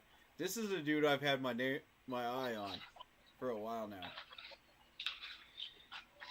Yeah, the Raiders are going to go through a complete rebuild. People can have Malcolm Kuntz. I don't care about Malcolm Kuntz. I like Chassion. Chassion, $875K. And you look at this dude's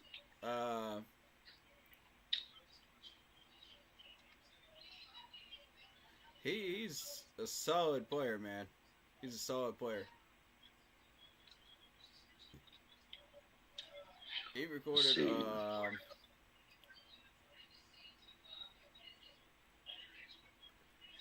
what was it? He was playing about 45% of the snaps last year. Yeah. 8 quarterback hits last year too. 4 tackles for a loss. Yeah, I messed with this dude right here. Kavon Chassion. Yeah, that's a good dude right there. Chargers will probably re-sign Josh Palmer, so I don't think we'll see him. That's wide receiver though. So I gotta reset it again. Okay. There we go. Deshaun Warden's out there.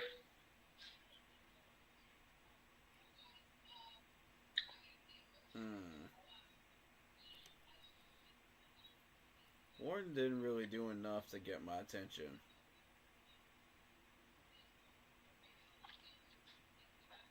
I mean, maybe.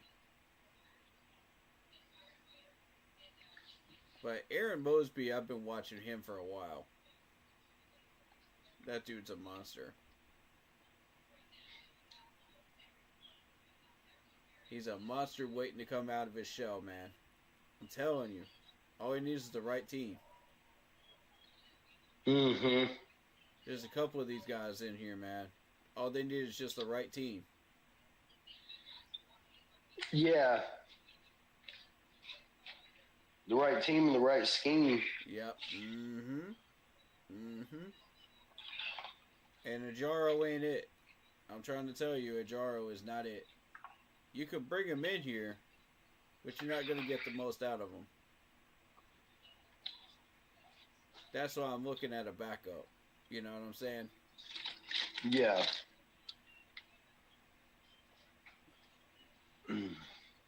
Victor Dumajik. That guy is from Duke. I've been watching him for a while. He's on a 3.6 rookie deal right now.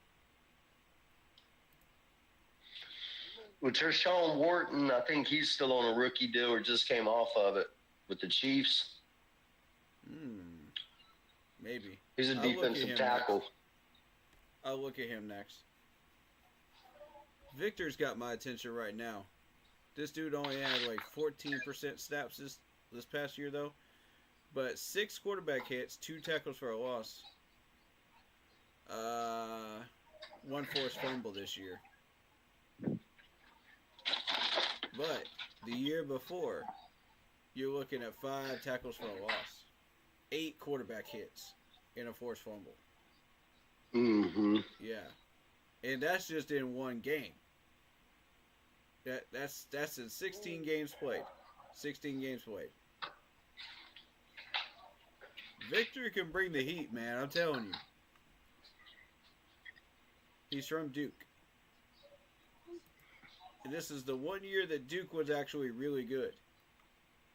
Mm-hmm. I mean, really good. Like, good enough to challenge some really good quality teams. So, he was part of that excellent defense. I don't know if they retained that defensive coordinator or not. I don't know. Yeah. They had over there, but... Yeah, 3.6 mil, man, for a rookie contract ain't too bad. Not too shabby. He's doing his thing. I like that. You mentioned the guy from the Chiefs, right? Marquise Brown? Nah, Tershawn Wharton. Wharton. I'm not seeing that name.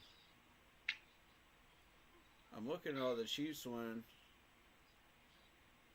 Oh, I had to reset it. My bad. You said he's listed as defense tackle? Yeah. There he is. Okay. I see him. 2.5 guaranteed salary. So you're looking at 1.2 cap hit. 4 years in the league, so he's just on his rookie con. It's 7 sacks this year. He's 26 years old. Okay. 5 quarterback hits.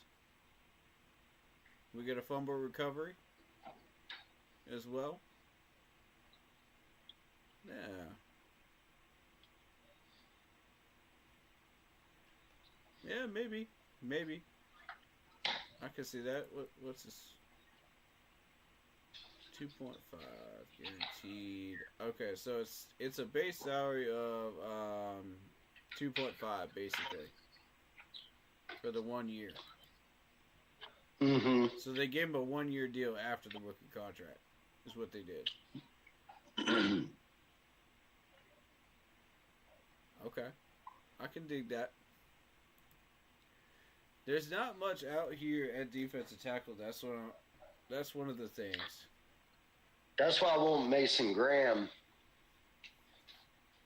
in the draft. I agree with you. I think that's a must pick.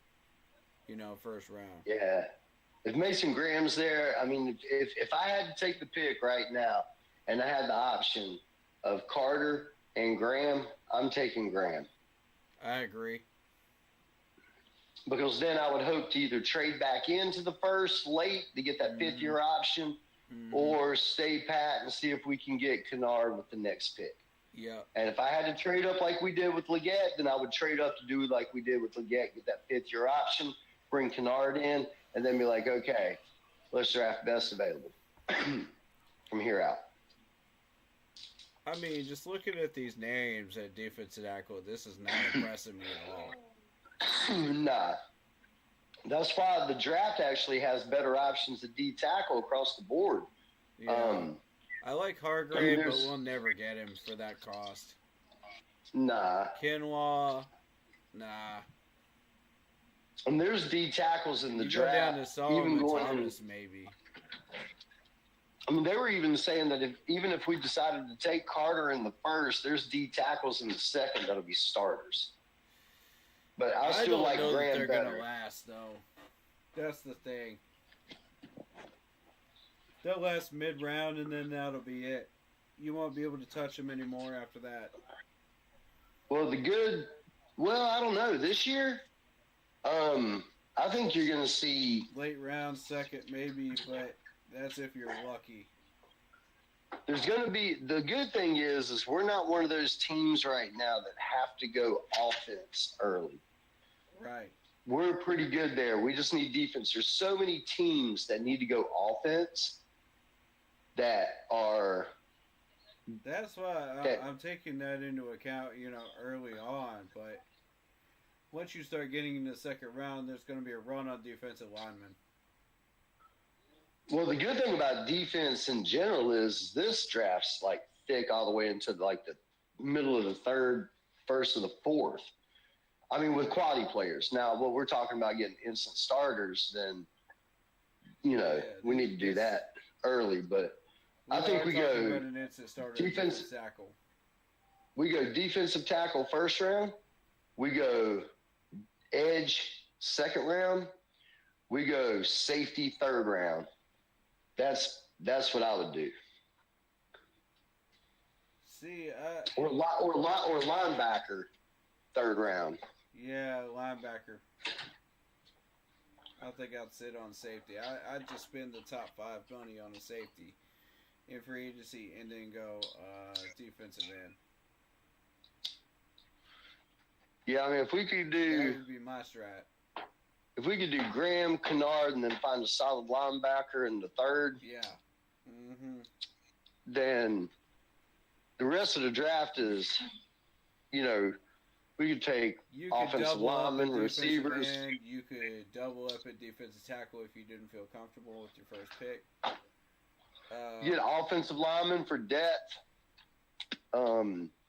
You can go for backup corner if need be. Right. You could go for anything at that point. Just go for best available. I think wide receiver at that point, and then you go and double up at defensive end after that next pick. And yeah, because they were actually saying that one receiver they were saying actually like 4th round, there's going to be a couple of big-time receivers that's going to be shuffled in around that 3rd to 5th round area. Yeah. That would be pretty good. That's right in our market range. Mm-hmm. So it's going to be defensive tackle. Then it's going to be defensive end, 2nd round. 3rd round is going to be linebacker. 4th round, we get a wide receiver. And then next 4th round pick, we double up at defensive end. Make sure we get our guys for depth purposes. I even say take another linebacker somewhere later in the draft too. Yep, 5th round linebacker. And then what do we got? How many picks do we have in each round? Don't we have 2 6 that's a good and question. 2? Let me see. Panthers draft order 2025.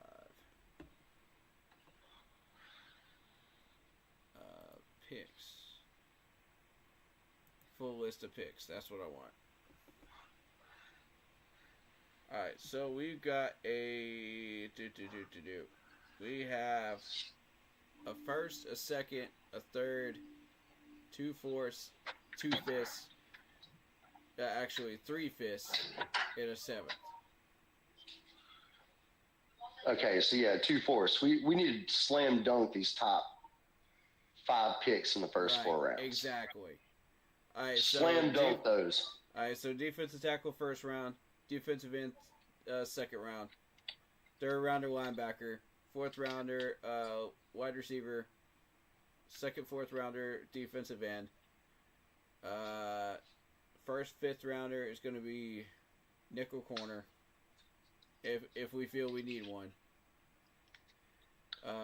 If not, get another linebacker. Right. Mm-hmm. And then from that point on, double up at defensive end if you feel like you need to for the second, fifth rounder. I got a feeling they'll probably trade some of those back end picks up to get back into the fifth again. Well, we have 3 fifth rounders. We don't have a 6. We might move we got up. A 7th. We might move up those 2 fifths into the 4th. If we move 2 fifths, we might be able to even get into higher than the 4th. Nah, it's going to be a mid to late round 4th. That's how that works. You don't go past that point. I've tried it so many times on Madden, you would be shocked. I've attempted it. They don't want it. It's always a late rounder. It's pretty much how high up of a late rounder can you go? Who's willing to push? Who has that extra pick? That they're willing to move for you.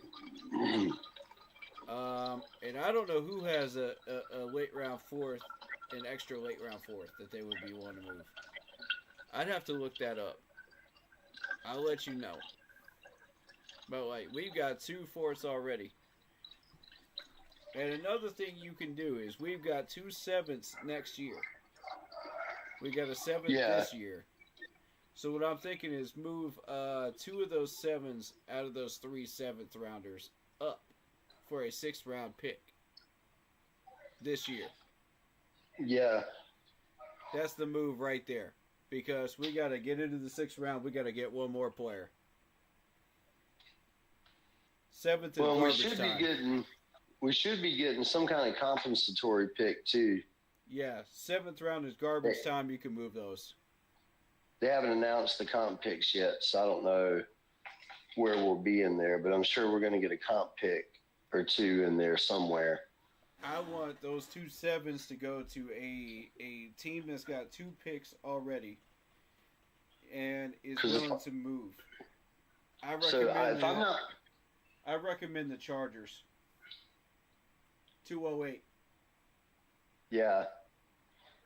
I've tried to go higher than that, and I couldn't go higher than 208. If I'm not mistaken, a player like Derek Brown missing the entire year, doesn't he get us basically like a red shirt comp pick? I'm not sure how that works.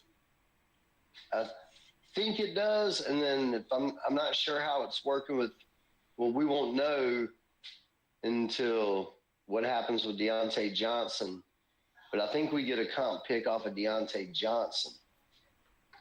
That'd be as long as he doesn't re-sign, or if he does re-sign with someone, it's one of the two. I can't remember how it works. It's either he re-signs, so like if he signs with the Texans, isn't that who he's with now?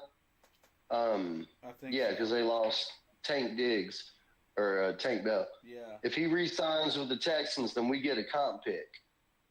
If he doesn't re-sign, he goes to free agency, then we don't get a comp pick.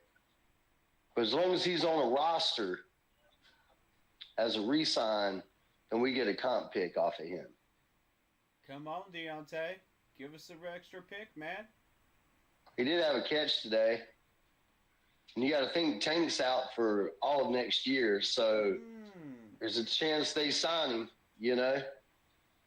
We need to root for him to do well. Yeah, just get it well enough to sign. We get that comp pick. Yep. That'll be our sixth right there. You know what I'm saying?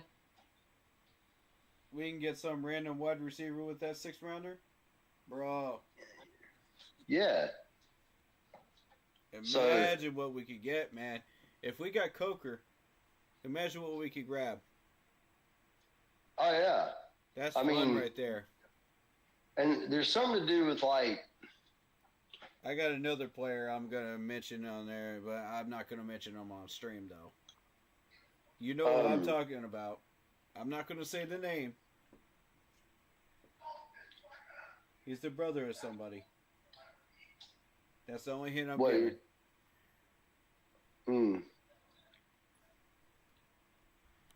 Let me hide the screen real quick. I don't want people knowing what this is real quick. You know what I mean? Yeah. I'll put it in team chat.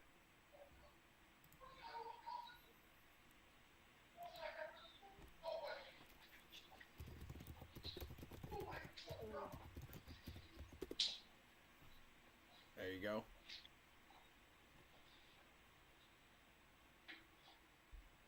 Check the team chat.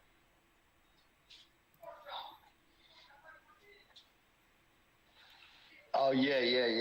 Yep. Mm-hmm. Yeah. Yep. Mm-hmm. You know we're gonna get him too, right? Mm-hmm. Yep.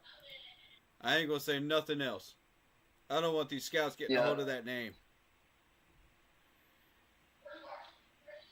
Yeah. There's an opportunity to fix a certain part of this team right now. In this draft. Oh yeah, for sure. Yep. I've already done the math. I already know where to put him too. I know exactly where we're going to put him. And I know exactly who we're letting go of, too.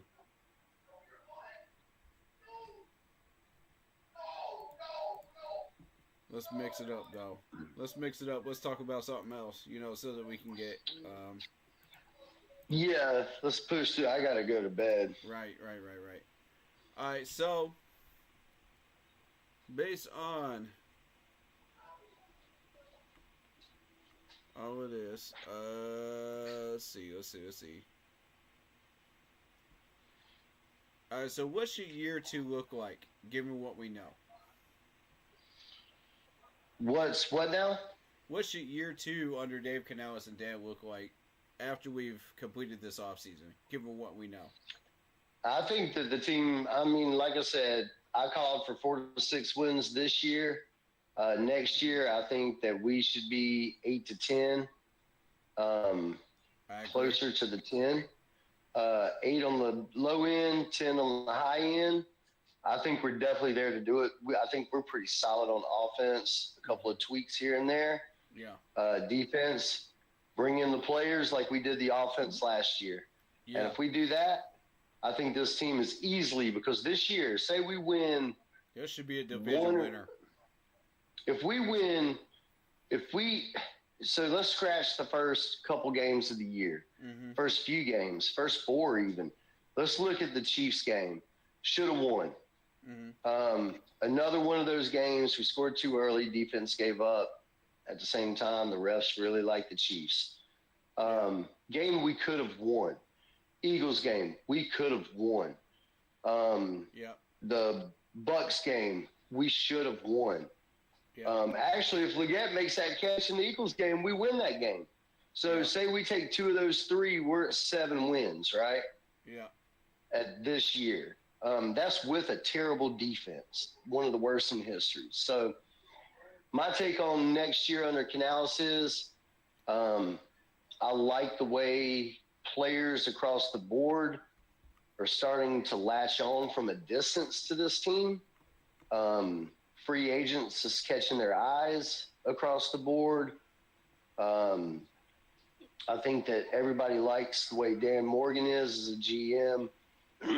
Players around the league talk a lot about how they respect Canales. I think that we are in a prime proposition right now to be able to lure solid free agents.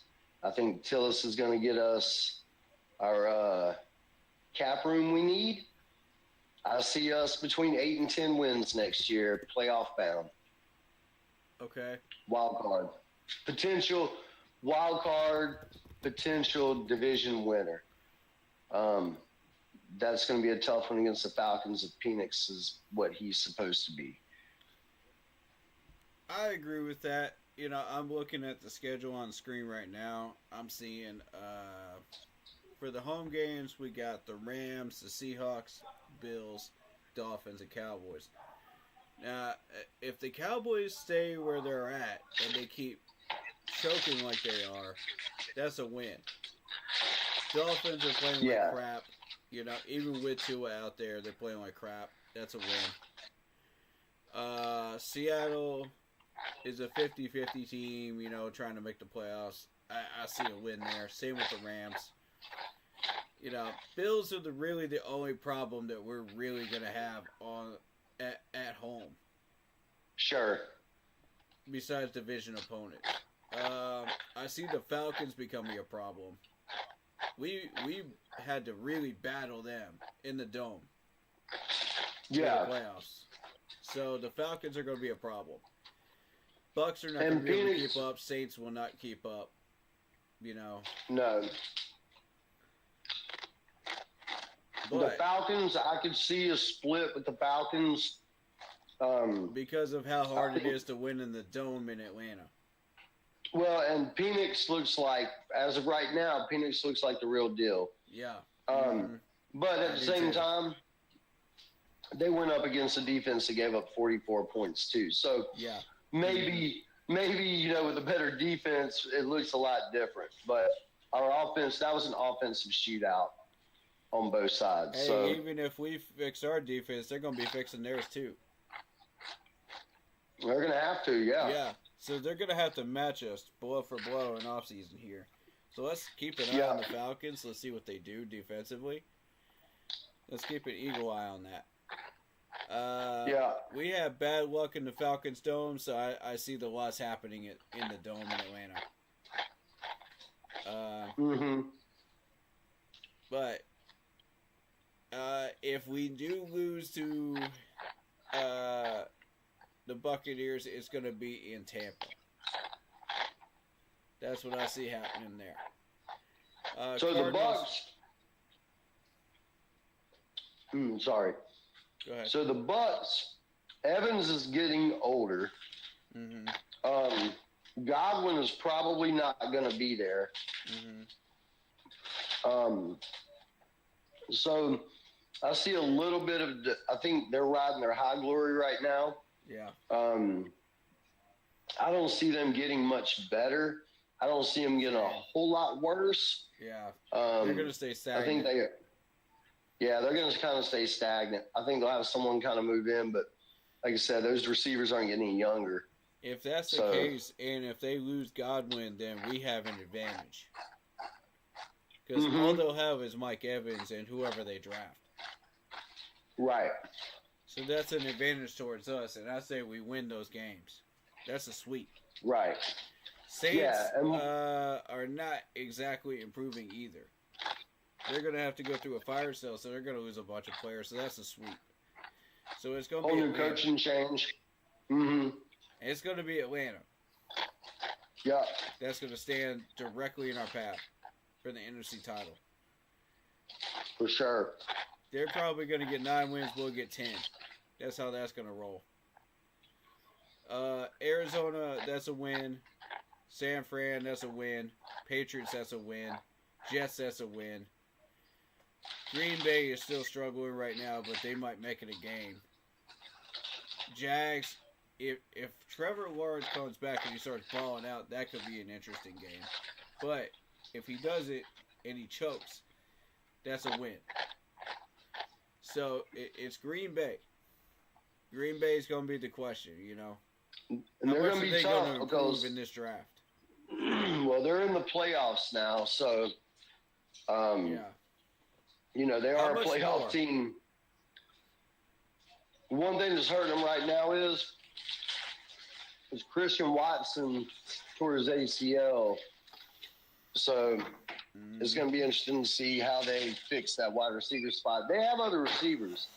Jordan Love definitely looks like he's a starter in this league. Right. So it's going to be hard to tell. That's a tricky team, and it also depends on time of year. We playing in Green Bay, we playing here, so. And keep an eye on San Fran, because there's always that chance that San Fran gets all the pieces they need and starts rocking and rolling again. Yeah. Seattle and the Rams as well. Yeah. So those West Coast teams we need to keep a very close eye on in the draft. Let's see how they do. Yeah. And plus Bay the Rams went 180 degrees this year once they got Puka Nacua back. And all of a sudden, they went on a roll, won their division, ended up with 10 wins on the year. And they started out, I mean, they were night and day from the first few games of the year to second half. I mean, they went on a run. And they still have Stafford that's capable of putting up a lot of yards. Yeah. So that team, it just depends on what they lose in free agency and what they gain. So, because I think they're up for losing a receiver and a couple of players, but I'm sure they'll make up for it in free agency. Yeah. So that you said 10 wins, right? With the Rams? For us. 8 to 10. 8 on the low side, 10 on the high side. Okay, so that means we still lose 6 games. Yeah. 6 or 7 games, right? Because it's 2 bye weeks, right? Or is it just one? Just one. Just one. All right, so it's 18 games, so we're looking at one bye week is 17 games. So that means we lose 7 games out of these. Yeah. I think one of those is going to be the Falcons. One of them is going to be Green Bay. One of them is going to be the Bills. So that's 3. Yeah. I think that there's a potential loss to the Cowboys as well, so that's 4. Yeah, potential. So yeah, and either the Rams or Seahawks, one of the two of them. Yeah, It's and 5. maybe a Bucks game. Who knows? Yeah, that's true. Yep. Good point. Yeah, I'm with you. I see 10 wins here. You're exactly right on target. 8 to 10. I like your assessment. You're exactly dead on. I'm going to roll with that. Let's see what happens to a few of these teams in the draft, though, and free agency. And then we'll come back and rerun that, and see. This is a way too early prediction now. Way too early from the crew here. But this is what we're looking at. If these teams stay about the same as they were before. Which a few of them will not. So. And yeah, you the never know NFL's what tricky. team is going to have a drop-off either, too. Never know. Yeah. I mean, the NFL is Josh weird Allen, like that, man.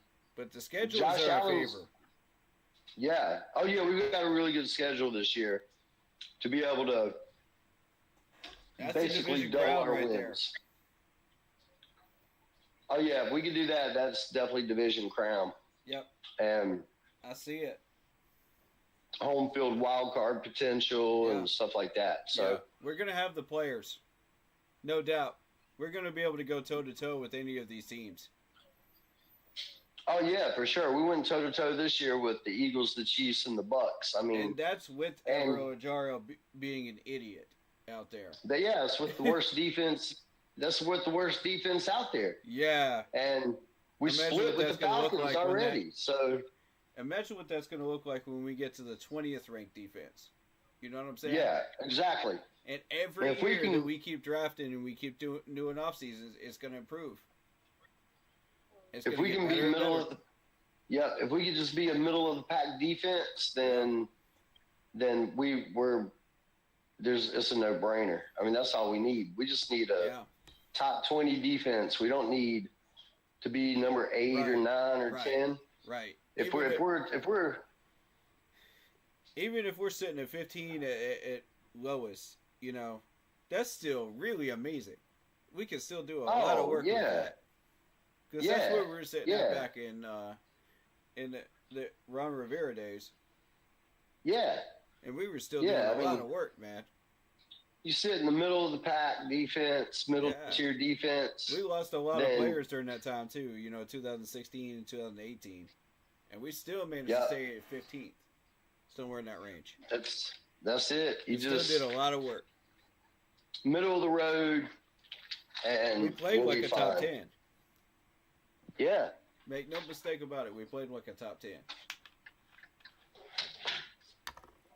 So,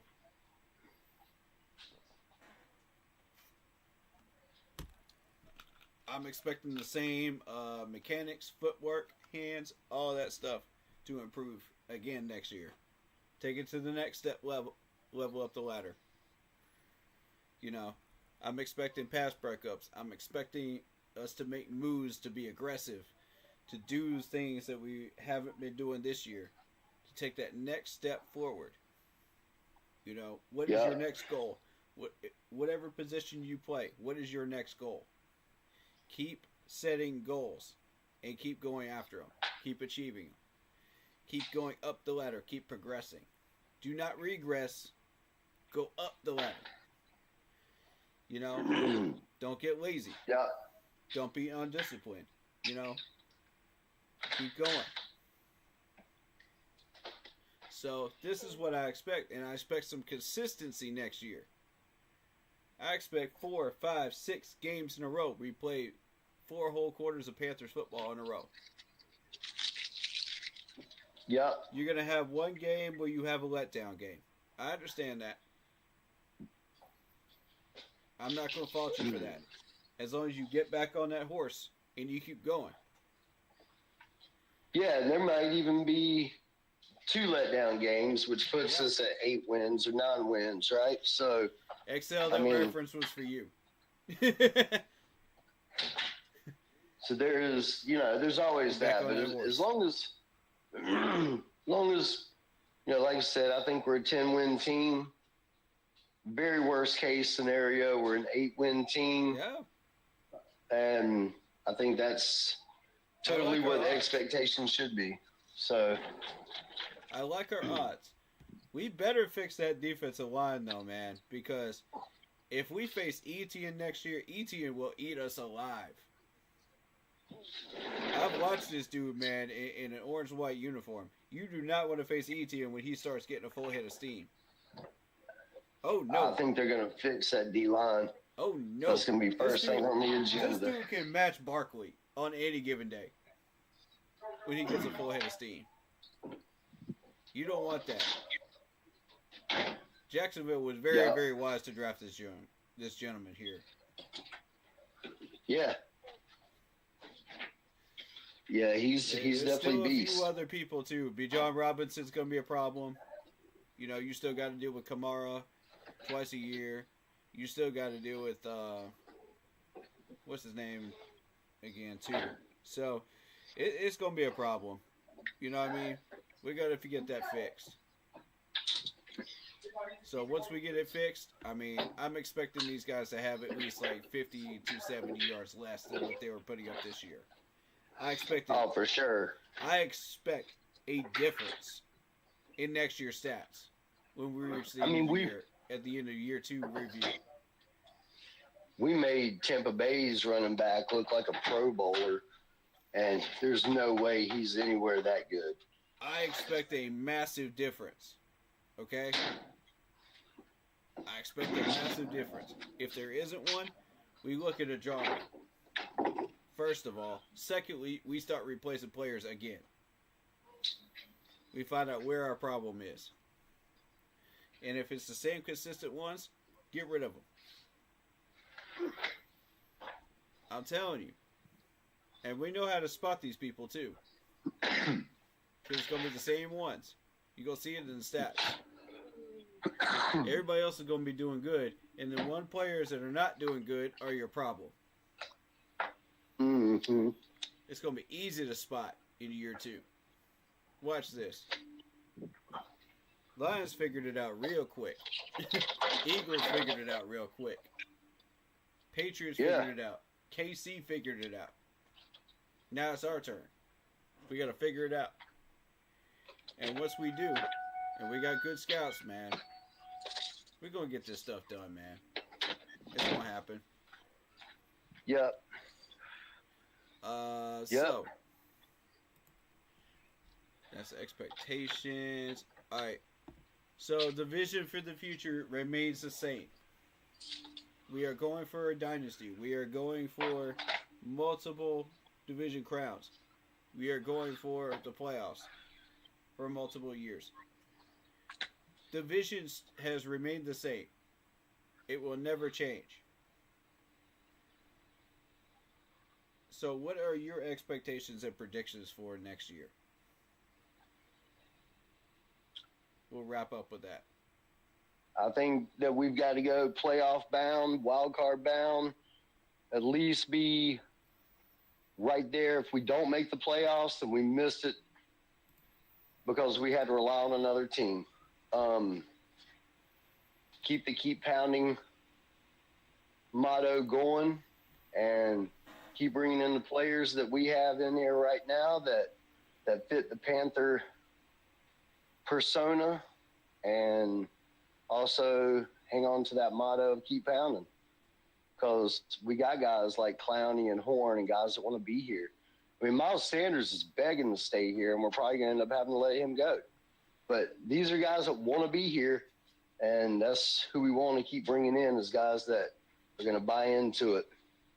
Fix that defense, and there's no question in my mind that Dan Morgan will handle free agency and the draft just as good as he did last year, just on the opposite side of the ball. Yeah, I think the vision of the future for me and the expectations for next year, I expect to see a team that is constantly progressing, constantly consistent, constantly doing things, to improve. If we're not constantly improving, we're falling behind. It's like Ricky Bobby says, if you're not first, you're last. You know what I'm saying? Yeah. So you got to constantly keep moving up, man. And, that's what we got to do. And I expect some of these players, to take that next step forward, whatever that next step is for you. I expect Bryce Young to start upping his stats a little bit, as far as touchdowns, first downs, making the most of opportunities. Don't force it. Be smart with the ball like you were. But let's start opening the opportunities here. So we need wide receiver separation. We need more opportunities for people like Brooks to shine, and Sanders to shine. Well, I think we're going to see guys like Xavier Legette really work on his game in the offseason. Yeah. He's that type of guy that really wants to be the best, and I think there's going to be a night and day difference. Yeah. Next year with him. I mean, not that he had a terrible, terrible year. He had some drop passes that were key. The problem is the drop passes he had were key. But when you look at him, somebody buy this man a jug machine for Christmas. Yeah, I mean, please. He as for rookie stats with some of the time he missed, he actually did pretty good this year. Yards per catch, in double digits, and so yeah, I mean, between him and Coker combined, they had about the same amount of yards. Legette did have 4 touchdowns this year, almost 500 yards. That was with some injuries. Not a bad year. If he doesn't drop 3 or 4 of those balls that were straight to him, he probably has 6 touchdowns and another 100 yards or something. So, Coker doesn't miss time. He had 400 and some yards. He also was like second amongst rookies in average yards per catch. And we've seen that he can make the big plays down the field. So I mean, those two combined were about 1,000 yards, and I don't know how many touchdowns Coker had, but I know that Leggett had 4. So yeah, I mean, those two combined, if they raise those stats up, then that raises Bryce's stats up, and Schuba keeps choo-chooing, then we're good. And on defense, I expect us to start seeing some stats pop up, man, that reflect positive growth on this defense. Despite being out of position because of Ajaro, despite injuries, I expect us to start improving. So, yeah, for sure. Defense has to be the number one. Ajaro, it's on you. It's 100% on you. How much do you want to do this, man? How much do you want to be here? We will entertain you here, man, if you want to be here. But it's got to be all you. We can't make you want to be here, bro. Just like we couldn't make Louisville want to be here. Louisville wanted to go somewhere else. You got to want this, Evero. And yes, I'm going first name basis with you, man. Because I believe in you as a person. Look me in the eyes, brother. Look me in the eyes. I want you to improve yourself. And I want you to want this. Because I hate seeing coaches get fired, bro. I hate it. I hate it as much as I hate lose it. You got to step up. You got to show us the hunger of a Panther. Because if you're not showing me the hunger of a Panther, what are you doing here? What are you doing in Charlotte? You just twiddling your thumbs and collecting a bag. And I'm tired of people coming into Carolina and collecting a bag. Do something productive, because now is not the time to just come in here and collect a bag. Now it's the time to strike. We got a favorable schedule. We got a favorable roster. It is time to strike in 2025. Either you're here with us or you're getting fired. One way or another. We're moving forward. With or without you. Make a decision. Next year is going to be a good year. And nobody's going to give you any crutches anymore after this either. Because if they do, every person that gives you another crutch in 2025 is getting smoke. They're being put under the fire for me. I done had enough of this, dog. Do something. Stay on the course, guys. Stay on the course. Do not fall off the course. This is the 1 year. You have got to stay on it. If you start regressing, you start getting lazy, you start being undisciplined, it's going to show up. And I'm trying to tell you, you do not want to look lazy and undisciplined with that schedule. You do not want to do it. You will find yourself another team after the year is over. If your contract year is up. I can guarantee it. This coaching staff ain't playing, man. And neither am I. Because I'm about to throw double the smoke this year, man. This coming year. Y'all about to get double the smoke. We coming for that division title, man. I'm telling you. Bucks, Saints, Falcons, y'all better be ready. Y'all better be ready because we bringing it next year. Especially Atlanta, man. But yeah, man, it's coming, bro. So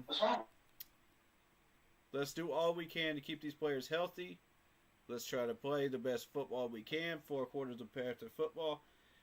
That's the expectations I got for next year. I got certain players that I would like to see do better. You know, we mentioned those today. So, let's just go out there and get these wins, man. Let's win this offseason.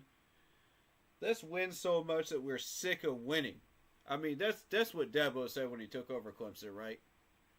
That's what I want in Charlotte. I want us to win so much we're sick of winning. We win every first down. We win every play. We win every touchdown. We win every game. I want people to get sick of us. Like people are sick of Kansas City right now. That's what I want. You know, I want us to be feared. And next year, we're going to start having people fear this logo again. That's what I want to see happen.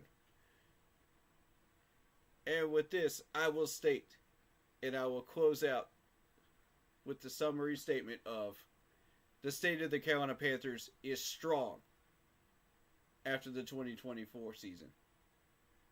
Would you agree?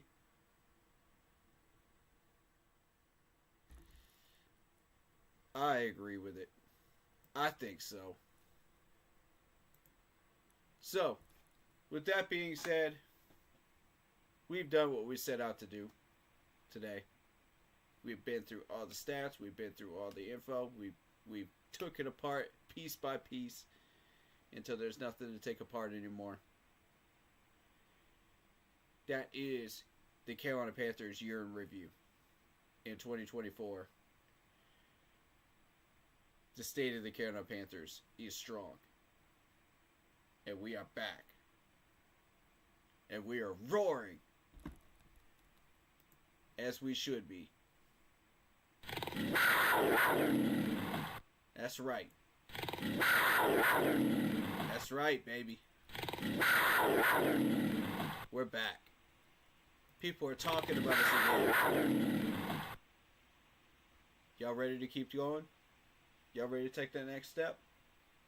Stage 2 begins now. With the hiring of the next staff people that just got replaced. Are you ready to begin? I am. I'm ready. I'm telling you right now, I'm ready. I wanted to briefly talk about the NIL for college. They kind of close out. I was hoping to have Chad on here for that, but that's fine. He actually agrees with me, I think, on this. I didn't get a chance to listen to his message, but I want to hear what he has to say about that too. Maybe we'll play his response to that. But maybe. But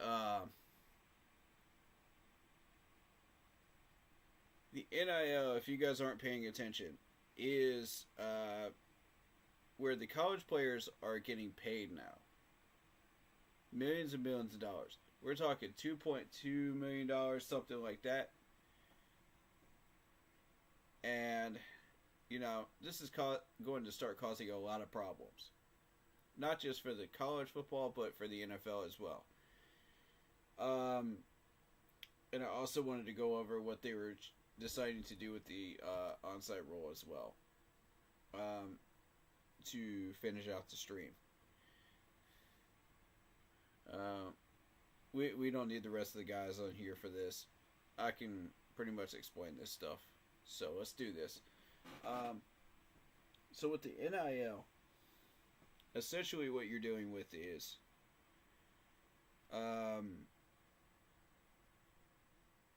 the players will use this sponsorship money to pay off their scholarship debts. So they will have no college debt after using that money. Every one of these football players will have no college debt. I want y'all to think about that for a second. There's a lot of things to consider here. The first is, how is that fair to everybody else that has college that out the wazoo? And some of these people are sitting here at age 60 or 70 still paying off college debt that they were acquiring during the year of 25 to 30 or later in their life. This is horse crap. You know, if you're one of those people, this is horse crap. You're sitting here going, where's our college money? You know, and that's what the entitled people are thinking, you know. And honestly, I can't say I blame them. Because, look, man, these players are getting paid millions of dollars, and we're not getting paid jack squat. Now, I want you to consider this, too. The average rookie salary per year is sitting at around just over $500K per year in the NFL. So this amount of money is equal to basically the amount of a full rookie contract in the NFL. If you're sitting there getting $2.2 million with an M.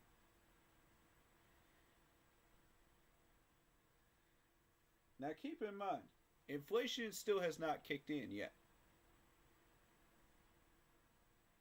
And inflation is going to drive that money up and up and up and up. It's going to look like the NFL. You're going to have people going through the transfer portal to colleges that are not even concerned about their college education anymore.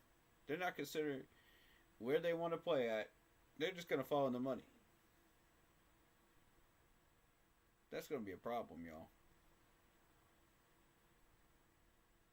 I'm sitting here trying to tell you that's going to be a problem. So, when you're dealing with a bunch of players that are sitting here making rookie contract money in the NFL, in college. Now, mind you, in 4 years of college, they're making more than a rookie contract in the NFL. Tell me how that's fair. The government's going to want their chunk. Of course, you already know that. State's going to want their chunk. So what you're going to see is a bunch of players that have already earned their bag. They're going to go into the NFL and they're going to say, I don't feel like playing for these teams. Because all they offer is money. I've already got money. I'm set. I already got a mansion, bro. I already got 2 cars and a Jaguar in my driveway. What do I care about money?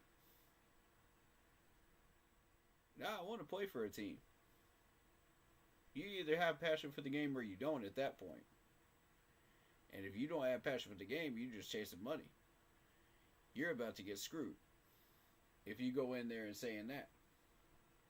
Because nobody's going to want to draft you. So it's going to screw up the draft. It's going to screw up rookie contracts. Because guess what the NFL is going to do? They're going to say, oh, you want money? All right, bet. Let's raise the rookie minimum contract numbers. In retaliation for the NIL. Every time the NIL raises up with it, with their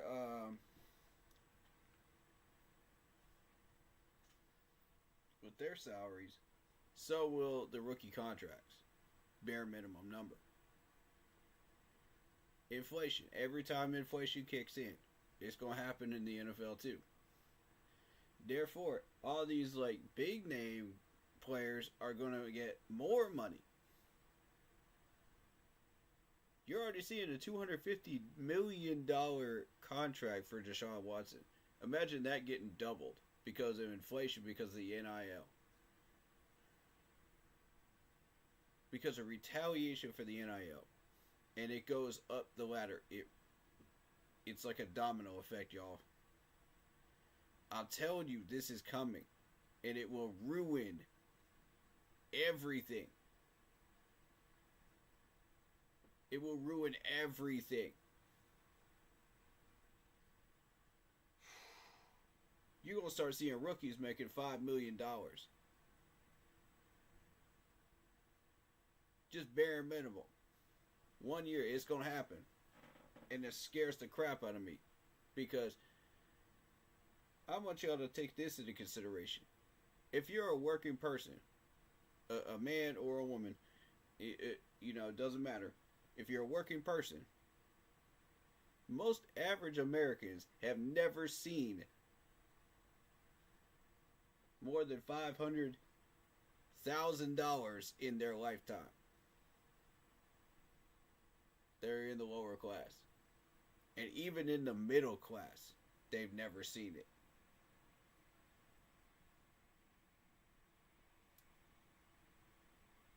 Some of the high rollers, you're looking at millions of dollars that these rookie contracts under inflation after about 5 years is going to be looking like more than you've ever made in your entire lifetime. I mean, this is getting ridiculous. Tom Brady's over here about to get on the Fortune 500, man. He's about to get on the Fortune 500 list, man. I mean, this is ridiculous, bro. I'm trying to tell you how bad this is going to get. You're going to see a lot of players not make teams because they either don't have the desire or they don't have the intelligence. And they've already made their bag. That's what I'm telling you. This is what's going to happen. They're going to get lazy. So some of these players get lazy.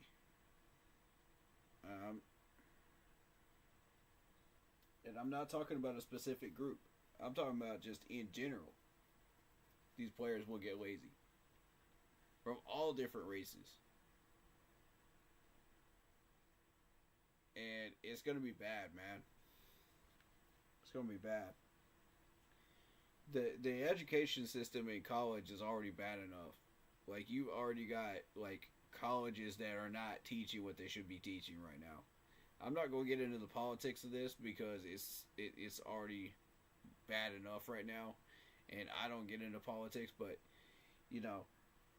these players are not going to be focused on education at all when they go to college. To be a football player. All they're going to be focused on is just winning with their team. That's going to be it. Because there's already that theory floating around that they soften up the education system for the players, so that they can pass and stay on the teams. You know what I mean? I don't know how true that is in some of these universities. I don't know if it's real or false, but it's a thing. You know what I mean? And how that affects the Carolina Panthers is, when we want to try to get players that are actually motivated to play this game, we don't want people that have already gotten a bag. We want people that are chasing a bag and a winning record. You know what I'm saying? Like, that's how that affects us. And that's not good for us in the future. That's not good for a mid-tier team, which is what we're about to be, in the next 2 to 3 years. A winning team that is making the playoffs, but possibly not making it further than that. We don't want to be that franchise that ends up getting one of those people that just doesn't care, about the game. So we got to do our proper due diligence when we start screening these people, man. Once the NIL really kicks in with inflation, you got to double down on these screenings. I'm telling you right now. Double down. You do not change your standards. Keep them the same as they are right now. Because that's going to tell you exactly what players want this and which ones don't. And which ones are going to be lazy as crap once they finally make an NFL roster. Making half of what they could have been making in school. It's going to encourage people in school to go the full amount of years too. Some of them are not going to want to declare for the draft, in their junior year like they normally would right now. And they're going to go senior year, and they're going to ruin themselves draft class wise. They're going to ruin their value in some cases. Some, it might improve. I don't know. It's a 50-50 shot there. The fact is, that's a big problem coming up. The pipeline in the next 5-6 years. And I want y'all to be prepared for it. I want y'all to adjust accordingly. Panthers management.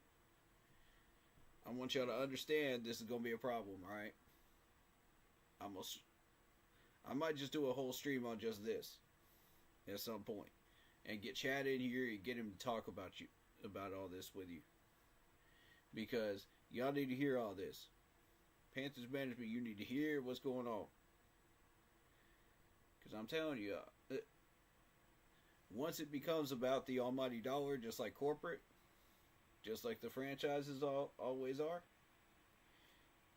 players are going to stop caring. All they're going to do is chase the dollar. That's going to be a problem. Because you're going to have a bunch of players that don't want to win. All they care about is just making money, counting their dollar bills, buying a Ferrari, sitting there in their freaking $1 million mansions.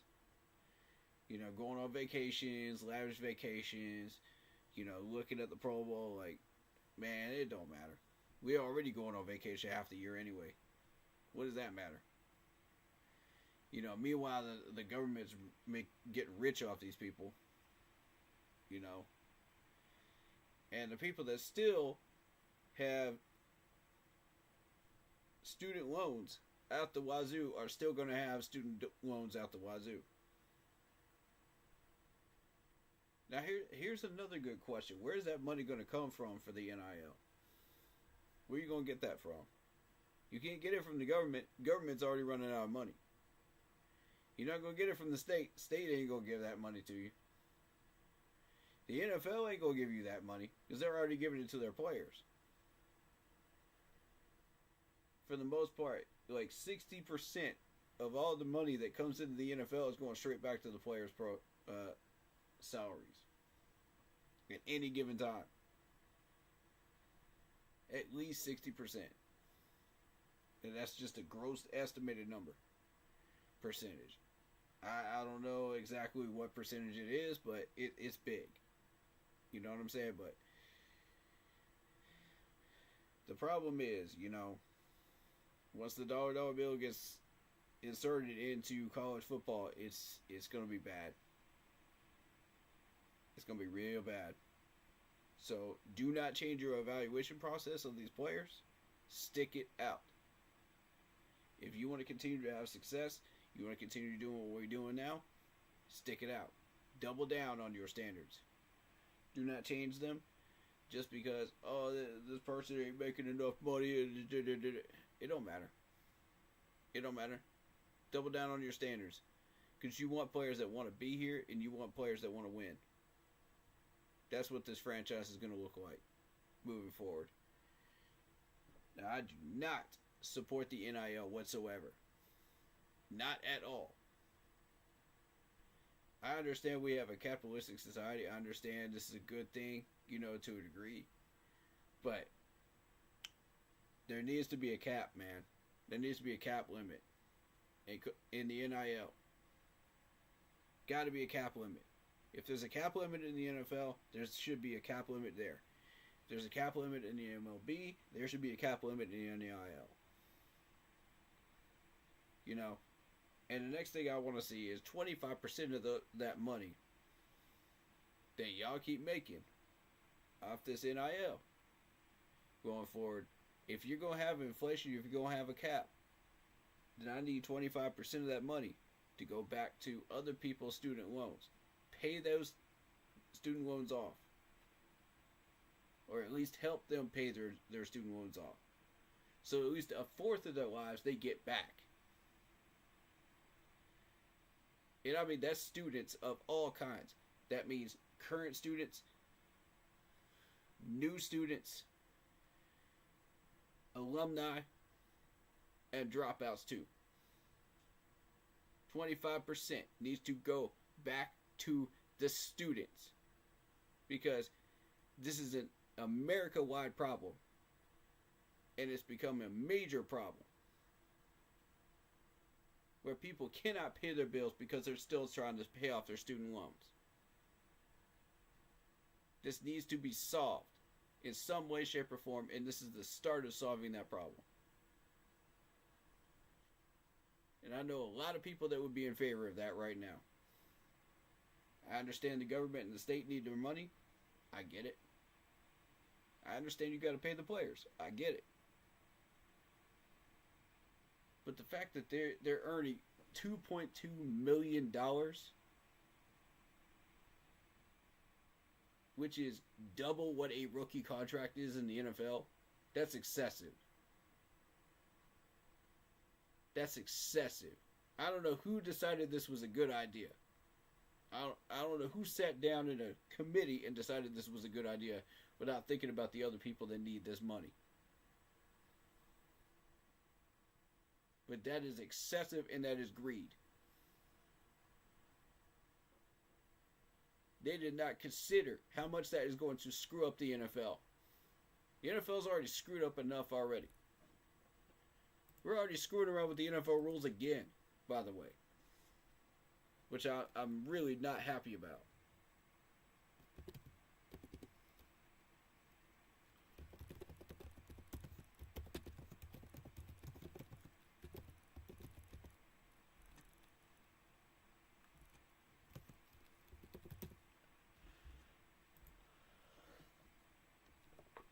So now we're going to get to that. Currently, the onside kick rule is only allowed in the fourth quarter, and the team attempting the onside kick must be trailing. Now that I approve of. Do not mess with that. Do not change that. But now, I'm hearing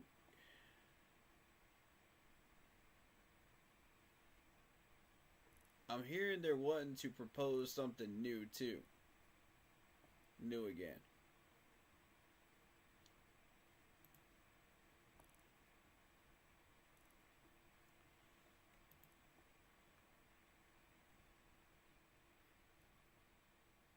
Not only did you mess up the kickoffs, now you're going to mess with the onside?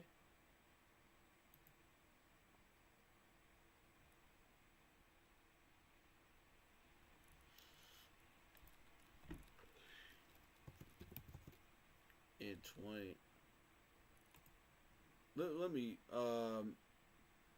hide the screen because I got to check the group chat on that because I posted it in the group chat. I'm going to find that for you guys real quick. Hold on, sit tight. Sit tight. I'm about to find that real quick. Because we got to address that, man.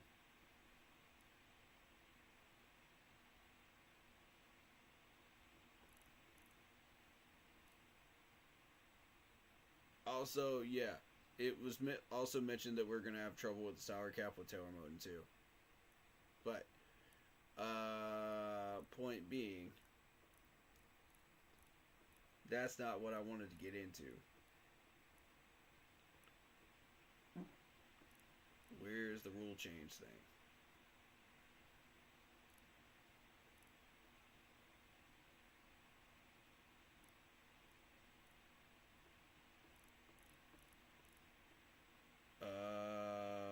Shoot.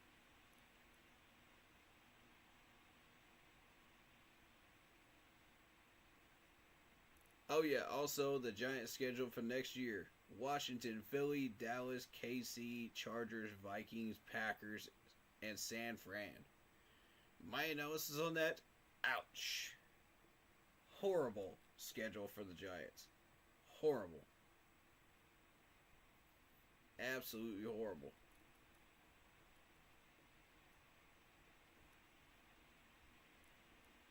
I just wanted to point that out for all the Giants fans out there. Oof. All I got to say is oof. You guys are in for another rough season. Top 5 coming. I'm just telling you right now. Also, I forgot to mention the Panthers have met with 2. Excuse me. We met with 2 big wide receivers in the Hua Bowl. So this is big news here as well. We met with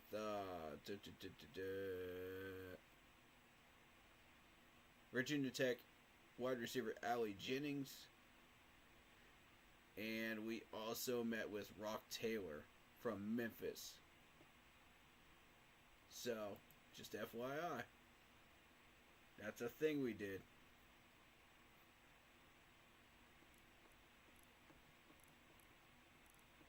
I want y'all to keep that in mind. Now,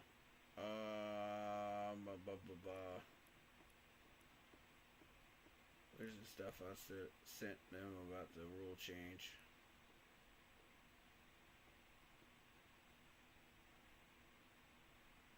Ron is interested in the job in Chicago. We'll see how that rolls.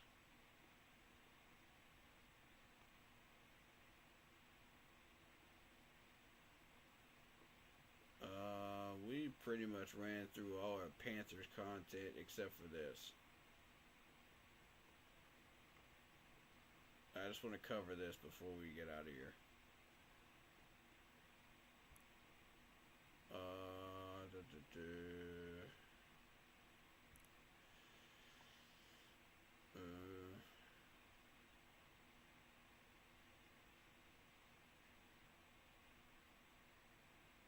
Oh, and also the Lions defense was playing really, really well despite all of the injuries. You know, the loss of Derek Brown is not a good enough excuse. Carolina is an infusion of depth of youth on defense. This is a tweet by Edgar Hemiego Jr. And he's absolutely correct. I absolutely agree.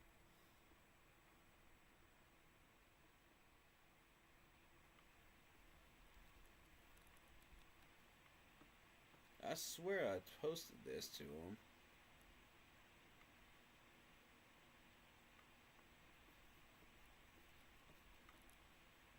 Freaking rule change, man. Proposed rule change.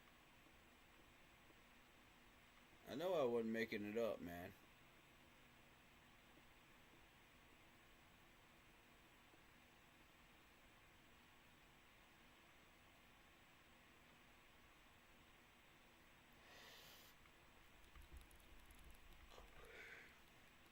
You need to stop screwing around with this, man. For real. I'm not seeing anything online about it right now. Currently.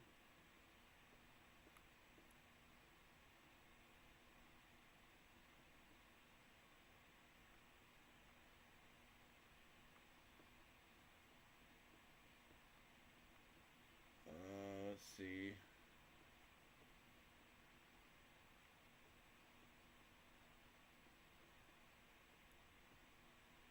I may have sent that to him on Tuesday. I think I did. Yeah, give me a minute. I'm gonna find it.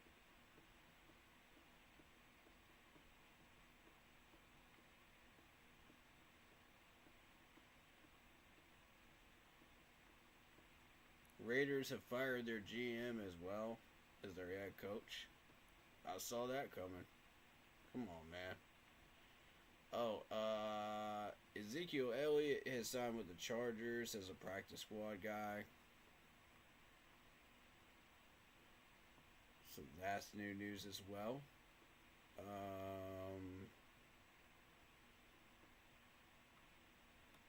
But yeah, first 11 games, Bryce Young 11 touchdowns, 9 picks. Last 3 games, 10 touchdowns, 0 picks.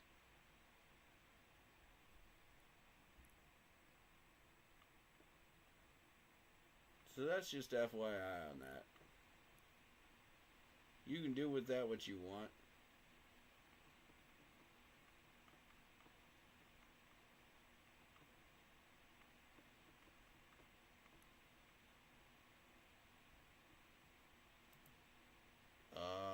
Okay.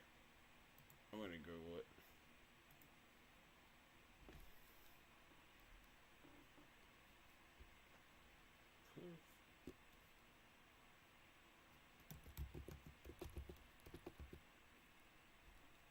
NFL proposed rule changes.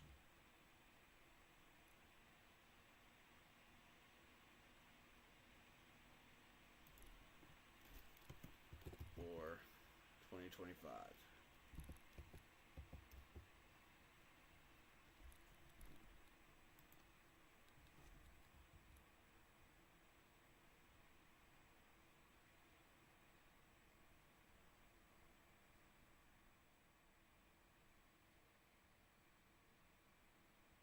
I guess this counts.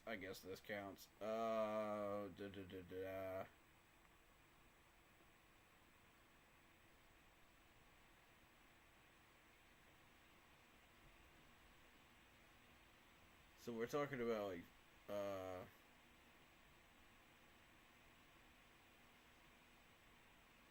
something about a face mask. Penalty thing. That's not what I'm looking for. Onside kick to be replaced. That's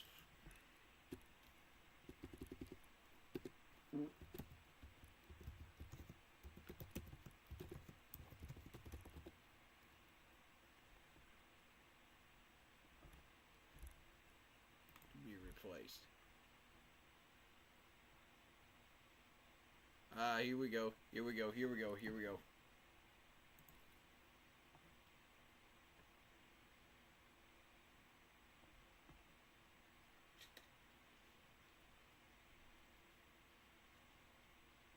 Nah.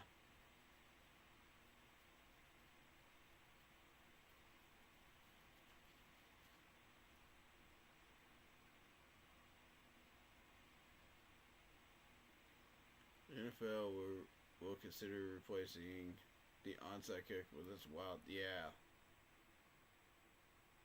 Kick that. Okay.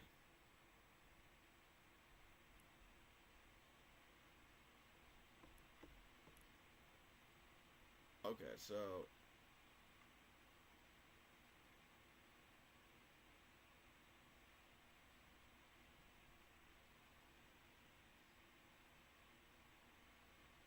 here we go. Yep, this is it. This is the garbage I wanted you guys to see. Alright, here we go.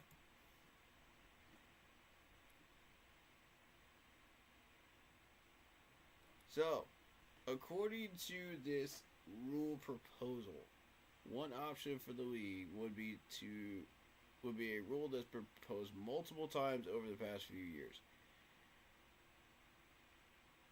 Proposed but not accepted. Proposed but not adopted, y'all. Keep that in mind. There's probably a good reason why it hasn't been adapted yet. But let's hear it out before we judge, right? Instead of attempting an onside kick, teams would get one down to convert a 4th and 20. And if they get 20 yards, then they would maintain possession of the ball. The Eagles were the most recent team to propose this rule, and according to Vincent, it seemed to be gaining some traction. What? Why?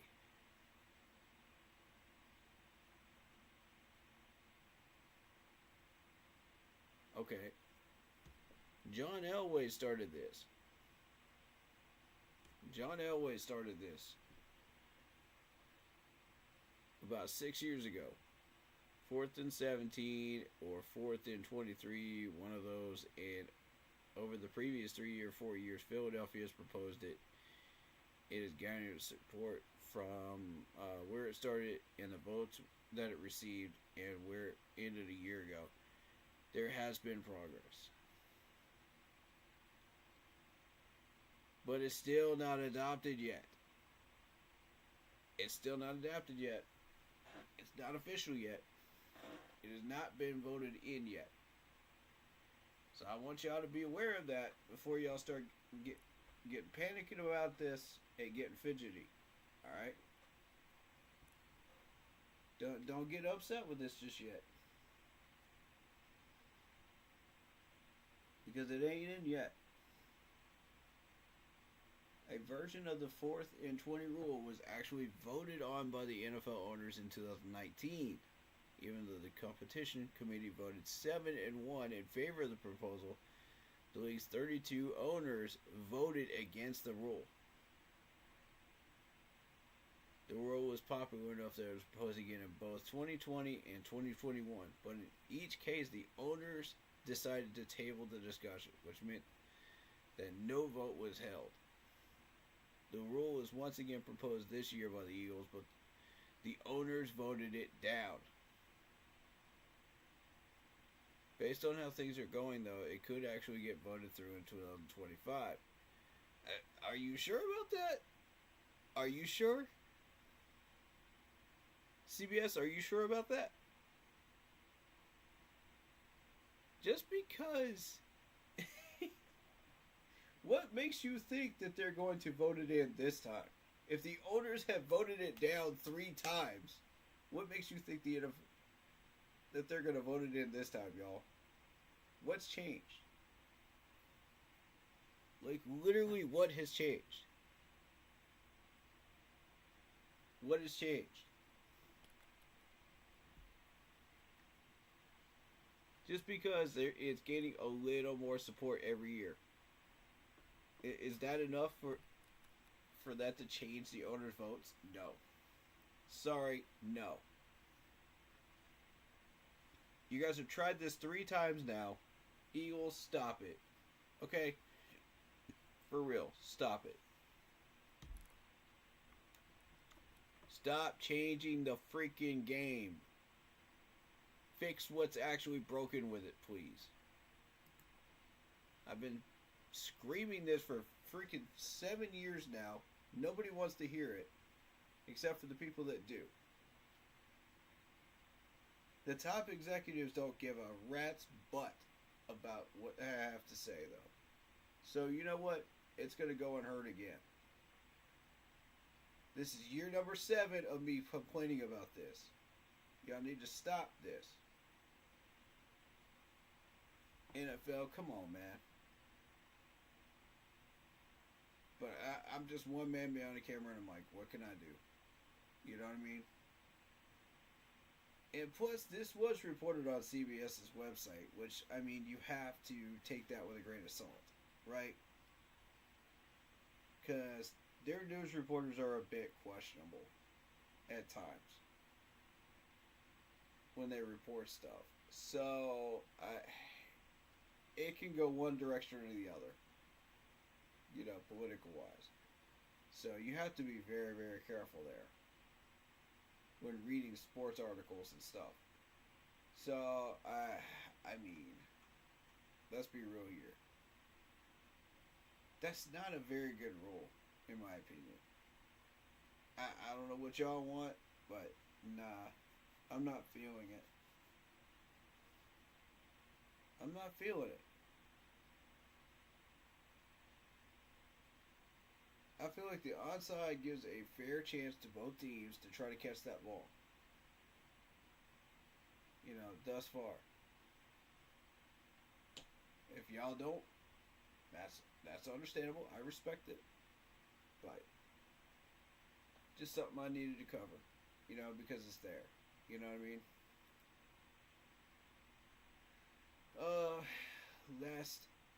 Order of business is the scores from today. Let's finish up with that. And then we'll end the stream. 28-14, Ravens beat the Steelers. I expected that to happen. Ravens are the better team. Let's be real. I knew that was coming. Alright. Houston beats the Chargers.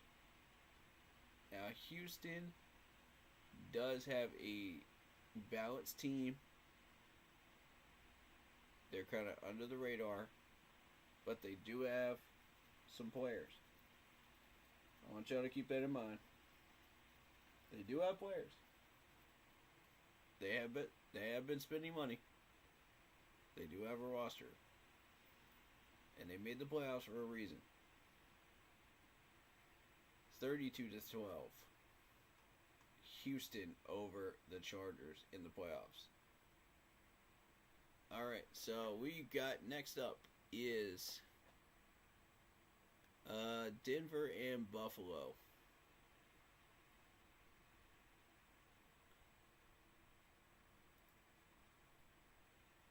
That game is at 1 o'clock.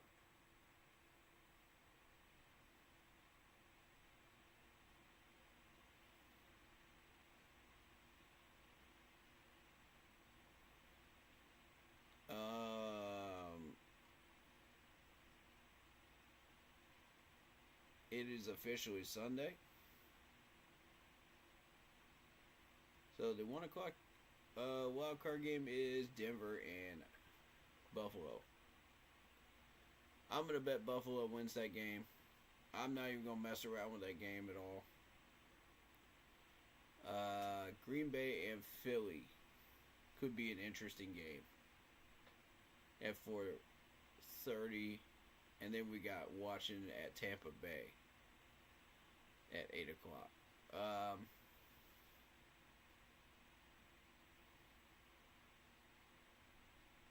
Now here's the interesting part. What games would you like to see me react to? I'll maybe do one round. I'll maybe do one game in the wild card this year.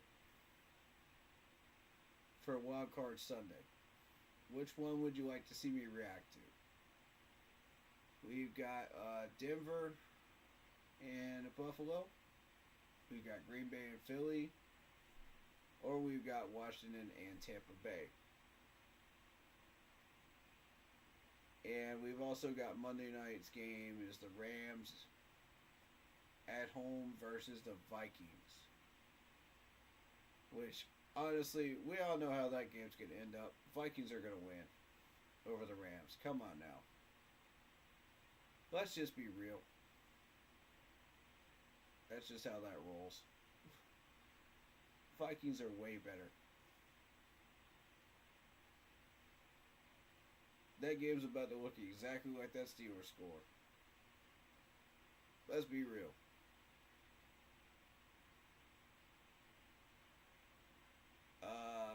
So, I'm going to mess around with maybe one of these games on Sunday. Which one would you like to see me react to?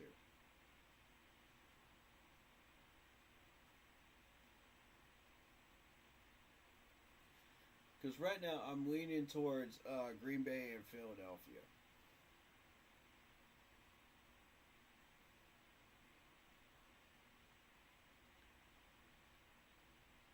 Although I could be convinced for the Buffalo game. It depends. What would y'all like to see?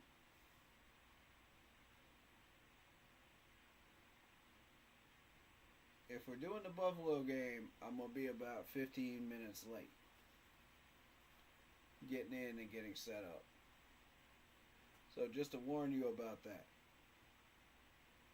Because I do have prior arrangements on Sunday. It depends on the ice out there, man. But I should be good to go. Maybe, maybe not. We'll see. If not, then I might consider the Buffalo and Denver game, the full Buffalo and Denver game. You know, from start to finish. But personally, I would like to maybe go for the Eagles game at 4:30 because of two things. One, it fits my schedule better. Two, I can get a little bit of rest and some food, you know, before I go in and react, you know, and do a full stream. But it's up to y'all. I might not even do wild card at all around this year. I might not. I'm on the fence. I don't know what y'all want. Y'all let me know.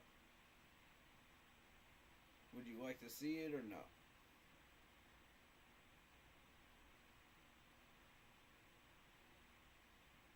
You know, I mean, not everybody feels the same way, you know, when the Panthers aren't in the playoffs. And I get that. I feel that. You know, you don't want to see me react to anything, I get it. But, you know, honestly, I don't care anything for the playoffs right now. It's whatever team wins, man. You know what I mean? It ain't us, so it's whatever team wins. You know, am I rooting for a couple of teams in the playoffs? Of course I am. But, you know, do I need to do reactions to them? Not necessarily. But, you know, I feel how I feel about it, you know? I'm just trying to work with y'all. What would you like to see?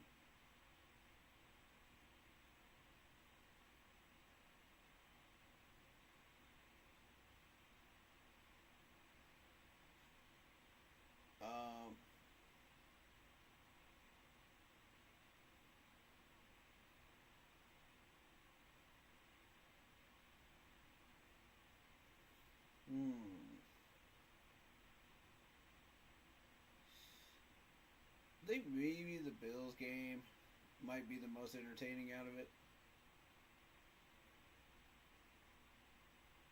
Nah, I'll say the Eagles game will be. The Eagles game will be, for sure.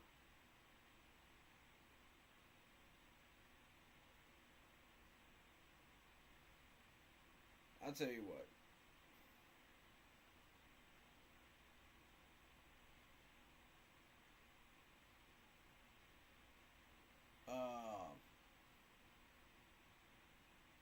I'll do the Eagles game. Perhaps. I'll think about it. If I don't do any of these, then don't be surprised, you know, on Sunday. So, I'll announce it on Facebook group page, you know, tomorrow. I'll let y'all know. You'll know. But, that's where I post most of the announcements anyway. But, that is the last of what we need to cover today, so that being said,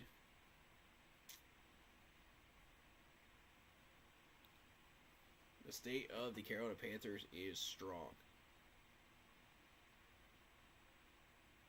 After the first year review.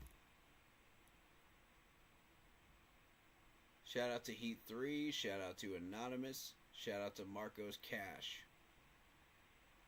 Hit that like button, hit that sub button, hit that bell, select all, leave a comment down below if you feel like doing so. And don't forget to check out the Facebook group page. Keep pounding in all caps for in-game posts, polls, opinions, and reactions to NFL news, such as scheduling for the channel and for the Yahoo Sports app.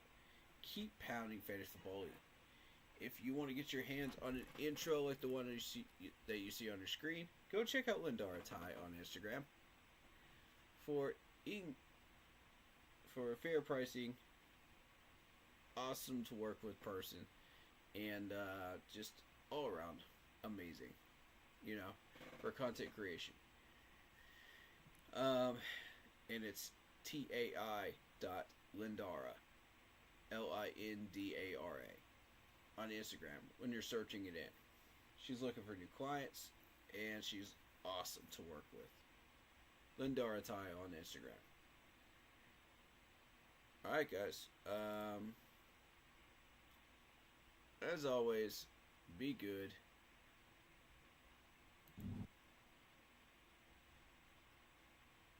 You know, stay happy, healthy, and well. And, as always, keep pounding.